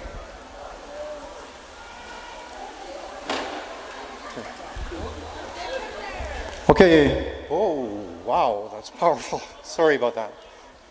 So in our Pamatsuan Nipi Kiskanik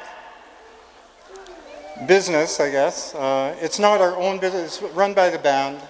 But what we want to show you is an example of what you could do at home as a family. And our dream is that you as a family could have your own mini system like this and actually provide vegetables for your family or for your own little business. This is not just leafy greens in this kind of with this kind of a system. We can use this system for berries, for root vegetables as well. And there's a lot of research being done right as we speak in that area. And one of the things that we are going to start to do is to grow strawberries in the same system, in our same sea can that we have. And they're working on that in Ottawa as we speak. And I think it'll work. I think it'll work really well.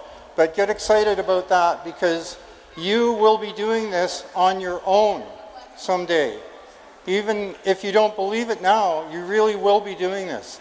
And you will be sustaining your own families just like your ancestors did in the past with their own gardens. Do you know that most of your families had a garden in the past? Do you know that? Most of your families in the past, your great-great-grandpa, great-great-grandma, had a garden in their backyard. It's time for the gardens to come back, right? But the neat thing about this is that we can grow it at 45 below. So 45 below, 450 plants are going to come out of our system every week. That's pretty exciting. So what we're about to show you is adult plants. I showed you the seedlings. Now we're going to show you the adult plants. You're allowed to pick and taste and smell them as I pass them along. That's about it for me. Okay, I'll be out and about. And maybe we'll just do that. I'll just lay the mic down and we'll get to work showing you. I think it's really important for you to have a touchy-feely experience here to smell. You're going to smell the freshness, and you're going to taste the freshness, and you're going to taste the power of plants that are immediately grown in a perfect environment. It's something I didn't mention before. The perfect environment has, we have perfect CO2 balance, perfect atmospheric balance, perfect nutrient balance, and pH balance, and of course, no soil needed. So you got to visit it to see it. It's like a spaceship, and really, everything is provided, just like it would be out in the field in the summertime, 45 below, perfect environment. Okay, we'll start passing these around, let you look and taste for yourself. It's off or no? Oh. So is your presentation? In terms of the talking, unless Virginia has more to say, where is she? All right, so Virginia, unless you have more to say, then I think that we'll continue to allow the the distribution of all the different samples and everything. So everybody take some time, like enjoy these samples. These are great products. I've seen them myself, tasted them myself. They're wonderful. So yeah, feel free to engage with Ian and Virginia. So meanwhile they're doing that, as they're finishing that portion of their presentation, we're going to go ahead and we're going to invite the next presenter to come. And so that would be Austin Apprenticeship. So we're going to invite him to come forward. He is one of the people helping us with the audio visual for this equipment. He's been doing a fantastic job. He's been pivoting, just trying these new things and fascinating us with the technological solutions that he's been able to come through. So not only is he doing that, but he's also one of the speakers today. So he's got his own company. He launched it himself. He's an entrepreneur. He's been, building up his company, but also been building up those who have been working with him. So he has a fantastic team. We really want to appreciate him. And so give him a hand as he comes. He has a co-presenter with him. And so give him a hand.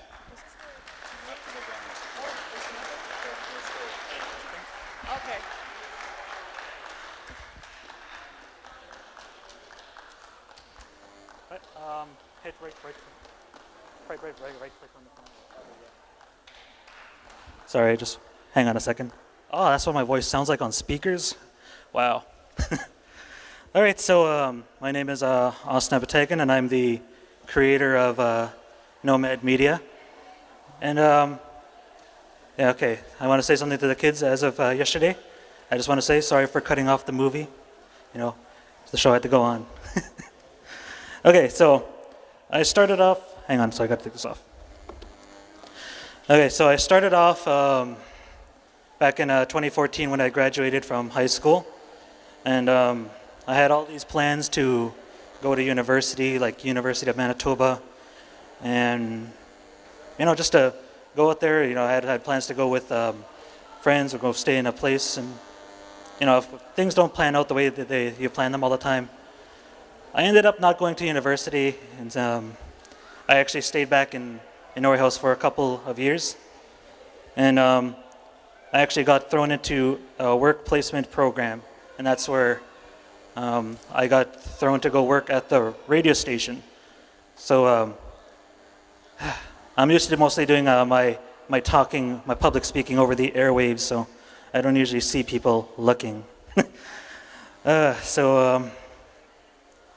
So I started off at the radio station for a couple of years, and then I started introducing the radio station to modern editing programs and whatnot. You know, but can't take all the credit though. I did get some help.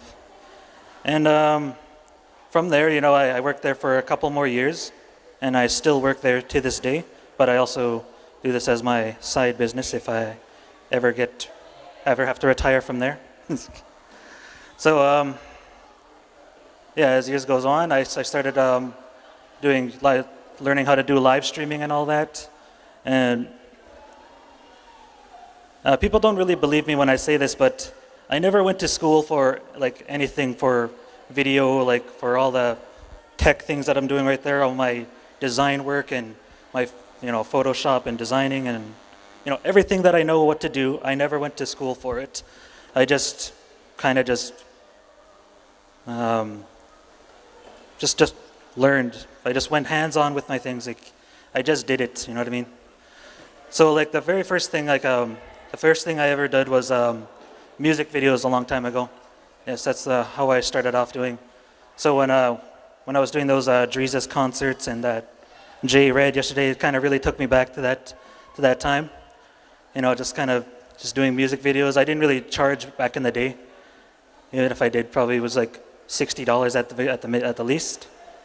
And yeah, you know, I met like lots of good people there. And so from there, like I started working, doing music videos. I bought my own camera, and hang on, sir. So I bought my own camera, and then after that, that's when I started to go try to make. You know what? I should go step back a little bit. Okay, so I've always had an interest in doing like film and video and stuff like that. It's just something that just really interested in me right off the bat. So pretty much I just like got like the perfect job for me right off the bat. You know, I didn't have to go to get like one of those first jobs that are like terrible kind of thing. I just got right into what I wanted to do. And from there, like a couple of years on, and then I started to create my own video production business. You know, I started charging really good money. And after a while, I started making up my own designs. I started making up my own names for the company that I was going to make. So I wanted to either, I had like, I went through a bunch of different names. You know, like a couple names that I don't want to tell just because I'm embarrassed to say them. But yeah, like I went through a couple, I didn't like their names, and then eventually I landed on the word nomad because, you know, like it kind of makes sense, you know, kind of like, you know, like you're always like on the move to go do something. You always go where the work is. So, you know, I thought that the word nomad was probably the best way to put it. And as you can see, that's my logo up there. I spell it as NOMVD, so just to kind of like, if people wanted to search it up online, like that would be like one of the first things that come up. At least that was my plan for it. Anyway, so years go by, and then I started getting my new camera crew. A whole bunch of them, young people. They got me doing these. Anybody know what this is? Well, so then after that, I got Roman Swanson here. He is one of a recommendation for me from Dion Clark. He always told me good things about him. Like, he was a great photographer, and eventually I learned that he was also a good designer as well. And then also I got Adam right here. Adam is one of the 3 people that I employ like full time. I actually work at our office over at the multiplex. And you know, it's just like, you always got to try to like surround yourself with talented people, because they can only just like lift you up more. You know what I mean? They just add on to what you want, like your vision kind of thing. And you have anything to say, Roman? I don't appreciate this putting me on the spot. Anyways, my name is Roman Swanson. My passion for photography started in high school with Mr. Rideout's class. I always knew I wanted to do this as a career. Ever since I first picked up the camera, took a photo, like I knew this is something I wanted to do. So after I graduated high school, I went to Winnipeg. They changed the name. It's known as Willis College now, but when I went, it was Prairie View School of Photography. Like over there, at 8-month course, I really honed in my skills, learned what to do, knew how to do it. And after I graduated and came home, business was slow. You know, like it's hard getting your name out there, especially when you're starting. So I would probably have like one client a week, and then like certain events like graduation, school starting. You know, it was really hard getting started. And after a while, a job opportunity came to me by Austin. Well, I reached out to him, but don't tell him that. Anyways, after that, we worked together. He hired me at the, what's that called, communications, yeah. And over there, we really started like bringing in clients. Like we started doing events like this, Yorkboat Days, the North Stars games. We do everything. So if you see us there with cameras, you probably know what it says. But yeah, I'm really grateful for the opportunity, making money, do what I love, and like having a great boss like Austin to come do it. So I can't be thankful enough. Yeah. Well, I don't have anything else to say here, but I guess I'll leave you guys with some parting words here. Like, always know like your worth. You know, if you're good at something, never do it for free. It's king. Unless it's for your mom, then you got to do it for free. And also, you want to talk? Okay, hang on. Adam here wants to talk as well. Hi, my name is Adam Anderson, and yeah, it's an honor to work with Austin and Roman for like a couple of months, right? Yeah, for a couple of months. When I graduated school, I had nothing to do besides make music and stuff like that. But finally, to this day, I can like finally work with this guy for like how many years that passed by. Yeah, and I was like applying every now and then, and no luck. But yeah, I'm glad that I'm able to work with this guy, and that's all I have to say. Well, okay, that's it.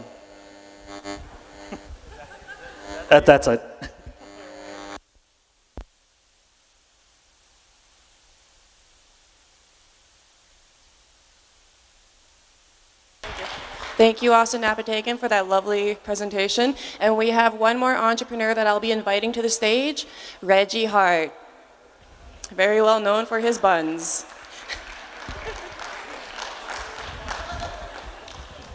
Well, the buns are here to work today.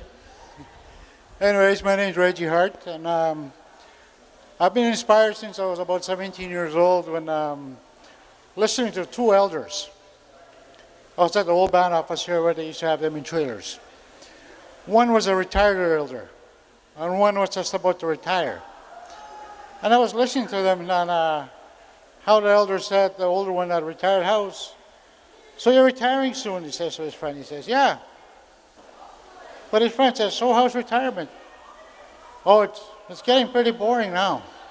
He goes, all these years I've been saving my time. I'm going to spend my time, go camping, hunting, and spend time with my wife. But now my bones aren't working as good as they should be.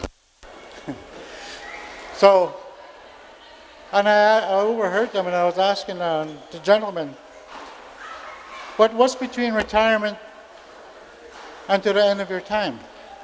He goes, well, enjoy it as much as I can, I guess he says.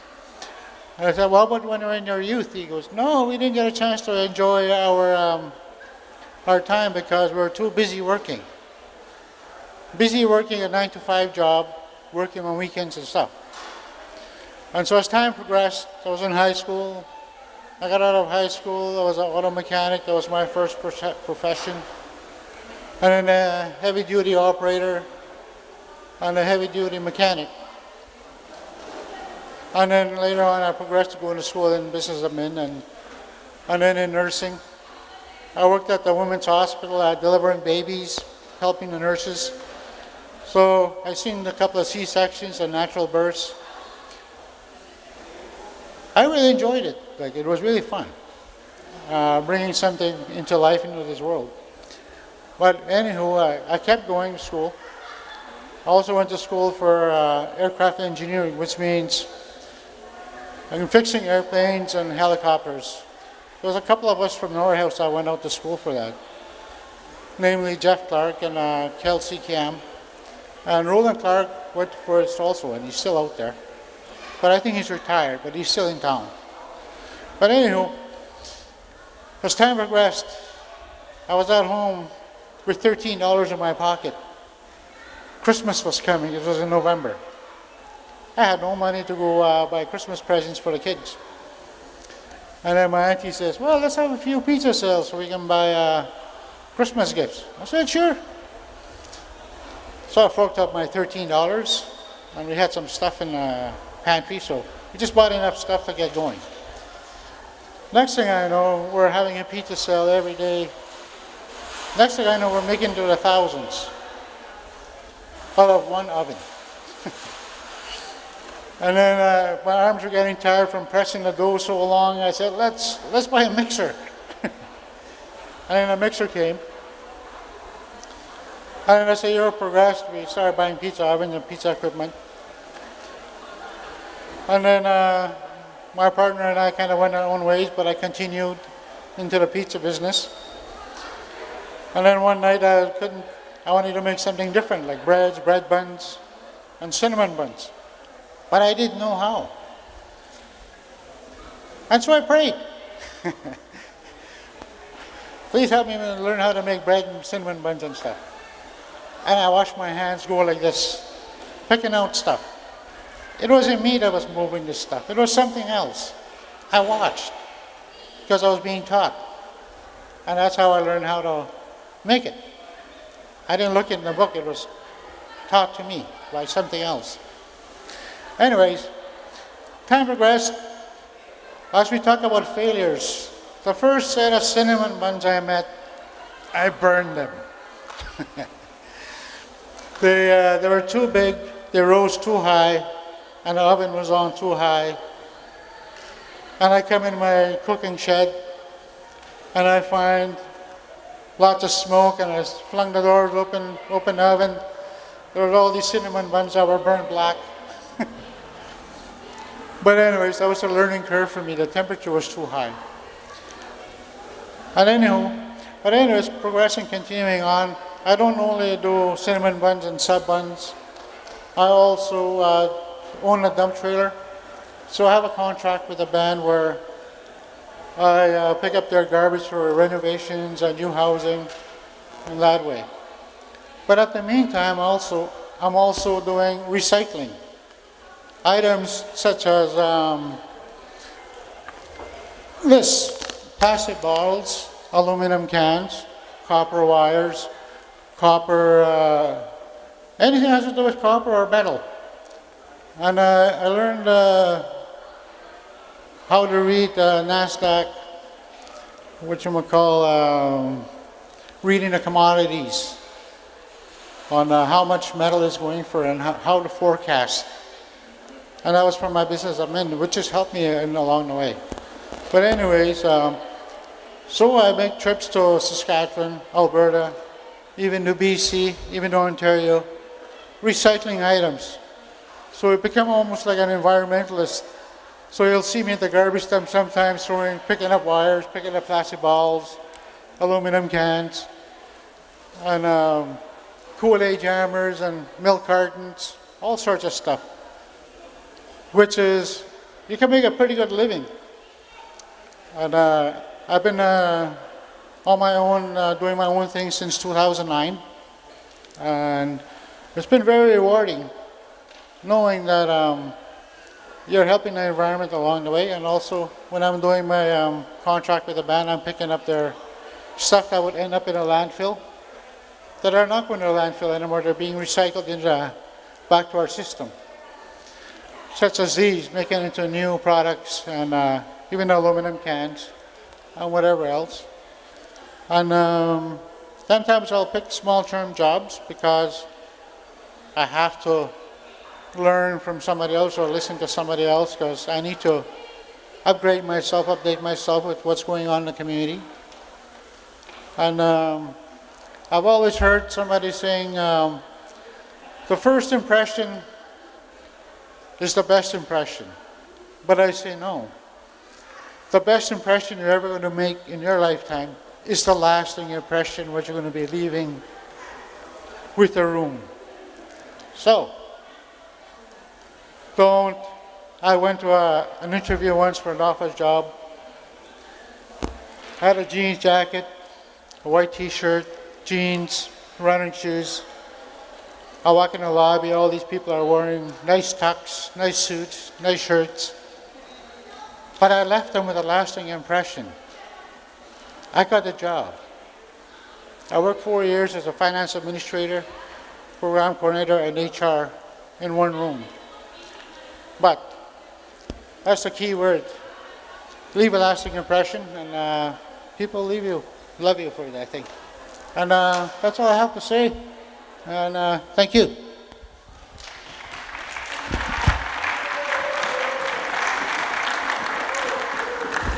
Thank you for that, Reggie. And before you walk away, I'm going to need you to come back here. Would you like to do the acknowledgement? Sure. All right, Reggie, thank you so much for coming. On behalf of Norway House and the Economic Development Department, we want to thank you so much for coming. Thank you. All right, give him a hand, everybody. We also want to quickly invite Austin to come back up, and also Ian and Virginia. If you guys can come back up, we want to thank you as well, similarly, for your contributions. So Ian and Virginia, if you're here, oh, I see Ian over here. So Ian, if you want to turn around for a second. Or Virginia. Oh, Virginia's here. Okay. So, Virginia, thanks so much. On behalf of Norway House and the Economic Development Department, I want to thank you so much for coming. And then we have some photos over here. Virginia, pictures. The pictures there. Yep. Sorry.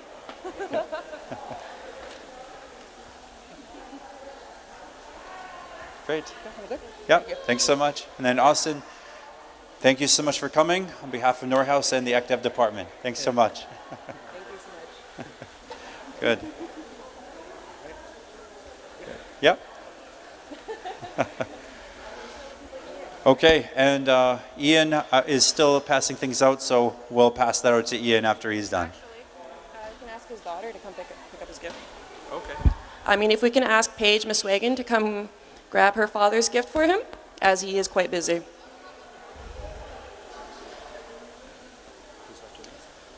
It's break time. And Paige, we obviously say thank you to your father for everything he does for this community. All right, you do that. Okay, and a big hand to all of our presenters this afternoon. Short break? Short break and then prizes? Okay. So we're going to take a short break, a really short break, 5 to 10 minutes, and then we're going to circle back and we're going to do a round of prizes before our next presenter. So short break, 5 to 10 minutes, and then we're going to come back for some prizes.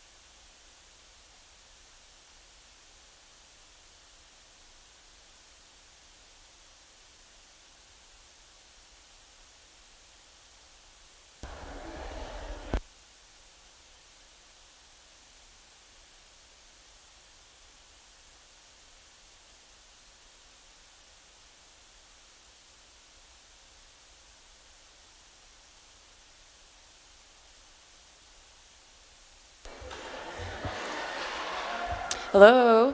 All right, before we do the prize draw, we would like to invite the counselors that are a part of the crowd to come up and say a few words. I see Counselor Eddie Albert. I see Counselor Dion Clark. If you gentlemen can make your way to the front and have a few words towards the audience.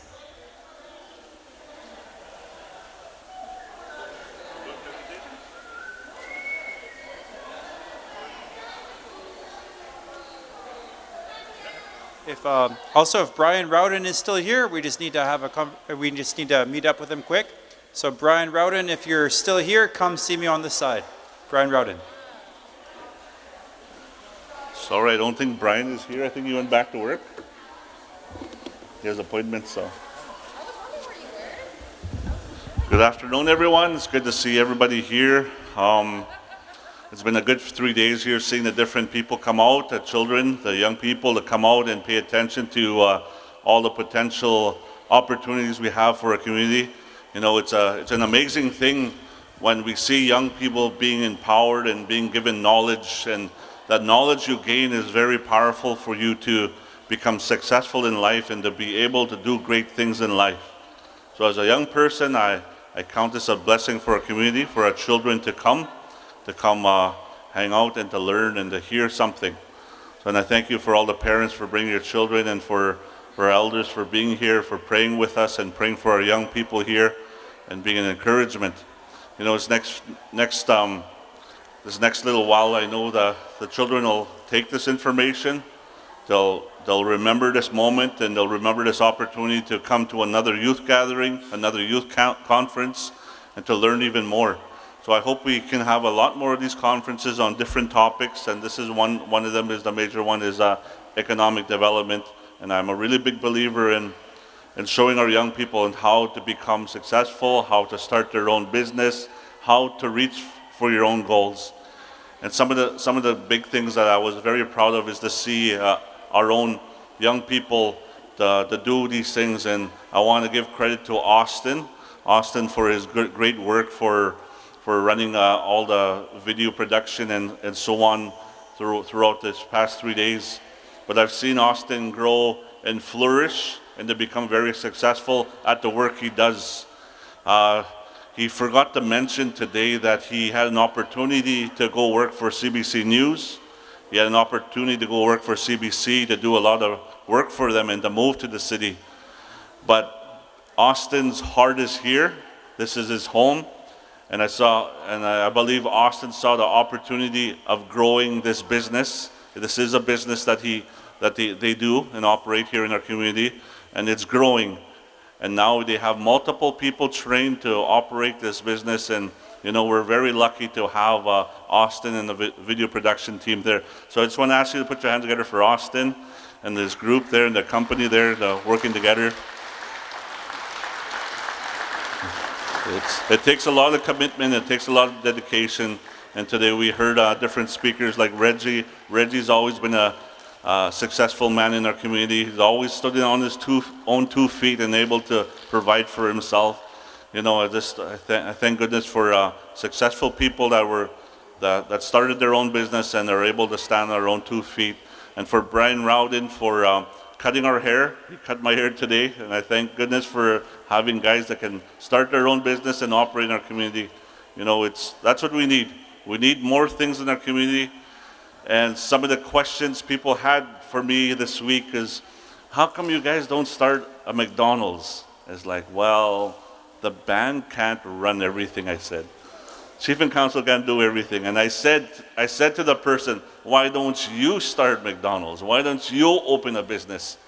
So that's what it's all about, is for giving you an opportunity that you guys can start your own businesses. You can start your own restaurants. You can start your own car dealership, Skidoo dealership. Whatever you want to do in life, you can do it. You can, whatever you want to do, that you have a leadership that stands behind you and sees the potential in our young people. So thank you so much for coming out, and God bless you.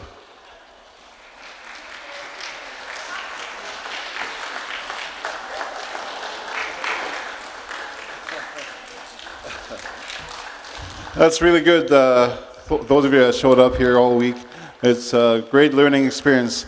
for you guys and for me as well. And I just can't wait for the entertainment that's going to happen right out in the tonight, the fireworks. Don't miss the fireworks because it's going to be a great show. It'll be bigger than York Boat Days. So there'll be music playing. So yeah, like Councillor Clark said, you know, if we gotta grow as individuals to get a business going, eh? Simple things like even baking. We have a family that's baking goodies for the community, and when they sell them, that's how you start the business, is to start small and start growing where the demand is, eh?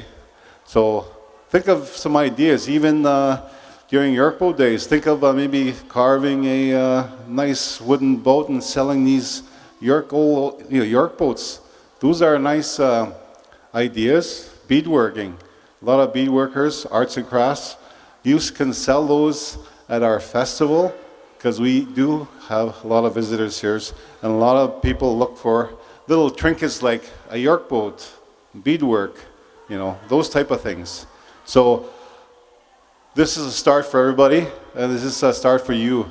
You continue growing, and hope you become successful like a lot of, like, let's say, Brian, he was saying, he's very successful. He's got a business going there. So, yeah. Thank you all for coming. Aguse, enjoy the rest of your holidays, and look forward to going back to school. All right? Aguse, have a good evening.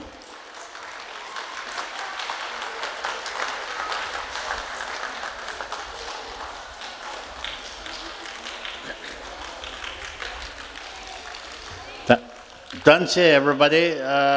Kita tamiskat na ni started na nas committee na it's utagagi pedoftiek. I thank you all for coming and being here, and certainly I would like to, as well to say what a job well done by the folks that planned and ran this event. I'd like to say thank you to the economic development team. I got a couple of them over here. Logan and Melanie, and Jimmy's over back there somewhere. Wave Jimmy, there he is. Say thank you. And also thank you to Tyler Duncan for a job well done with emceeing. Great job. Thank you for that, as always. You always do a good job up here. And thanks to all the other people that were part of this as well, like John. I see John Meikle, the video crew, the elders, and of course the cooks. We have to say thank you to the people that cooked our food and fed us. Thank you. And with that, I also, my message to all of you young people is that, we heard the two councillors talking about the importance of economic development. And I was just joking around with Councillor Clark there when he mentioned the McDonald's. I said, I thought we had a McDonald's. the RCMP building, the new RCMP building. That's what they called it. Anyway, the other thing I wanted to mention besides the economic development is education. Going out and planning your career, getting your training, getting your education. This morning I mentioned the need for other health professionals and the trades as well for our people here. So I encourage you to do that. When I say trades, I'm talking about carpentry, I'm talking about, that would be an example, plumbing, electrician, and the other areas as well. But the main thing when we talk about starting our businesses is that you could start a business such as contract work. The Norway Cree Nation can't be responsible to do all the carpentry, all the repair work, all the plumbing, all the electrician. A lot of the work, for example, here, putting up this facility here, went to outside contractors. Now, we should be having our own, in our own community here, developing our own contractors to do that. You know, then we just need to get people trained. So I think we should be doing that and working on that. So with that, ego sanig and naskumitinao, and let's enjoy the rest of the day and enjoy the show this evening. Ego se. Thank you.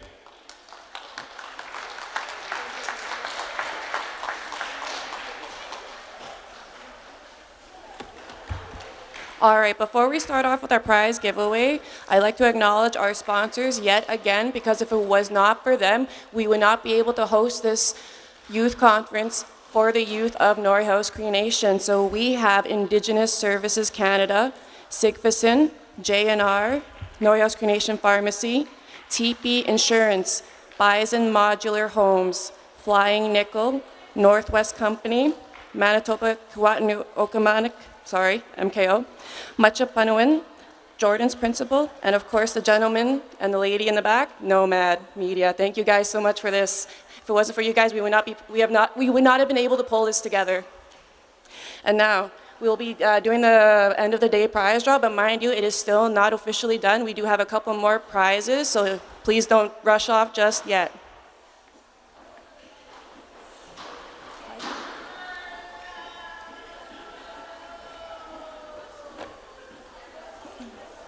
Yes. John? John?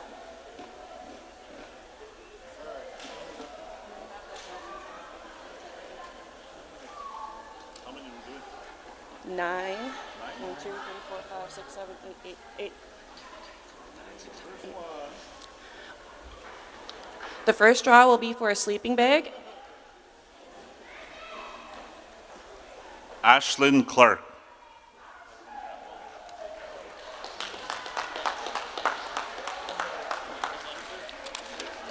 Do you want me to write down the names? Sure. I mean, I don't mind writing. Write it here, or? Well, this is the... Oh, yeah, that's right. No, wait.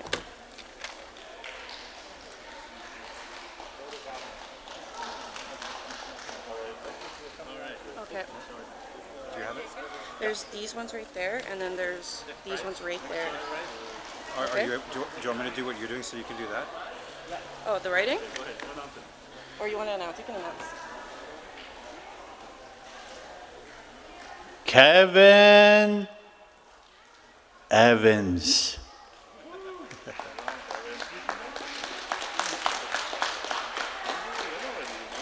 Congratulations. How many prizes did you win, Kevin? All right, and the next prize that we have here is one of the fishing rods. So Logan's going to hold up some of the fishing rods so you can see here. The next prize is a fishing rod, and it goes to? Nicole Evans. Nicole Evans. Why don't you sell a fishing rod?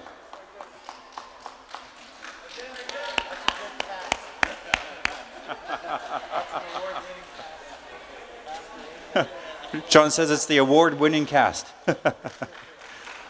Give her a hand, everybody. Okay, so the next draw... The next draw is another fishing rod.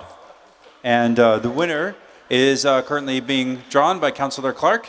Who gets the second rod? McKay. Addison McKay. Addison McKay. Do we have an Addison McKay? I don't see it. She could have lost her fishing rod here. Going once, going twice. Okay, we need... The next prize is the second fishing rod. All right, so it's a high quality fishing rod held by none other than Councillor Swanson himself. This is going for a bid of, just kidding. I think it says Keely Clark. Oh, Kylie Clark. All right, do we have a Kylie Clark? Looks like a Kylie Clark over here. Congratulations on your fishing rod. Have fun with it. Okay, and the next prize that we have here is an orange Every Child Matters Winnipeg Jets sweater. And that's going to Rusty Garrick. Rusty Garrick. Oh, he left apparently. Okay, so we're going to draw again. We're drawing again for the same orange Every Child Matters Jets hoodie. Farah Crate.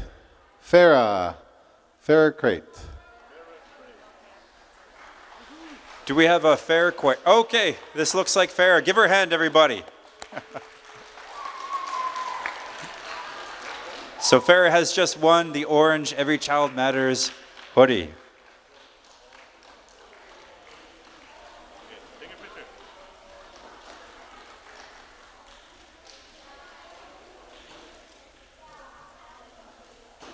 Okay, and it looks like the next prize that we have is a Tello brand drone. So we have another drone that's going to be given away. We have enough drones for a drone race, so hope you guys organize yourselves into a drone race later sometime.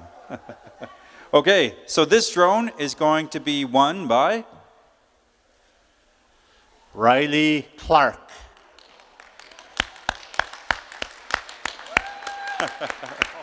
Riley Clark, and here's somebody who was here all 3 days, so congratulations.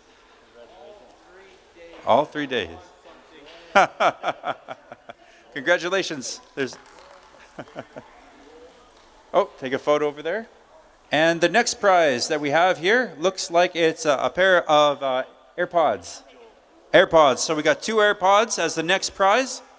That's going to Joel Miswagon. Joel Miswagon. Congratulations. There's a camera over there. Pause for a photo. All right. Our next prize is a laptop. So we're getting to the bigger prizes now. We have a laptop as our next prize, and that's going to It's an Evans. Stanley Evans. Stanley Evans won himself a laptop. So it's a great opportunity. Use that thing for economic development. All right. So our next prize and our final prize for this segment before we get back into the next presentation is a Nintendo Switch, complete with a carrying case and a number of other Nintendo Switch accessories. So, fingers crossed, everybody. So this is going out to? Okay, cross your fingers, everybody. Come on. Christy York. Christy York. Everybody give her a hand. Christy York has won a Nintendo Switch. All right. Pause and get ready for a photo.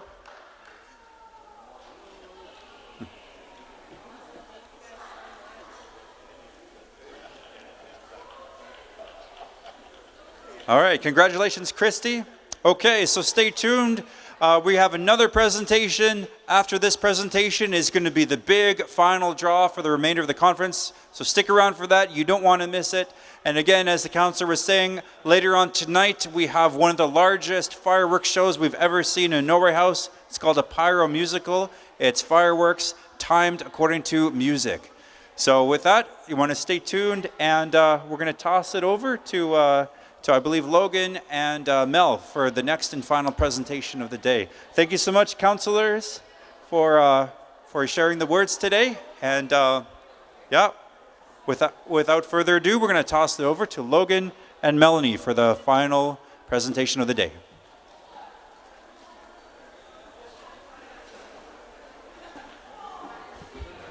Okay.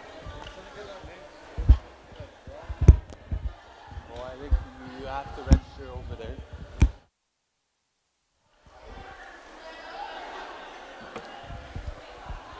That's it. Hello, everyone. My name is Logan Tate-Rium. I'm one of the economic development officers for Norway House Cree Nation, our beautiful home. And for you who don't know what an economic development officer is, what we do is we create and support and develop different opportunities for many of you. So what that may look like is, it might be a program, it might be a service, it might be a business, but it's something that we see that the community needs. So our goal is to see that through and develop it and make it a reality. So with that, I'm here to talk about CANDO. So CANDO here is a Indigenous organization that sees the value in economic development and sees how important it is for us to get to where we want to be as a people. So we'll go to the next slide just to explain what CANDO is. So CANDO is the Council for the Advanced Native Development Officers. So what does CANDO do? Its focus is on providing training, education, and networking opportunities necessary for people to serve their communities and organizations as professionals. So I was introduced to CANDO back in 2018, and how I came across CANDO was actually through Facebook. I was strolling through Facebook one day and I seen an ad from CANDO that there is a youth conference and they're looking for delegates and that it was free. So I thought, okay, that sounds pretty good. And it was also in Edmonton. So I thought, oh, that sounds good, a free trip to Edmonton. I'd never been to Edmonton. So I decided to sign up, and I was chosen as one of the delegates to participate in CANDO, the youth conference. And this was also the first ever youth summit that CANDO put on. So it was a really good time. We did many things. We did a blanket exercise. We did a cultural showcase. There was also entertainment provided by Tennille Campbell, who wrote a book on Indian love poems. So we also, there was also Jesus there, who performed a couple nights ago, if you remember. So he was there as well. We also did a lands panel, land use, ATR, addition to reserve, who don't know what that means. And also we talked about the environment. So, and we also did a group challenge. So we all got together in groups, and we pretty much planned what we wanted our reserve to look like. So we planned how we would use the land. And with that too, we also did a blanket exercise. So this is what you see here. So what this was we got together in a room with a bunch of blankets. And what we did is we got on the blankets, and slowly they told us our history and told us how through many of the things that Jimmy and Melanie were talking about like residential schools and the permit system. So we slowly, the blankets, they were taking some blankets off, so slowly the group that were on the blankets became little and little until there was only a couple of them left. And that just speaks to us as a people, how we were subjugated to these systems that didn't work for us, that weren't in our favor, and ultimately created a lot of the problems that we deal with today. So we also did a newspaper. So they got us to do what do we want to see in our news. So what do you want to see in the future? So if you see here in the bottom right corner, this was my group. We came up with the newspaper, The Daily Res. And things we had in there was, and this was actually in the news a couple weeks ago, but we've had a headline there. Our front page story was the I believe it was in relation to homes and how there was a plan to create more homes. So that's a little bit about what the different activities we did. And if we go over to the next slide, we see Jesus. This is a photo of Jesus. Jesus. But yeah, he had some time to speak, and he spoke a very powerful message a couple nights ago about how we all have to come together, and that's what he said here too. And he stressed how important the youth are in building our future. So here's a group photo. Unfortunately, I missed this day. This was one of the last days. I actually went to Vancouver. They had the AFN General Assembly, so I missed this. But a lot of the earlier stuff I caught. So to the next slide. And now I'll pass it over to Melanie, who will talk a little bit about the Can-Do Conference of 2022. So just to clarify, Logan actually participated in the Youth Summit. I took participation in a different part of Can-Do. So Can-Do is, if you're looking to hone your skills, further your career, and be recognized as an expert in Indigenous economic development, then Can-Do Certified Aboriginal Economic Development Process is for you. Next slide, please. Oh, shoot. Sorry. In 1995, the Can-Do Economic Developer Award was created to recognize and promote recent or long-term standing Indigenous economic development initiatives throughout Canada. All winners, past and present, share a common desire to bring their communities forward as each pursues a vision of sustainable economic self-sufficiency. Although the path of economic development may vary from one Indigenous community to another, the goal is always the same. That goal is to improve the wealth and prosperity and quality of life for Indigenous people. It is important for Indigenous economic developers to get the recognition that they deserve for their commitment and dedication to increase the standards of living and prosperity in Indigenous communities. So for the Economic Developer of the Year Awards, these were actually being, sorry about that, but yes, for the ED Year Awards, they broke it down to 3 components. They had the Community Award, the Individual Economic Development Officer, and then the Indigenous Private Sector Business. But mind you, these people are being recognized throughout Canada. This is not Manitoba alone. This is throughout Canada. Next slide, please. And then here for 2020 winners, for the Individual Economic Development Officer, we had Albert DeRocho from Saskatchewan win.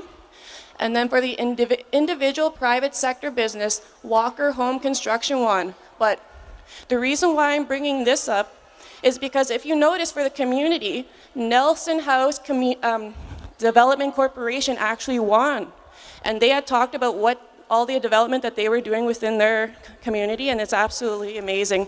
And then one of these years, we would love to see Norway House be a winner of Can-Do Economic Developer of the Year Award. That is one of our goals, and we are going to achieve it one day, Logan. We are. But I'd also like to, I noticed the crowd has dispersed a little bit, but I also wanted to let others know that we will be doing an activity with prizes involved. If you guys actually look up front, we have a few prizes here, because we'll be incorporating the audience and asking you guys to do something in particular. So whoever's here, you guys are still involved, because the first place winner is the Xbox Series. Next slide, please.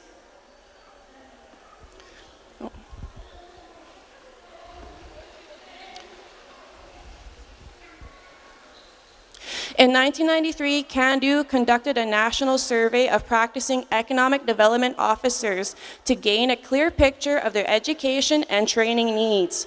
Currently, Can-Do has 2 certification designations: the Technical Aboriginal Economic Developer, aka the TAD on the right, certificate, and the Professional Aboriginal Economic Developer, the PAD certificate.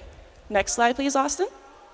And as you can tell, that's actually me on the right. I was receiving my Technical Aboriginal Economic Developer certification just earlier this year.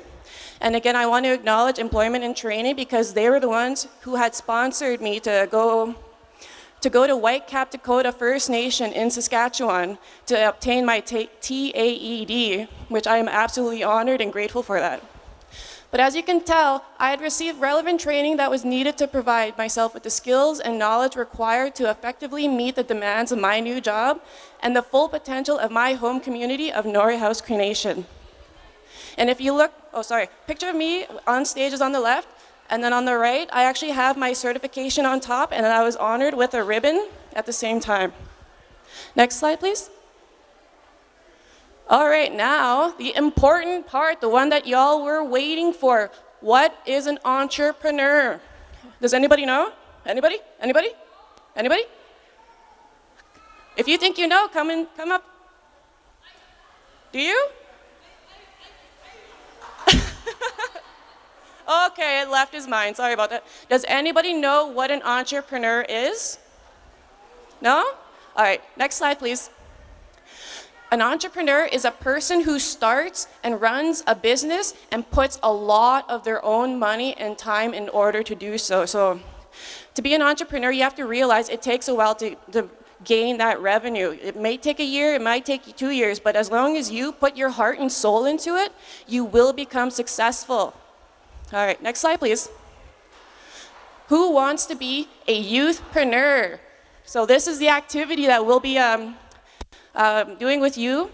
It's we want to know your best business idea. And how are we going to do that? John Meikle gave us a good idea.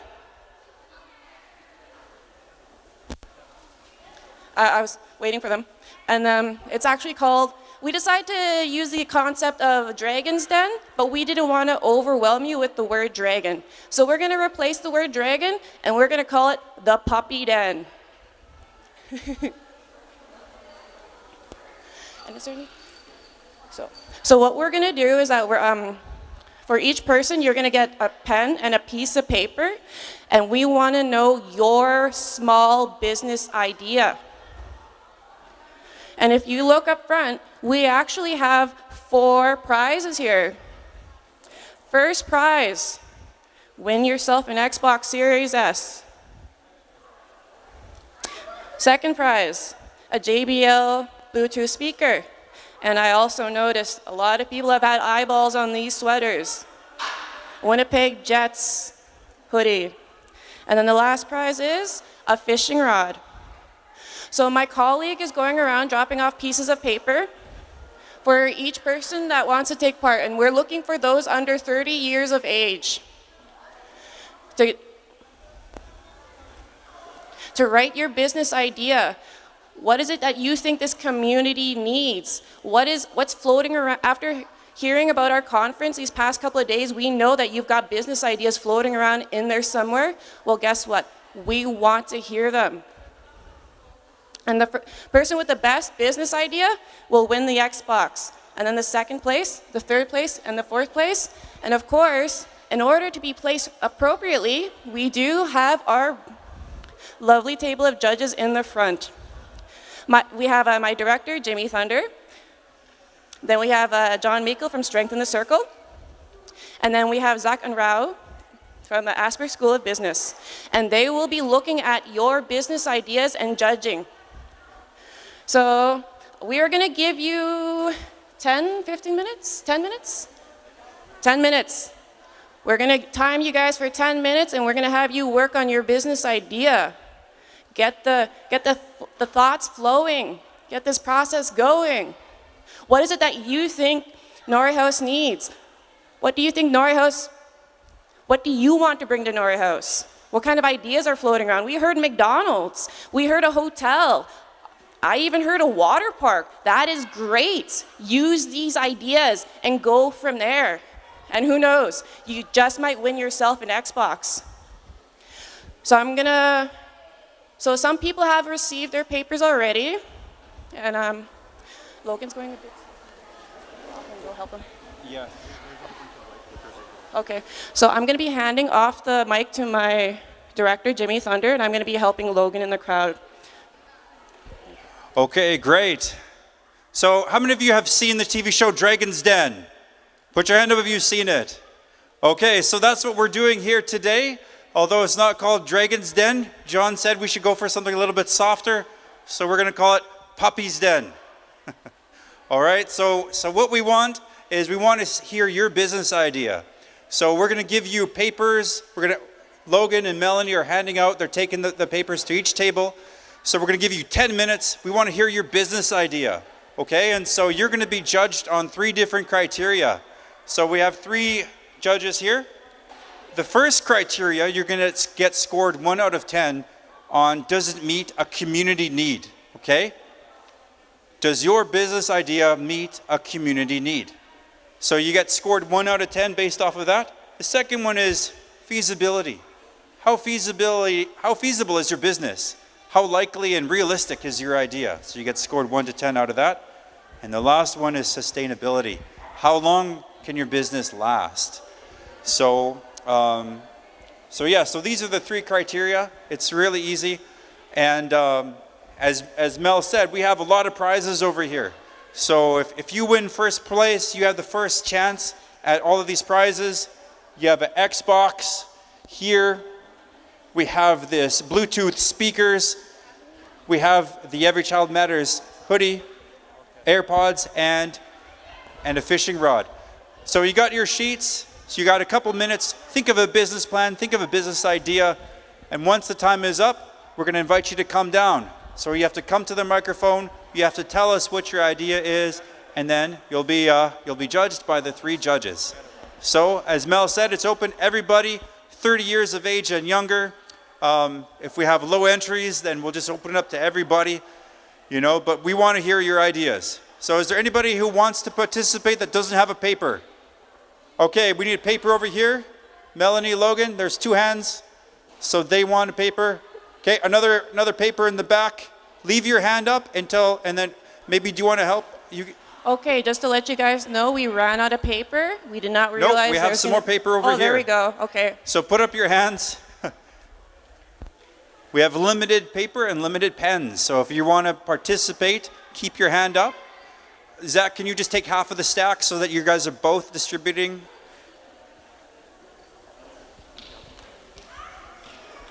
And then, I don't know, John, maybe if you want to come help. So just basically we're going to just continue to hand out the paper until all the paper is handed out. Leave your hand up. So we have 2 papers over here. John, if you want to run 2 papers, grab 2 papers from Mel. Okay, we're going to keep going till we run out. Leave your hand up if you have a business idea. And as soon as you get your paper, start writing your idea down. And remember, in order to win the prize, you have to come up to the microphone and you have to pitch your business idea. So you can come pitch it up here. You could pitch it at your table. But yeah, so that's what we're looking for. We're looking for, does your business idea meet a community need? Is it feasible? Is it realistic? And the third one is sustainable. How long can you keep this business going? Okay, do we have everybody? Put up your hand if you want to participate but didn't get a paper yet. Raise your hand if you want a paper. You want to enter into the contest. I see a hand over there. There's another hand. Oh, a hand over here, guys. Is there anybody who wants a paper but doesn't have a paper? Okay. So with that, I think that looks like everybody who wants to participate has a paper. So we're going to start the clock. You guys have 10 minutes. Put your business idea together. Write down your idea on the paper, and feel free to ask for help. If you have an idea but you're just not sure how to write it down, then you can ask. Ask an elder, ask a role model. Ask one of the counselors. So, just feel free to ask for help. Get your idea, put it together on that paper, and then we'll get started.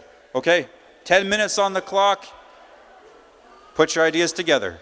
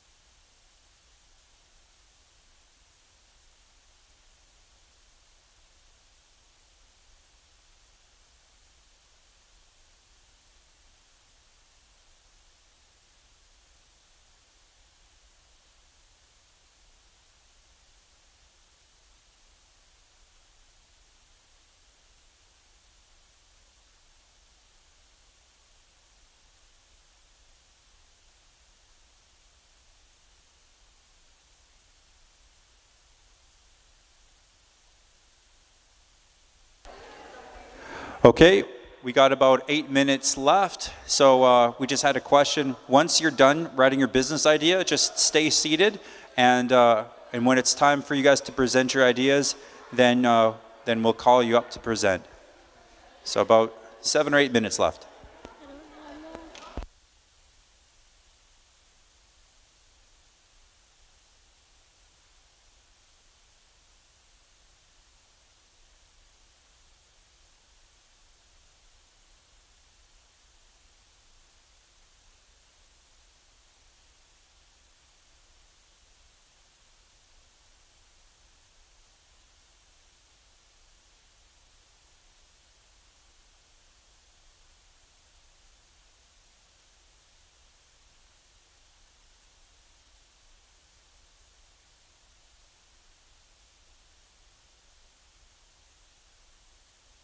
Hey, we had another question. So what do we actually write down? So on the paper, you're writing down your business idea, and it can be however you want to communicate it. So if you're selling something, tell us what are you selling. If it's something that you're going to make and then sell, or if it's a service, something that you're going to do, like a haircut or lawn mowing or something, something that you're doing that people are going to pay you for. So that's what you're writing down.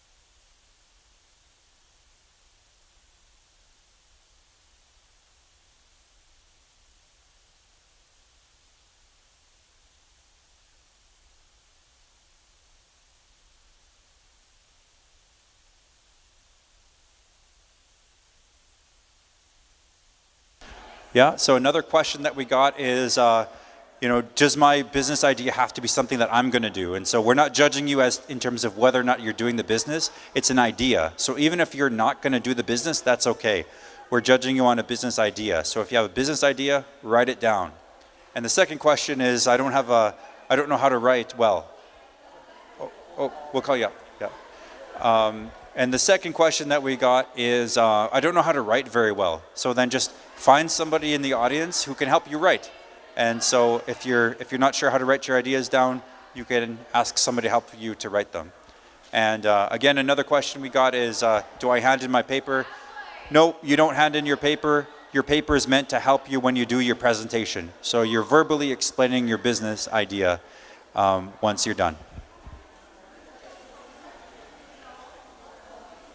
And we're about 5 minutes.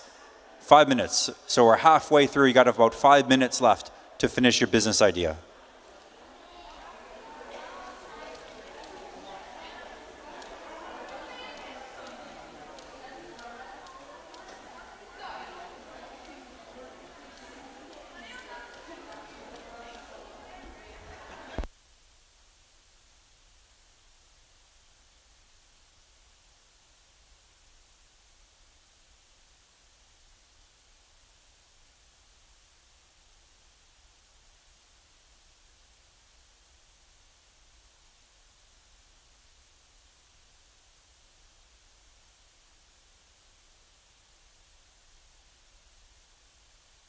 Just to make sure. Why don't you guys, because I've been talking a lot. One of you guys just talk about the criteria. Okay. The criteria. Yeah, just to clarify the criteria one more time, we're going to be judging 1 out of 10 based on community need. So how much does the community need this entrepreneurship, this business idea? Feasibility, how realistic is this? Do we have what we need to support it in the community or in this space? And on sustainability, so the life expectancy of the enterprise, is it gonna last 1 year? Is it gonna last 5 years? Is this gonna last forever, kind of thing? So that's the criteria, just for clarification.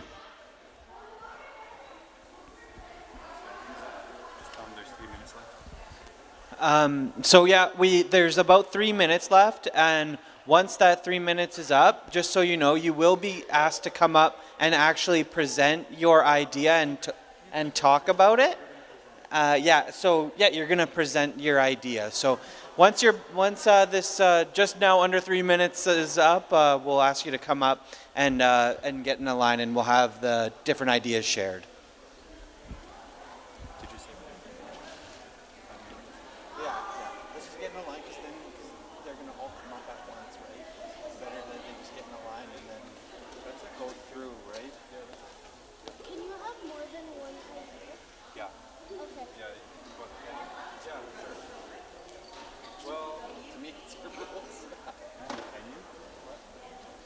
Pick your best idea. Pick your best idea. Yeah.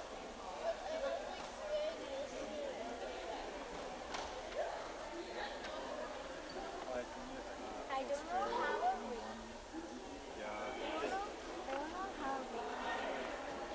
As long as you can remember. Whoever helped you to write it, ask them to help you remember, because you have to tell us what the business is. So ask them to help you remember. Get them to practice with you. Nope, you guys are not handing them in. You guys are speaking them. Just one. Pick your best idea. Yeah. Can I have one more paper because I'm going to mix them all together? Sure. Okay. Yeah. There you go. There you go. There you go, solving problems. Awesome. Park to ride bikes. Okay. Park to ride bikes. Okay. So, okay. Well, when we're time is up, then we're going to call you up, and you can tell us what's on your paper. Okay. Okay. Yeah. Go ahead. Yeah. All right. A couple more questions. What if I'm unable to read my notes? Find an adult. Find somebody to help you remember the business idea. So part of the actual business competitions that actually happen on Dragon's Den and some business pitching competitions that you're going to be able to participate in when you're older, that's exactly what they have to do. They have to practice their delivery, practice what you're going to say. So if you can't read your notes or you're not sure what to say, find an adult and just practice and something that you could remember. So part of it is just remembering your business and just being able to explain it. So that's another idea. The other idea is what if I have more than one business idea? So we're only going to judge you on one business idea. So pick your best idea, and then we'll judge you on that. And then what she said is like, well, I'll just blend them into one. Perfect solution. But one business idea per person.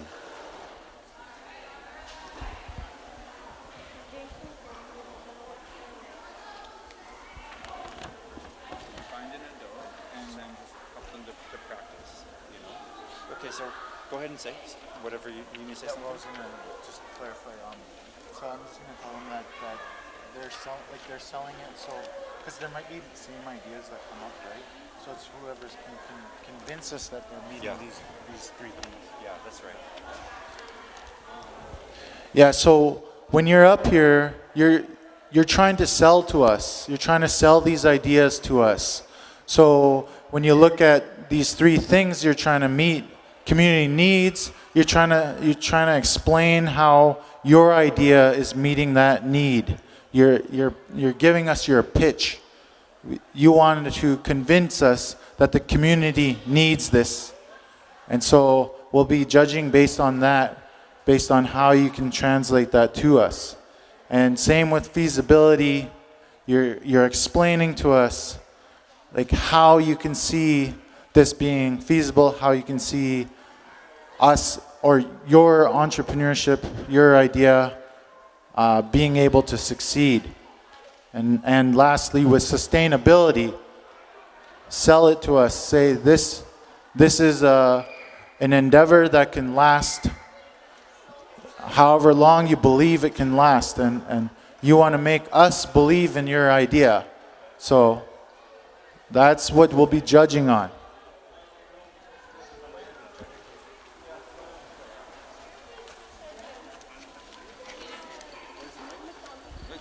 Okay, time's up, everybody. So we want you to line up.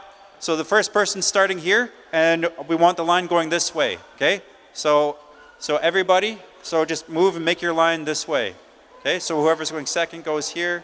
So you keep going, keep going. You stay there. Yeah, line up there. Keep going. Okay, come on, guys, keep going. Come on. Come on, guys. So Zach, Logan, everyone. So the line is going this way. Yep, everyone line up.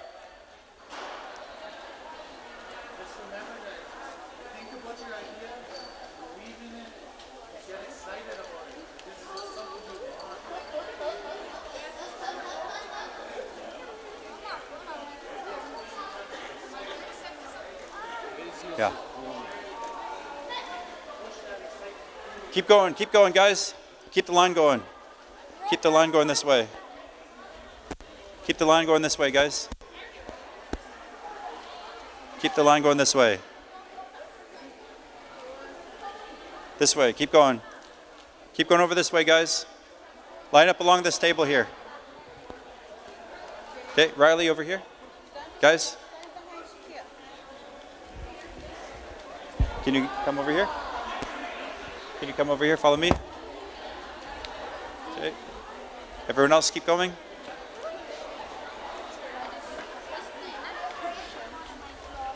Well, you got to go on the mic.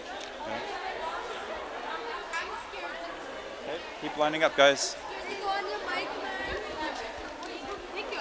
Everyone, keep lining up. If you could remember the business idea, if you could remember what your business is about.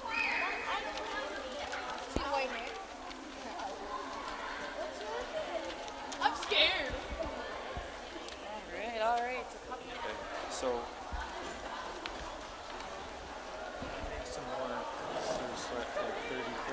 Yeah. We're ready. Okay, everybody, so we're ready to hear some business ideas. So remember, you have to be able to communicate your business idea. So you're being judged on your ability to communicate it. So we're not judging you based on what's on your paper. We're judging you based on what you say into the microphone. So everybody, do your best. Speak about the business idea from your heart, and yeah, we'll get started.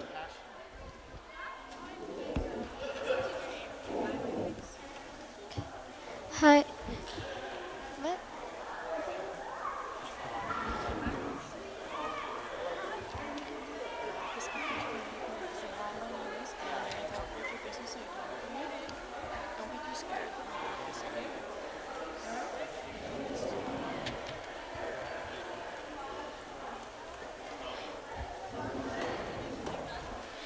Hi, my name is Emma. I'm 10 years old. What? Just speak a bit closer.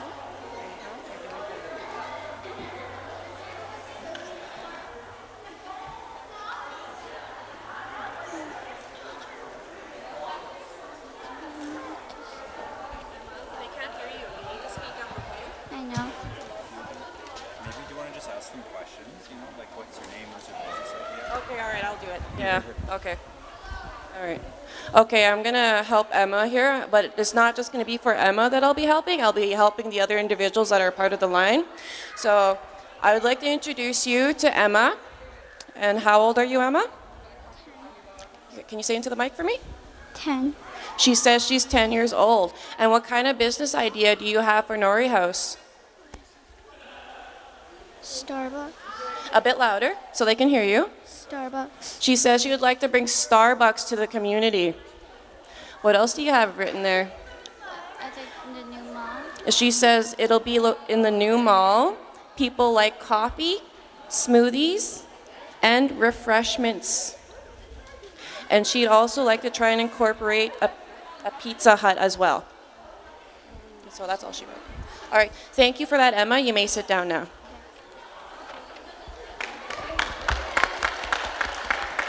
Round of applause for Emma, please. All right, next individual. Hi, I'm Joseph Jr. Muswagon, and thinking of a lemonade stand, $3 a cup, and mixing food with munchies, like Hockeys with noodles. Thank you for that. Oh, I'm scared. Okay. It's okay. It's okay. It's okay. Breathe. It is fine. You're okay. You got this. Hi, my name is Peter Woolsey. I am 12 years old, and I want to make a place called Sushi to Love, to bring the wonderful food from Japan to Norway House, to let the people of Norway House taste something new, and to be located next to the mall. Ooh, a sushi place. Oh, you did amazing. Absolutely amazing. Next individual. Okay, what is your name? My name is Tana Tart. What was that? My name is Tana. What? My name is Tana Clark. Tana? Okay. Tana Clark. And how old are you? Tana Tart. Tanis? Tanis? Tanis Clark, I'm sorry. How old are you, Tanis? 11. 11. I would like for you to read what's on your paper because you do have a good idea there. Okay. I will be a chief, and I want to open an art gallery and hire local artists. I will put it next to the multiplex. So Tanis is actually looking to be chief, and she wants to open an art gallery and hire local artists, and she will be placing this art gallery right next to the multiplex. Thank you for that, Tanis. Nope. Come on up, come on up. Next in line for the puppy den. Come on. Okay, now let's start off. What is your name? Caden. Pardon? Pardon? Caitlin. Caden? Okay, Caden. And then what is your business idea, Caden? Okay, I'm gonna step in for her. So she wrote down, I would start an aquarium or a zoo so our people can learn about the importance of fish and animal lives. Thank you, Caden. That is an amazing idea. Round of applause for Caden. That's okay. You're brave for that. You're absolutely brave. Okay, I'm not going to be helping everybody. Caden was absolutely shaking, so you're going to have to do your best to speak for yourself, okay? I think you can speak for yourself. Come on. Let's start with your name. Let's start with your name. They're judging, by the way, they're judging you for your communication as well. If you're not able to speak too well, you will be docked a couple of points. So let's try and get you to speak up a bit more, okay? So let's start off with your name. Kevin. You have to, into the mic. Kevin. Kevin. Kevin. He says his name is Kevin. Okay, now what's your business idea? I would start an arcade for the young people to have fun and get to meet new friends. Okay, so Kevin wrote down, and he did speak into the mic. Just gonna move that over there. He says that I would start an arcade for the young people to have fun and get to meet new friends. Thank you, Kevin. Round of applause for Kevin.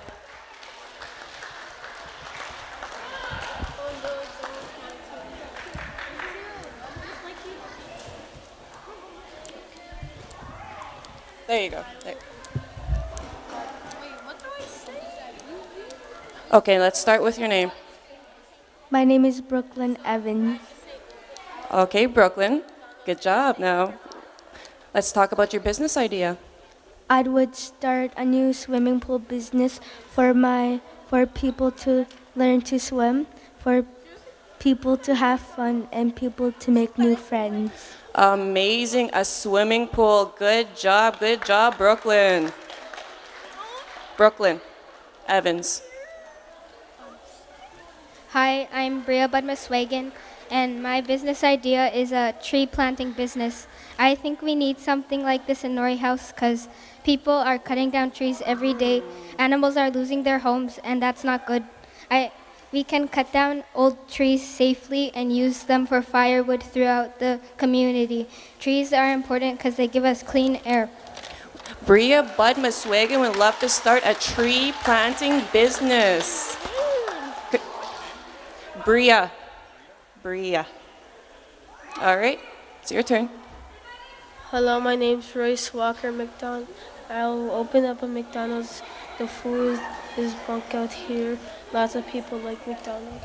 Okay, let me see. Okay, this is Royce Walker, and he would like to open up a McDonald's. The food is... Okay. A lot of people like McDonald's, so he would love to open up a McDonald's. There you go, Royce. Good job. I speak. Yep, it's your turn. Hi, my name is Jerome Keeper. And my best idea is to open up a trampoline park to keep the kids busy with outdoor stuff. Can you say your name into the mic, please? Jerome Keeper. Gerald? Jerome. Keeper would love to open up a flying squirrel for the community of Norway House. Give a round of applause for Jerome.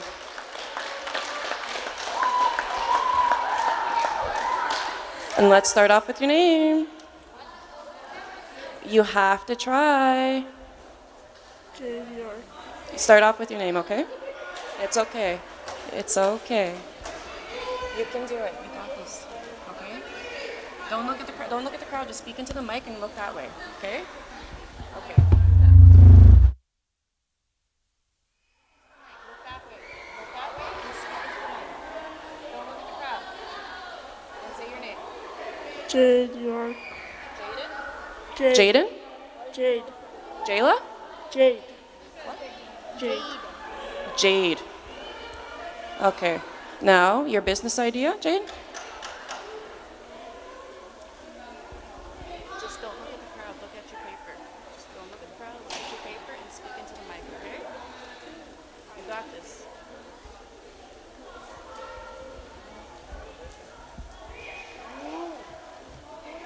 If you want... Jade, look at me. Pretend you're just talking to me. And now, what kind of business idea do you have? Look at me and pretend you're talking to me, okay? Let's just pretend it's just you and me, okay? Jade, what kind of business do you want? Okay, Jade's quite shy, so I'll speak for him. So he wrote down auto mechanic and own your own garage. He would like to fix cars for people so they don't have to leave Norway House, hire mechanics so more cars can be fixed. My dad is a mechanic and I want to follow in his footsteps. Beautiful, Jade. That's a beautiful business idea and a beautiful goal. What we might do to keep it moving Yeah. is...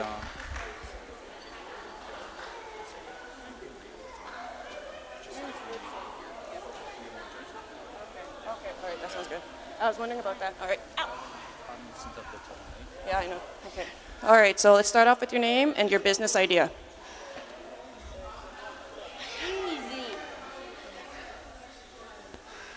Okay, I'll do it for you. Easy. All right. So we have John Muswagan, 9 years old. He would love to open up a cupcake shop full of appliances. And then appliances. Oh, He would like to have appliances. There would be stoves, cupcake holders. He'd be using wholesome ingredients. He'd be hiring workers. He'd be selling from the store, and make sure not to overload by not taking too many orders. So he has got a really sustainable business idea here. Good job, John. Round of applause for John. Okay, let's start off with your name. You gotta speak into the mic. My name is Nikki, and I'm 11 years old, and I would like to make a free hotel with a free restaurant because people have money problems and don't have enough money to feed their family members or kids. And when people say angel shot, then point to the person. I'll escort them out because they might be hurt, like that means that they're hurting them. And I'll make a daycare in the hotel too, and a clinic. A free hotel with a free restaurant. Good job. What's your name again? Nikki Wilson. Nikki Wilson. Good job. Let's start off with your name and then with your business idea. My name is Dalton Cameron. I want to start a new You're a job. bit muffled there. I want to start a new drop-in center in our house right in Rossville. The things in drop-in will be pool games, TV, air hockey, and a hockey game, and sports like soccer. And I'm going to hire the best workers in our house. And that new drop-in will be beside the multiplex. And I like beans. Thank you, Dalton. He would like to create a new drop-in center for Norway House. Let's start with your name.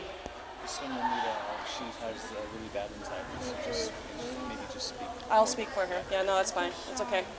No, I can speak for you. It's okay. It's okay. All right. So, all right. Her name is Shakia, and she would like to start a clothing business. She would love to give sewing lessons and hire those within the community, and she would like to make sure the prices are absolutely affordable. No more Walmart, no more traveling, and she even has a name brand here. Good job, Shakia. Okay.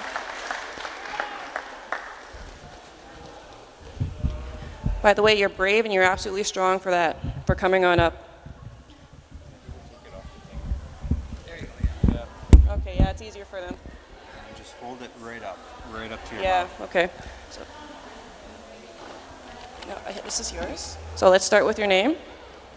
Hi, I'm Minister Jaden. Put it up to your mouth. Put it up right up to your mouth. Right up to your mouth, yeah. Okay, now, here you go. Your name and your business idea. My business is McDonald's. You got it. Can you do it? Can you do it? Okay. That's okay.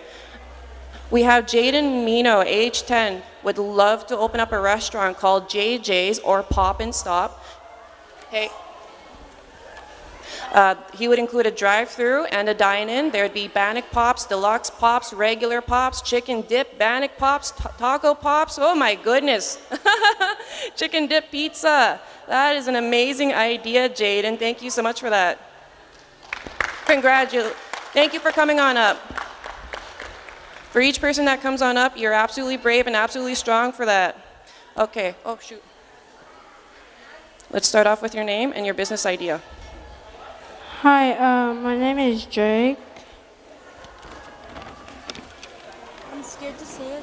You're scared? Okay, I'm going to speak for Drake because he says he's scared to say it. He would like to open up a skate park and rec center. There will be a skate park area, a water splash area, and a park to ride bikes with wheelies and ramps. He'd also include a canteen, arcade, and he would like to sell clothes at the same time. Good job, Drake. Oh, I'll take that. I'll take that. All right, let's start off with your name. I'm Halo. Okay, what was your name again? Huh? Okay. Here. Just hold on to that for me. We have Haley, and he would like to open up a canteen that would sell drinks, freezies, chips, candy, burgers, and fries. He would hire a cook with a kitchen. To have a canteen is because everyone likes to eat. Food is life. Thank you for coming on up and sharing your business idea. Yep. Oh, man. Start off with your name and your business idea. All right. All right, all right. Okay. I'm going to open a local bakery and an internet cafe. I'll be selling homemade bread, buns, cinnamon rolls, muffins, cakes, cookies, dessert, and coffee and tea, espressos, latte, and cappuccinos. Because as there's a lot of people in the community selling bakery, and you'd only see that in Facebook posts as they share it around. So why not have a building that sells all what they do? Thank you, Jared. He would love to open up a local bakery with an internet cafe.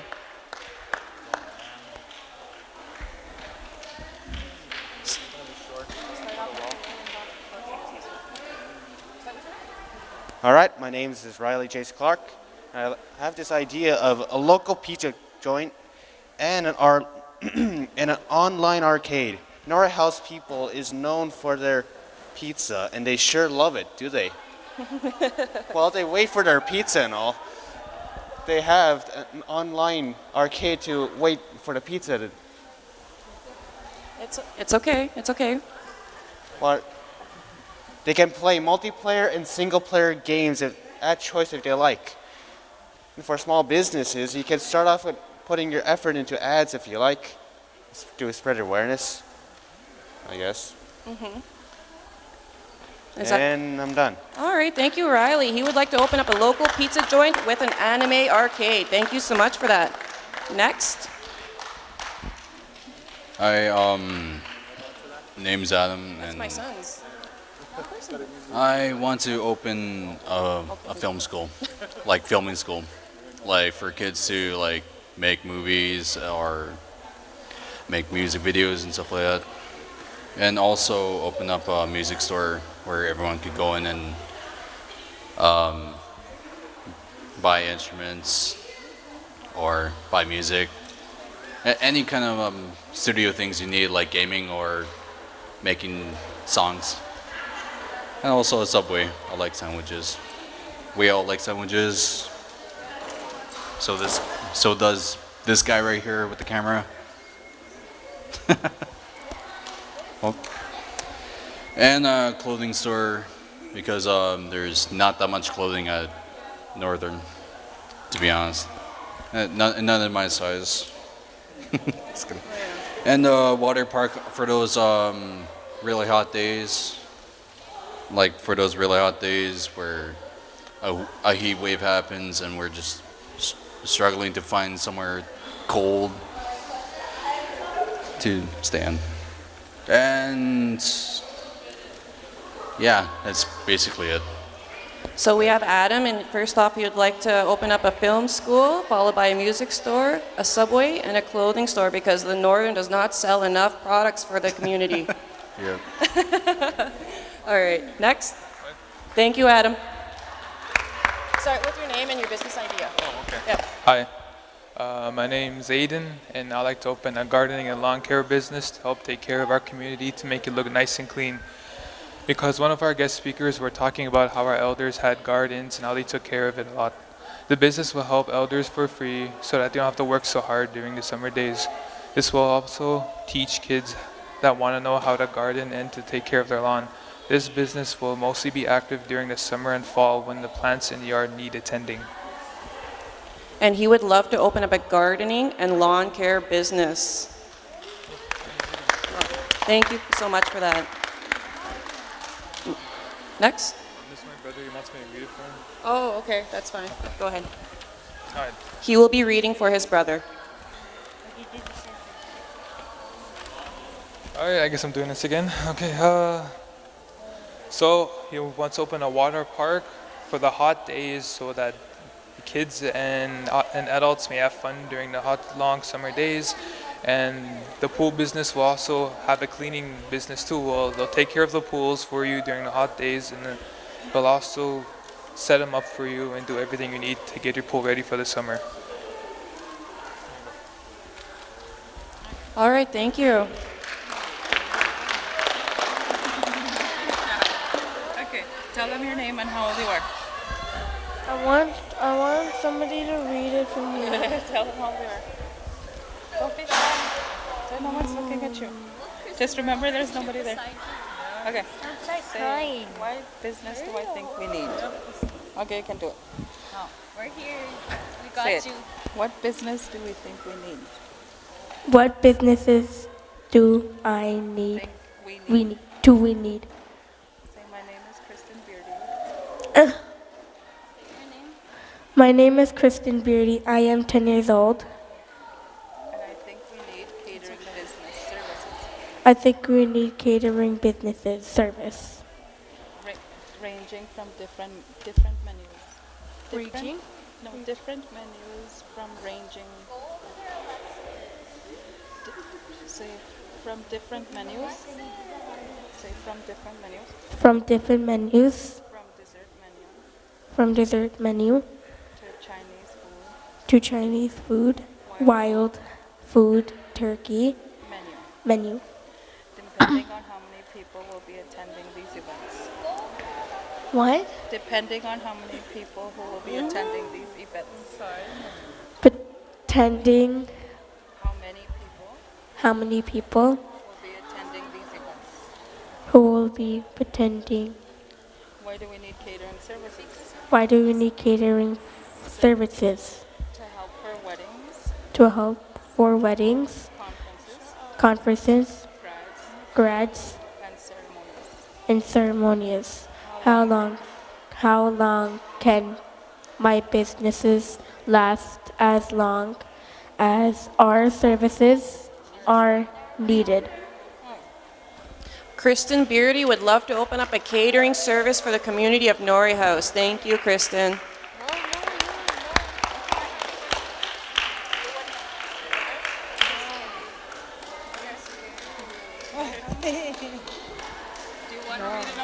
I can read it out for him, I don't mind. All right. Oh.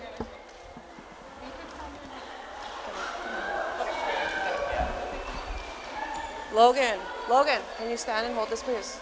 I'm speaking for him. So we have Isaac, and Isaac would love to open up a laundromat and bowling lanes. Small loads, large loads with multiple washers and dryers, free Wi-Fi services, the bowling alley for the family. There will be a bowling alley for the family while waiting on laundry. They will serve snacks, Slurpees, and popcorn. Where do I want it? In the middle of our community. How long can our business last? It will last as long as the services is needed. Good job, Isaac.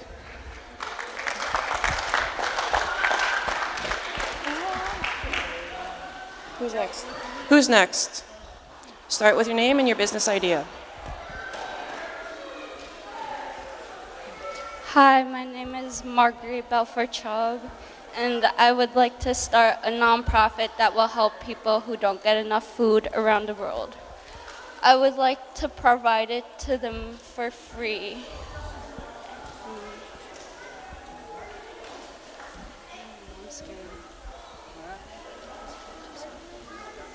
Okay, what's your name? Pardon? What's your name? Marguerite. Marguerite says, I want to start a nonprofit that will help people who don't get enough food. I want to provide it to them for free. Good job, Marguerite. Here you go. Next in line. You start with your name and then your business idea. My name is Elaine McKay. Taxi businesses need a ride to the stores. What's your name again? Elaine McKay. Elaine would like to start a taxi service. Thank you, Elaine.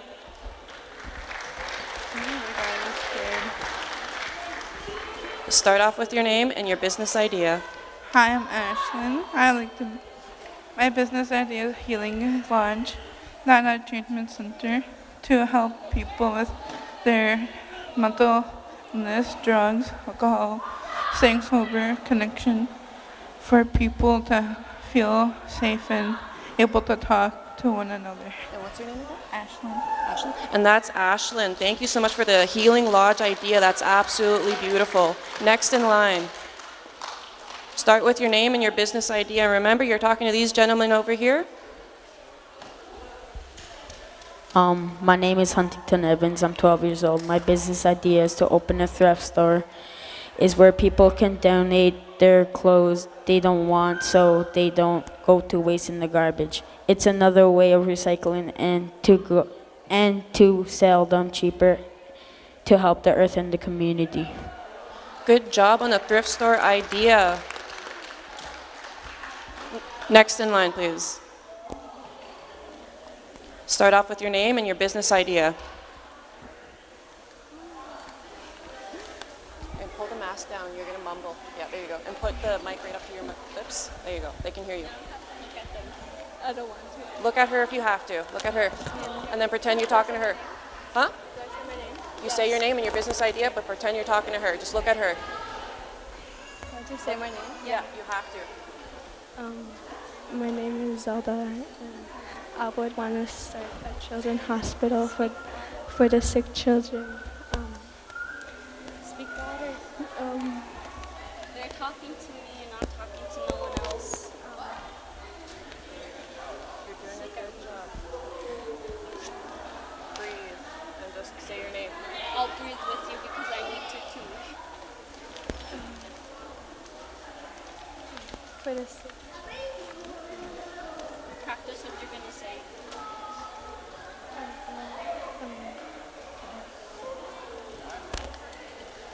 Did you want me to speak for you?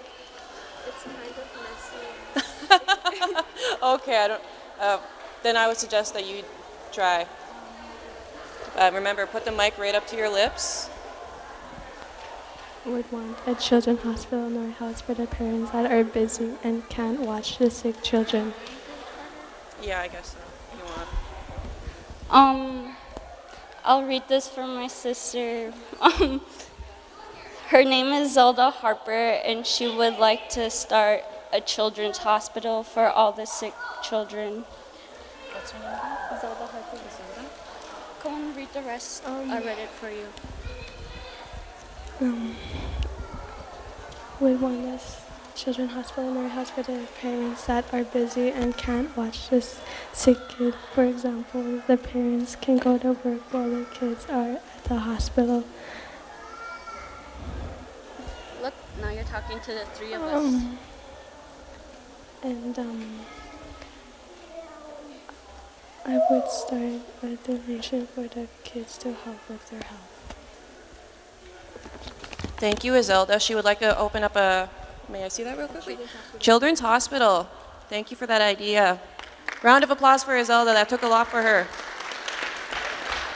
Next in line, and I believe this is our last business idea being pitched to the puppy den. Yeah, my name is Robert McKay. Can you pull it down? Your muffler? All right. And my business idea is an animal vet shelter. There's a lot of stray sick dogs in this community. This can show and also teach our youth children that animals are just as important to this world just as humans are. This can be a nice, warm, safe place for our dogs, cats to rest and have a healthy meal and water. We can have happy, healthy animals. This business can be passed on from generation to generation.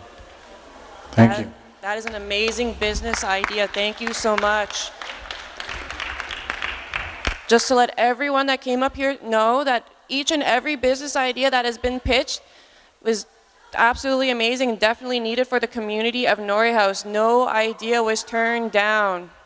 So now the judges will be deliberating as to who will be placed first, second, third, and fourth. And good luck to all those that took part in our puppy den.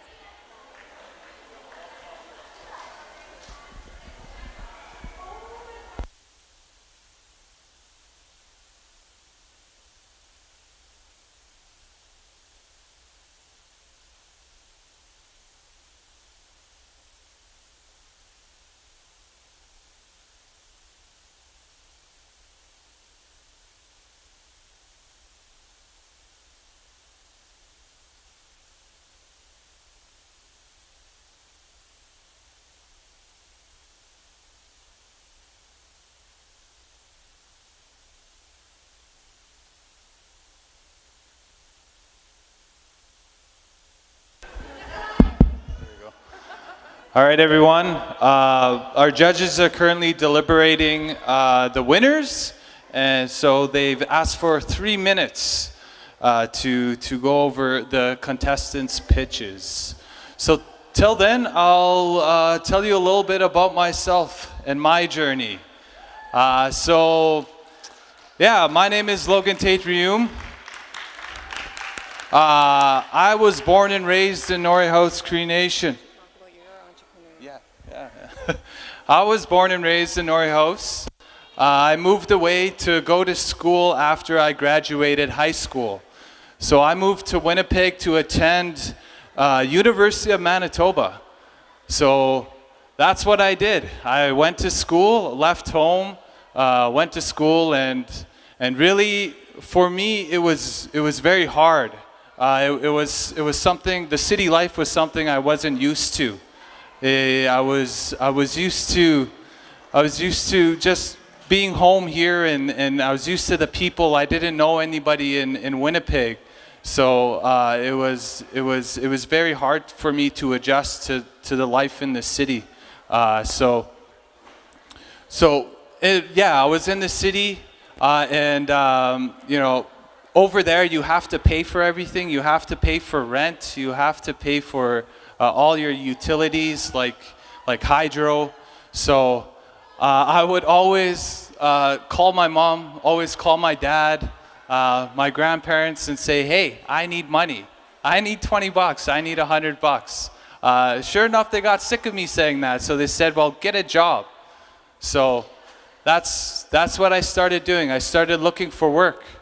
And I came across an opportunity while I was just at school, and they had a career fair, and I went over there and I checked it out, and one of them was a booth that said, start your own business, become an owner and operator for Student Works Painting. So I went over there, I talked to the guy, and he told me to fill out an application form, and that's what I did.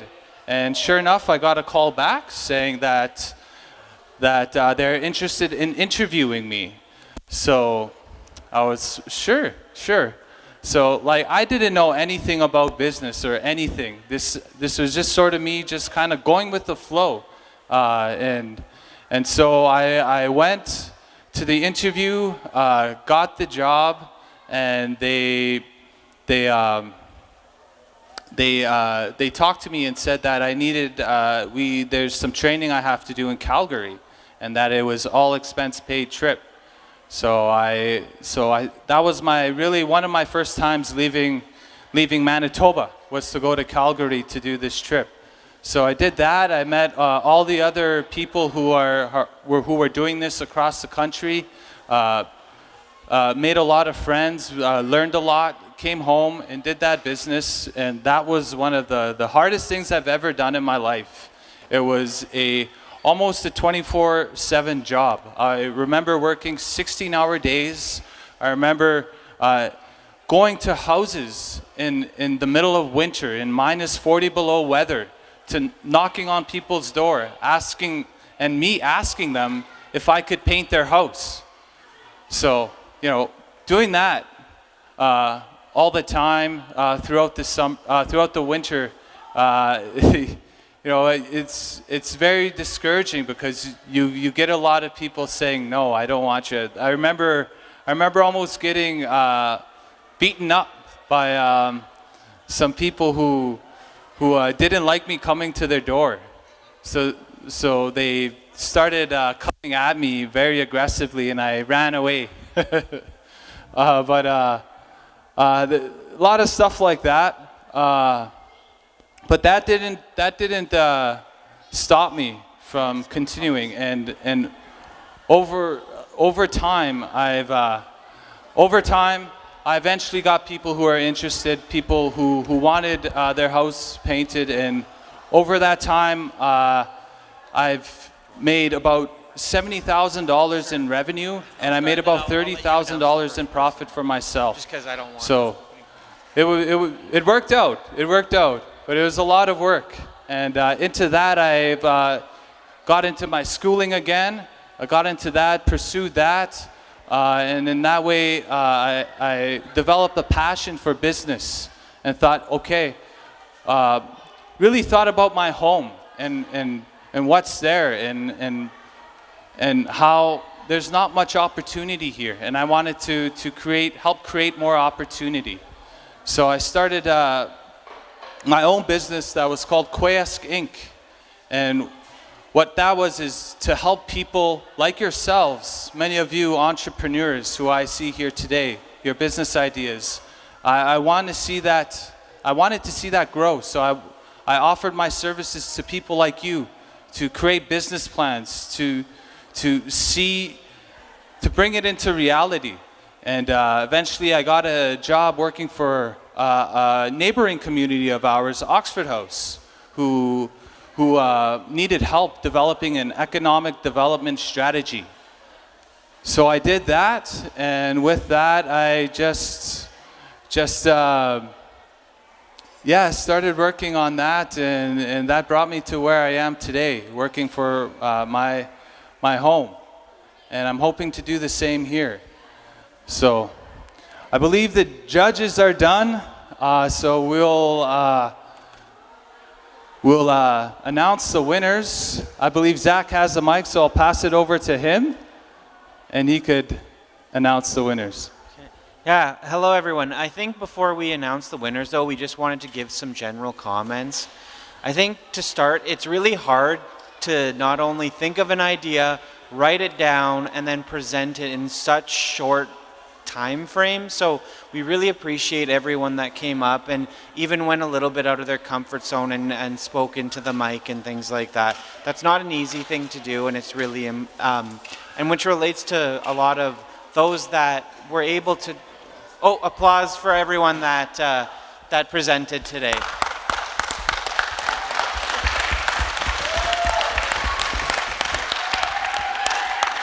Yeah, so we just wanted to share one thing is that going up to the mic and communicating your idea was a big part of our score, so we just wanted to let people know that.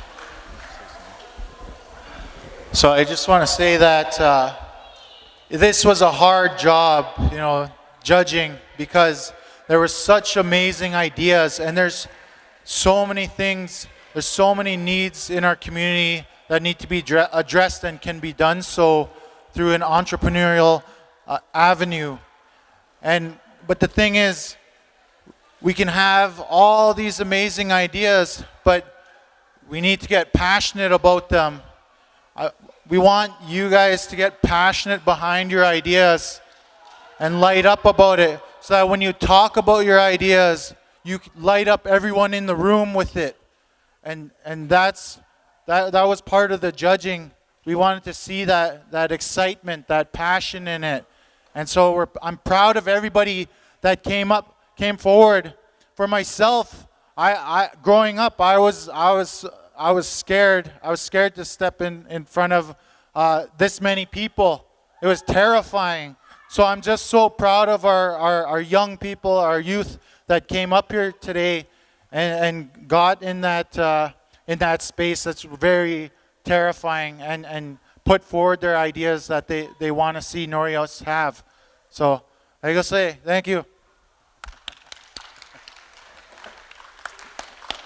Yeah, and thanks so much. I just want to echo the other judges. I don't want us to get hung up on the prizes. Each and every one of you did a good job. You wrote down your paper, you got lined up. We were blown away with how many of you did that, and you stepped up to the mic. And it doesn't matter, anything beyond that doesn't matter. As far as we're concerned, all of you who grabbed your papers and came up, you've already won. And that's the most important thing. So thanks so much for each and every one of you who did that. Applause to yourselves. And even if you don't win today, this isn't the end, You're still growing, you're still learning, and there'll be other opportunities, to win in life. Okay, with that, I know that we have some food ready, so we're going to announce our winners really quick. So the first one, drum roll. Okay, Rob.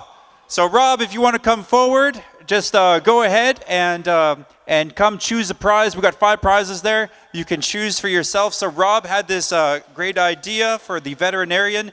So, 10 out of 10 in terms of meeting a community need with the veterinarian, and the feasibility and sustainability got 10s out of 10 all across. So give them a hand, everybody.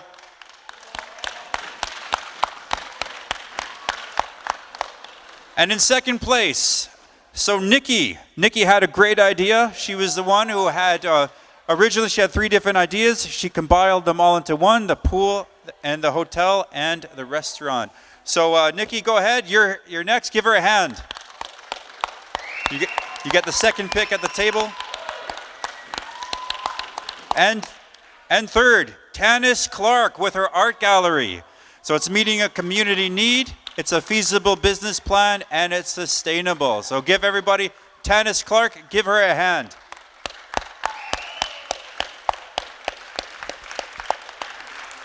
Fourth and fifth were really close to each other. They both had some good ideas, and they articulated them about equally well. So, but fourth, we're going to give to Riley Clark. Riley Clark. It's very innovative, the pizza and arcade idea. Very innovative idea. So go to the table. You get the next choice. Scored lower on the community need, but it's feasible and sustainable. So good job, well done. And last but not least, so Peter, who also came out, was a great rapper last night. Peter's idea was the sushi idea. So articulated well. We heard your idea. We heard what you were saying, and yeah, opening up a sushi is a community need. It's feasible and it's sustainable. So, okay, we have another prize for you. I think it's an AirPod somewhere. So anyway, so we'll get you set up. All right, with that, give every participant a hand. We're going to connect Peter with his prize. Okay, and with that, we're going to ask Eileen Apatagan. She's going to come forward, and she... Elder Grant. Sorry? Elder Grant. Go ahead. You go ahead. Okay, actually, we will be inviting Elder Grant Queskekapok to come up and bless the food and give a prayer as well.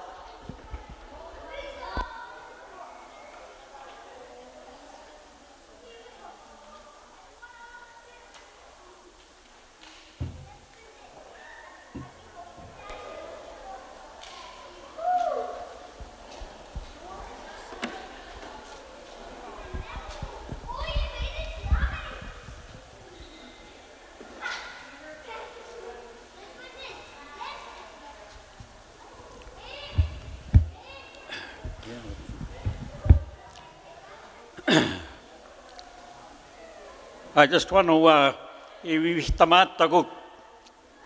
tell you that this conference, in my evaluation, has been life-giving. Life-giving for many reasons. Ito na matsi skagwan. There's a lot of hope. Mistahinaaspitistogon pag-usenumin for our community of Norway House. And my hope and prayer is that we continue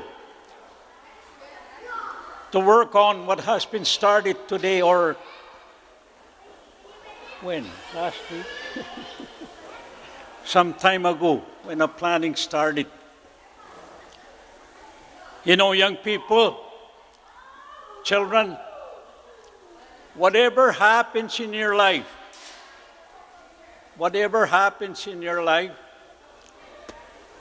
never give up hope. Gawin na pag-ichik, do not quit. About 15 years ago,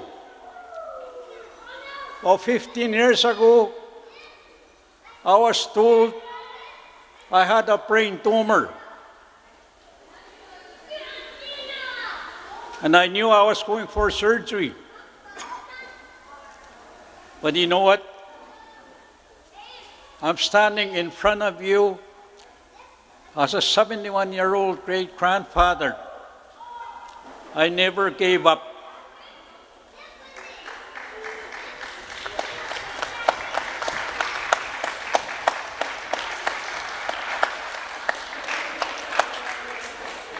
Ihtamatog, I tell you this personal story.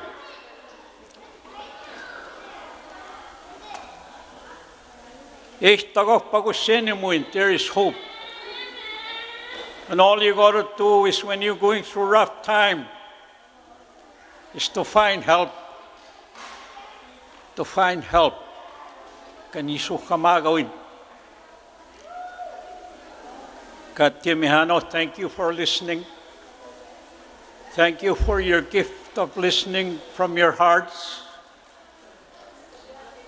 Katimihano, bless the food that we're about to receive. Loving God, we binascomitnan. We give you thanks for the many blessings that we have seen today, last couple of days. We are very happy that we're able to gather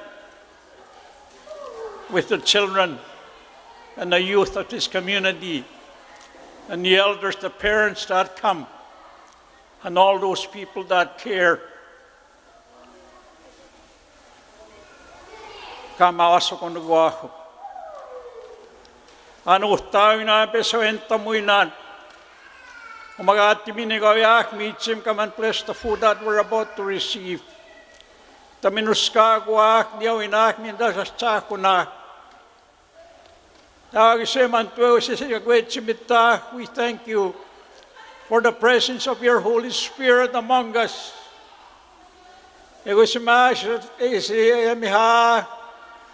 May the grace of the Lord Jesus Christ and the love of God and the fellowship of the Holy Spirit be with us now and forever. Amen.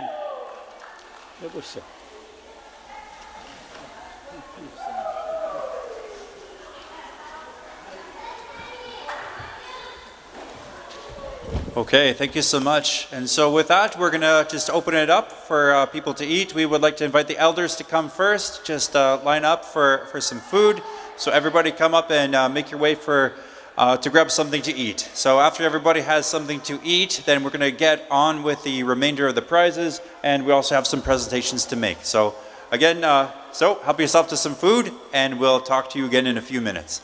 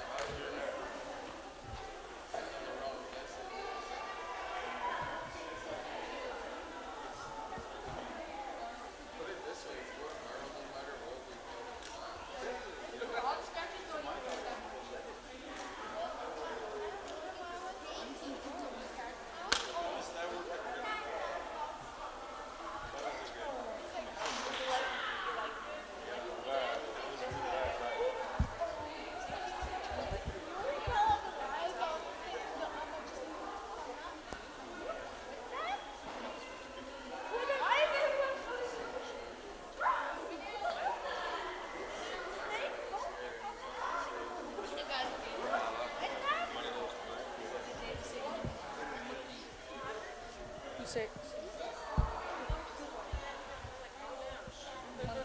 Say. No, you say it. you say monkey. I dare to. Just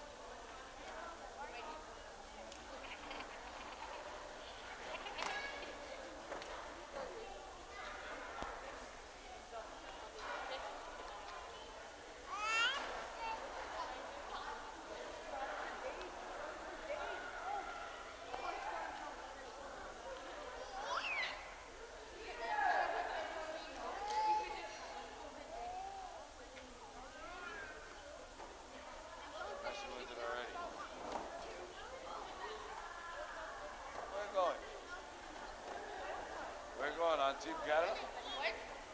You on Team Canada? On the Canada girls team?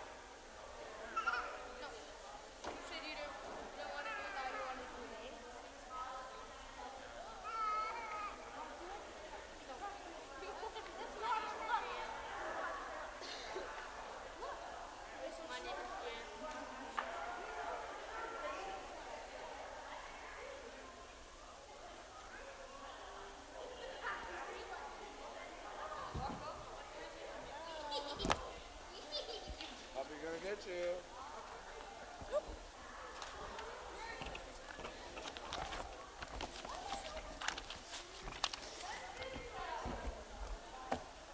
Alrighty. I should put those away. There we go. Oh, hi, Kayla. How you doing? Oh, thank you for coming to the conference.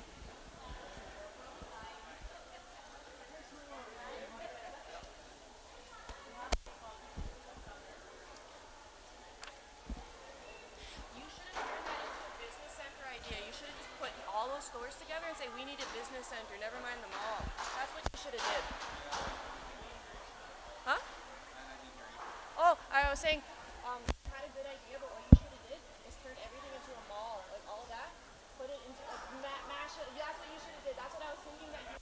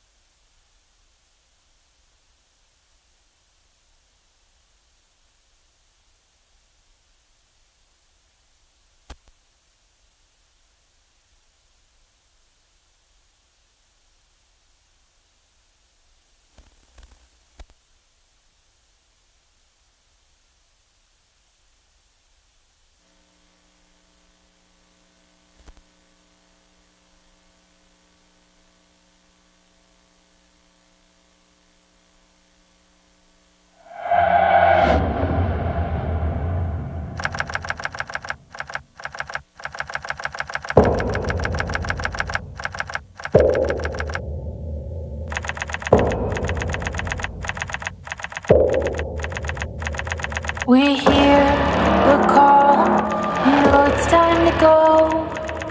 Human machines, automatic souls. We run, and when everybody runs out, we stand up, won't back down. We're on the front lines.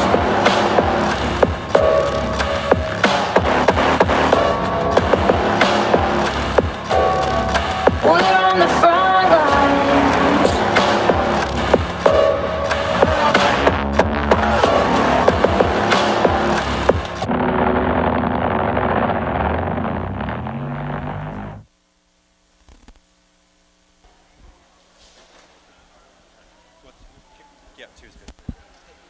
Check, check. Okay, thank you so much, everybody. So that was an announcement video from Strengthen the Circle. So we want to invite everybody to come back. We're picking it up. We have some of our major prizes that we are going to be giving out. But before we do that, we just want to circle back and give some thank yous. There were a lot of people that came together in order to make this conference the amazing conference that it was. So it's really important for us to say thank you and to acknowledge all of those people who really went above and beyond, in order to give us all a good experience. So we have a list of people, and so we're going to just mention that shortly. Should we start with them?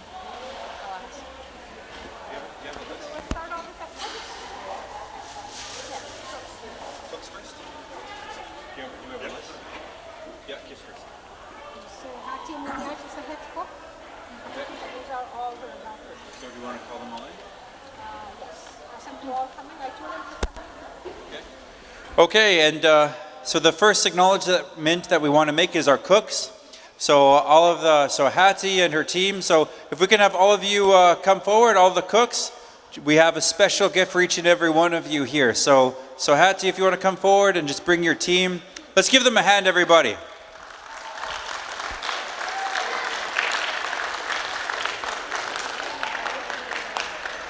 Yeah, so as you guys are coming forward and making your way to the stage, we just want to really appreciate all the hard work that you guys put in. You guys started early in the morning. You were working hard. You bought a lot of food, and when it came time to eat, it was fantastic. Everything was ready, and we really loved it, right? Absolutely. Okay, so Hattie, I guess we'll start with Hattie first. You want to say a few words? Does she want to say a few words? Oh, do you want to say a few words? No. Nope. Do you want to say some words? So on behalf of Norway's Cree Nation and from the youth of the community, we want to say thank you for the hard work and everything you do for the community. We see the love and the care that you have for your community. So we thank you, all of you, for your team, for the ladies, for coming together all the time for our community. We acknowledge it, and we thank you so much for your love for everyone. Thank you so much, Hattie. Thank you so much, ladies. And this one's for her. Thank you. Yes. What is it? Here.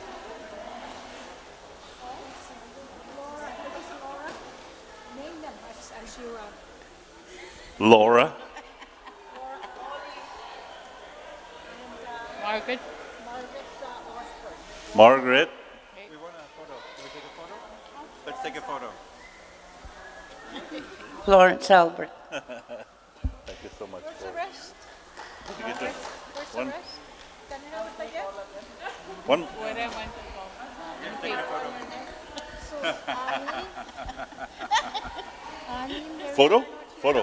Picture. They're not here. Winnipeg, Annie, and Amelia. Smile for the picture.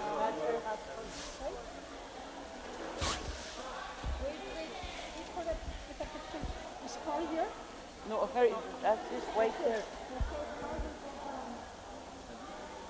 They put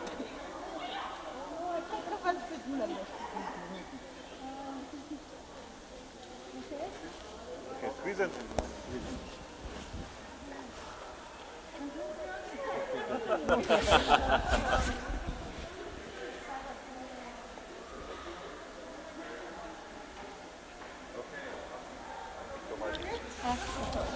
Put your hands together for our cooks tonight. Okay. Bonnie next, right? Bonnie next.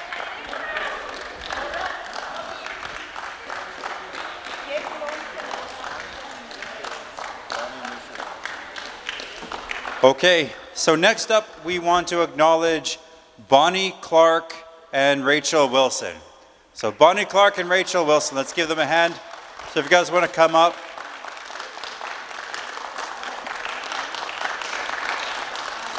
So these were two ladies that were here early in the morning. They were helping us with registration, but also they're helping to organize all of these draws. So we have over $10,000 worth of prizes that we had to distribute over the weekend. That took a lot of work, a lot of coordination in order to make it fair and an equal process for everyone. And they put a lot of work into that. So we want to give them these bags to acknowledge them for all of their hard work. Thank you so much. Thank you so much, Rachel. Yeah. Thank you. Yep.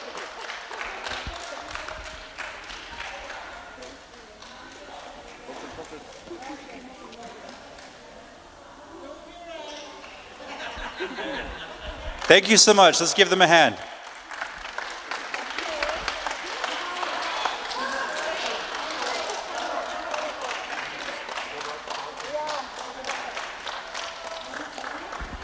Okay, so the next group of people that we want to acknowledge are our MCs. So we had two MCs that worked together. The first is Melanie Halcrow. Give her a hand, everybody. So this was Melanie Halcrow's very first chance at being an MC, very first opportunity, and she did a fantastic job. So thank you, Melanie.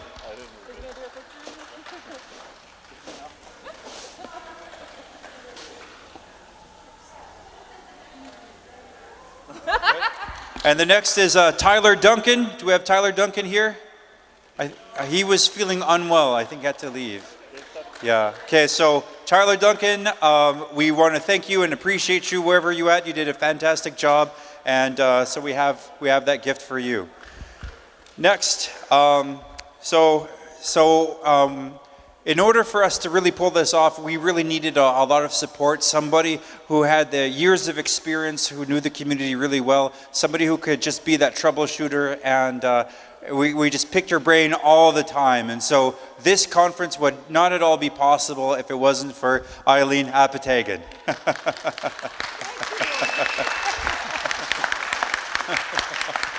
So I can't tell you how much our team appreciates you, Eileen, and how much you've given for us. So thank you so much.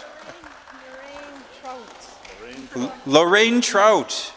The next is Lorraine Trout. Do we have Lorraine Trout? Give her a hand. Thank you so much, Lorraine. Another person who's been working incredibly hard. So we just want to appreciate you and thank you for all the work that you've done.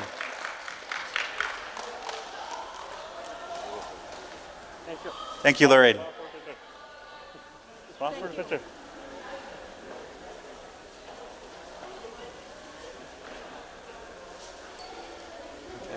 This is for Trevor. Oh. Another person who's been working really hard behind the scenes is Trevor Thomas. So we want to invite Trevor Thomas to come forward. You know, you might not see him in front of the stage, but you know, he's one of the best dressed men behind the stage. Trevor Thomas, thank you so much for all of your hard work, coordinating, making sure that our guests are taken care of. Thanks so much. And picture. Closer. Right on, Trevor. Best dressed photo right there. This is for Melanie. Melanie Halcrow? Okay. So again, just as a special thanks, not only for her work as MC, but also for all of the hard work that she's put into the conference to make it what it was as presenter. and putting the two presentations she put together. We want to acknowledge her for all of that hard work. So again, we want to thank Melanie Halcrow. Thank you so much. Yeah.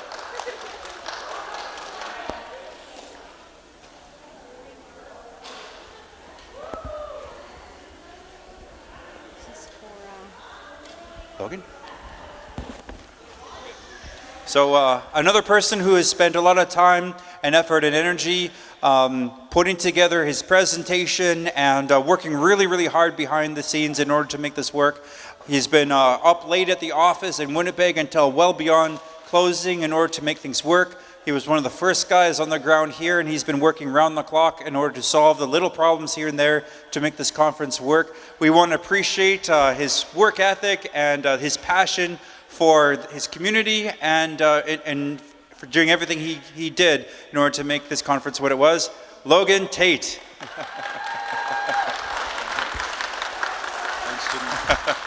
Thanks so much, Logan.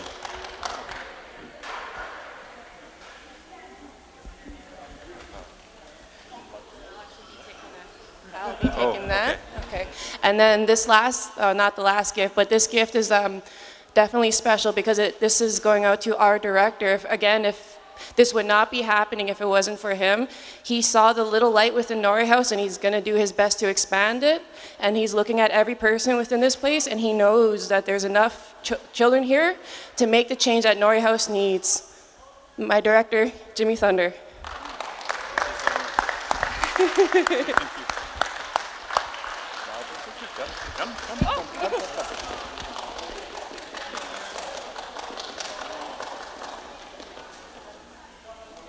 Thanks, guys. Should I take it out? Okay.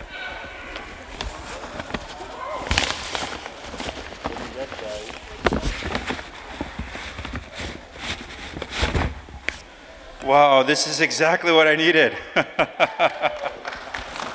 Wow. Look at that. You as well. That's perfect. Perfect for wearing around the office, hey? Okay.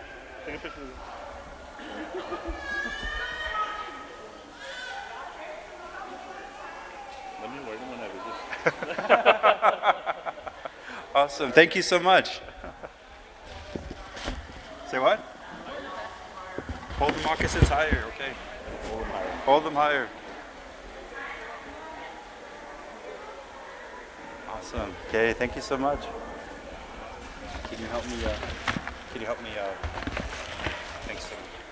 Okay. The next person that we'd like to honor is Grant. So if Grant, make it Keska Capo. So Grant, give him a hand, everybody. I want to thank you so much for your leadership. Thank you for your spiritual guidance and just for opening us up in a good way each day.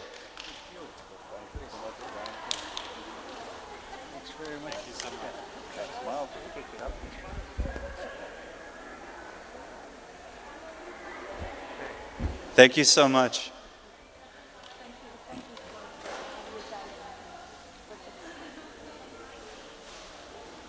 Yeah, we just want to honor you for your work here and and also for out the community.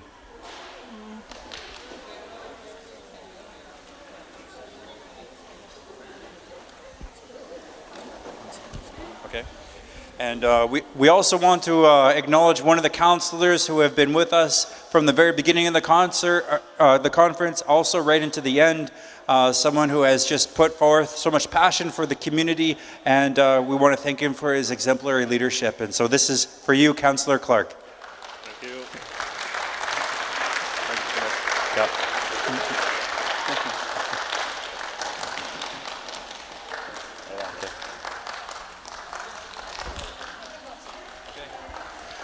All right, well that concludes all of our thank yous. We also want to just contribute, to each and every person who's been working really hard. We want to thank the Strength in the Circle staff And we want to thank Austin Apategan and his team. We just want to, every single person who's come out and who's made this conference what it was. Everyone was working hard, and we can give out gifts all night, you know, to thank each and every person. But to each person who's here and who contributed in any small way, we thank you, we honor you, and we appreciate you. So let's give a hand for them as well.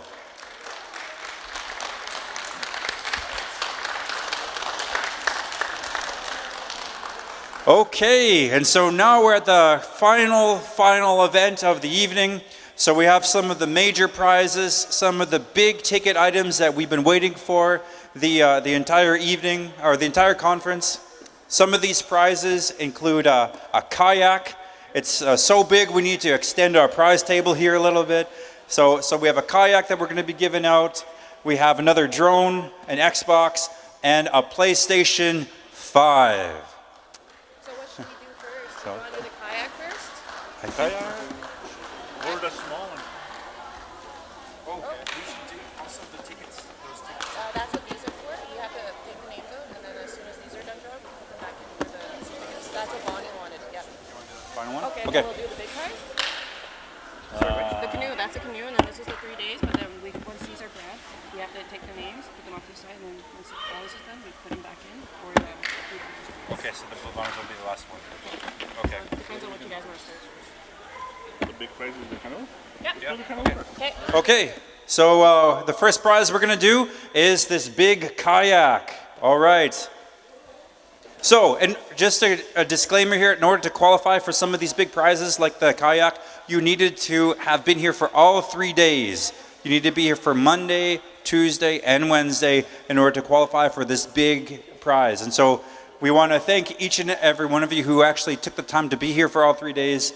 And yeah, with that being the case, here's the winner of our kayak. Jordan Evans. Jordan Evans. All right. So you can't both be Jordan Evans. Which one of you is Jordan Evans? Oh, he left? Oh, he has to be here. He has to be here. Sorry. Yep. It's all about, the whole thing about the prize is honoring people who showed for all 3 days. Okay, next one. Tisha Clark. Oh, she left as well. Oh. Oh. Next one is Ashlyn Clark. Ashlyn Clark. All right, give her a hand, everybody. So thanks so much for coming for all 3 days. You were here for Monday, Tuesday, Wednesday, and you're here this evening. So there you are. Good luck carrying it out.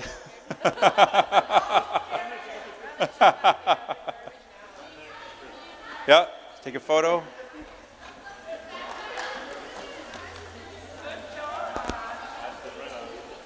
Awesome. Give her a hand again, everybody.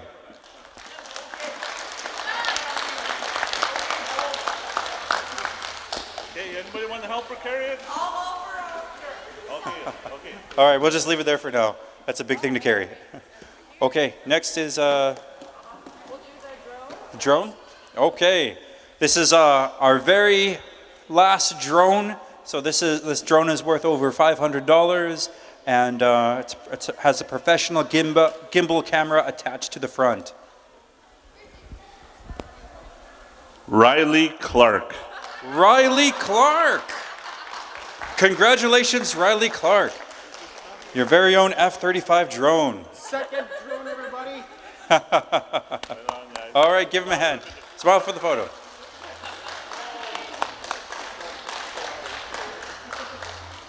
Awesome.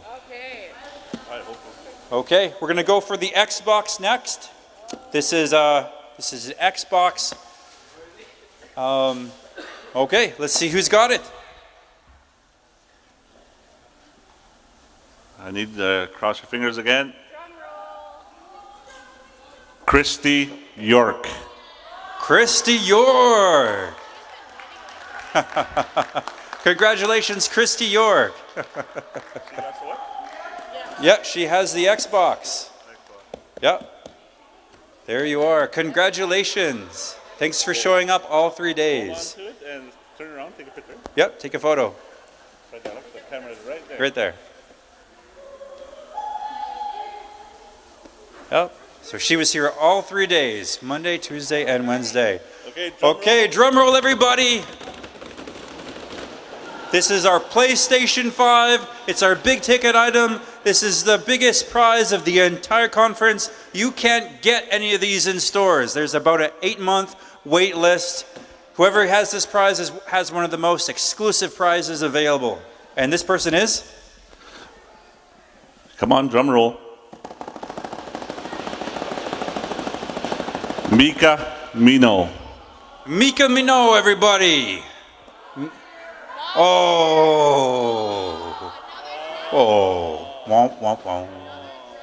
Can you imagine what it must feel like to be Mika Mino right now? Please don't tell them. Drum roll. Drum roll, everybody.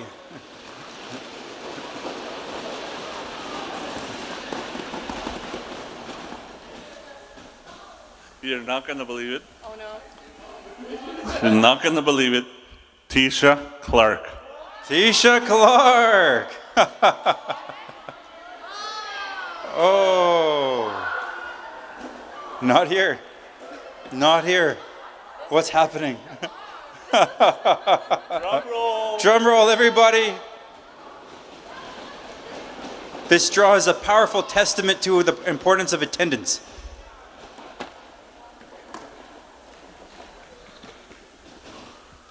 Keely Clark. Kylie Clark, everybody. She made it. Kylie Clark? I think so. Kylie Clark. Kylie Clark. Kylie Clark. Ladies and gentlemen, give her a hand. Congratulations. You won the big ticket item. Yep. Yep. Take a picture.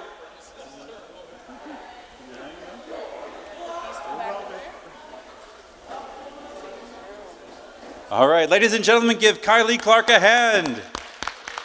She was here the entire conference, Monday, Tuesday, Wednesday, and these are the kinds of things that pay off for being present.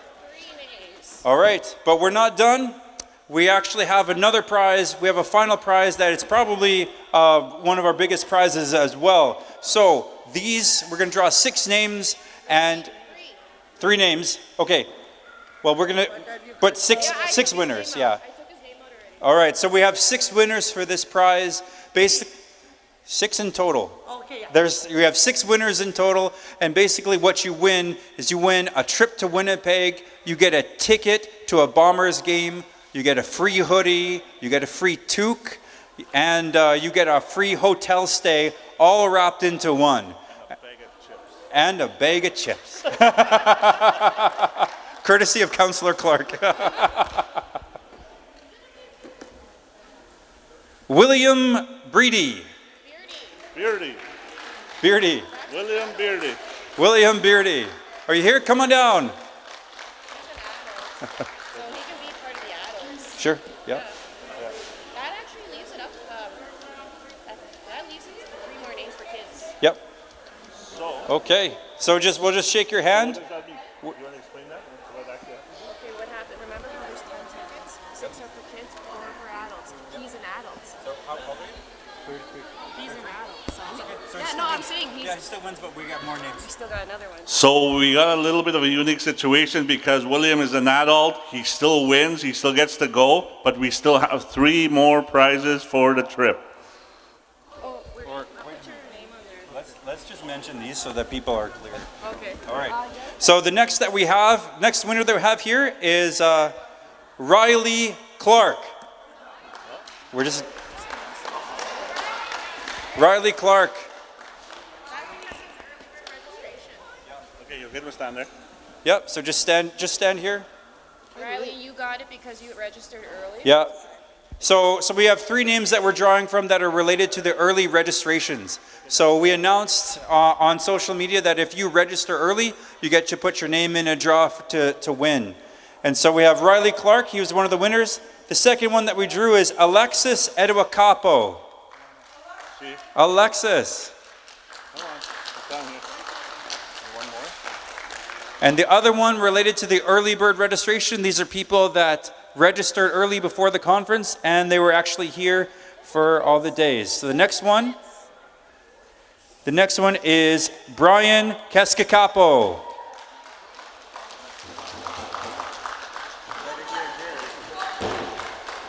All right.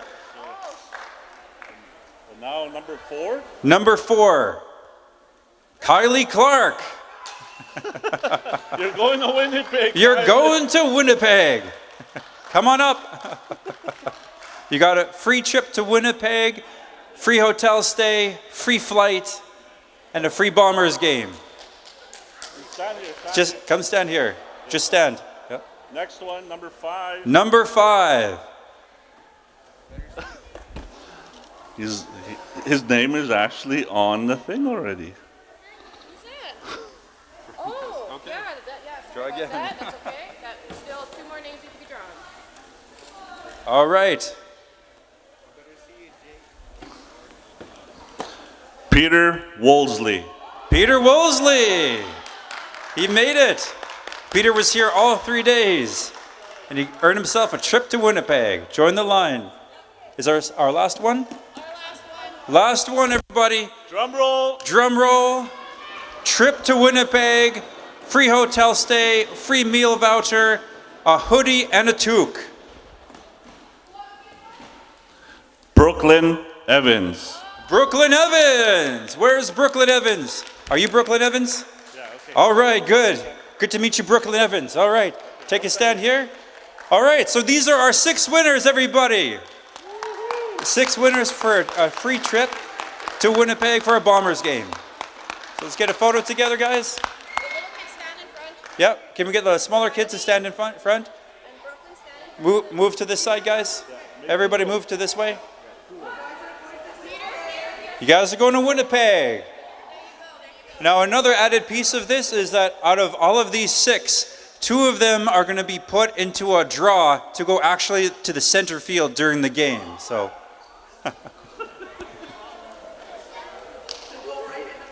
You getting a plane? Just kidding.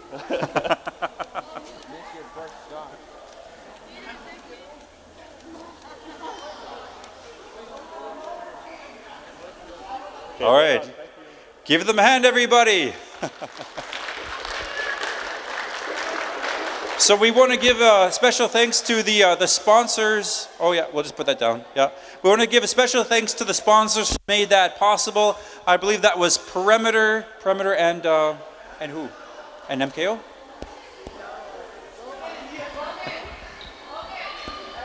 So again, I just want to reiterate that out of all those winners, 2 of them are going to get a special chance to put their name in a draw to go to center field during the game. So it's a once in a lifetime experience. So with this prize, we want to give a special shout out to Perimeter Airlines, who is completely funding that prize, as well as MKO. So let's give Perimeter Airlines and MKO a hand.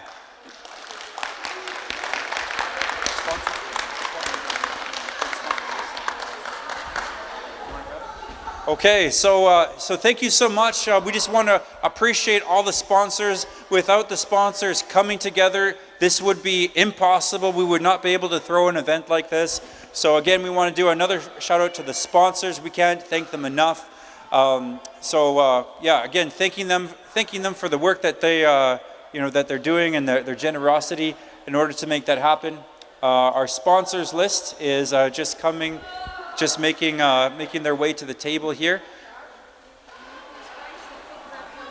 Oh, do you want to think? Okay.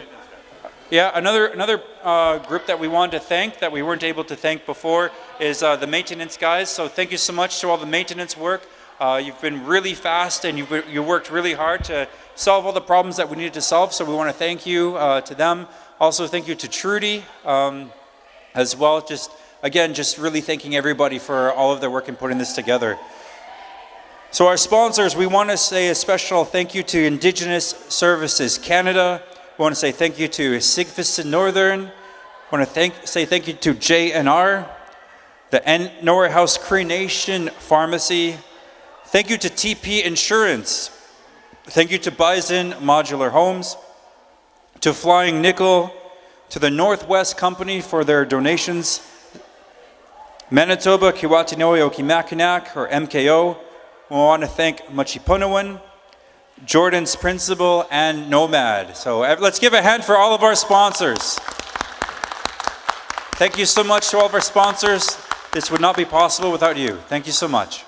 And so for concluding comments, we want to turn the mic over to Councillor Clark.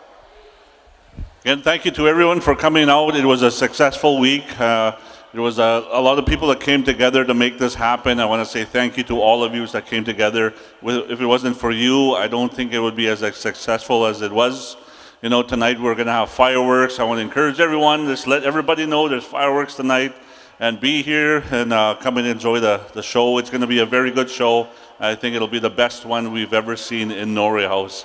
So again, I want to say thank you. Thank you to our elders for praying for our young people, for watching over them, for the security staff for doing their best to coming together and watching over our young people out throughout this weekend. It was a success, and I want to say thank you to everyone that came together, and to the parents especially for sending your children this way, waking them up and bringing them this way and making a way for them to be here. Thank you so much. God bless you.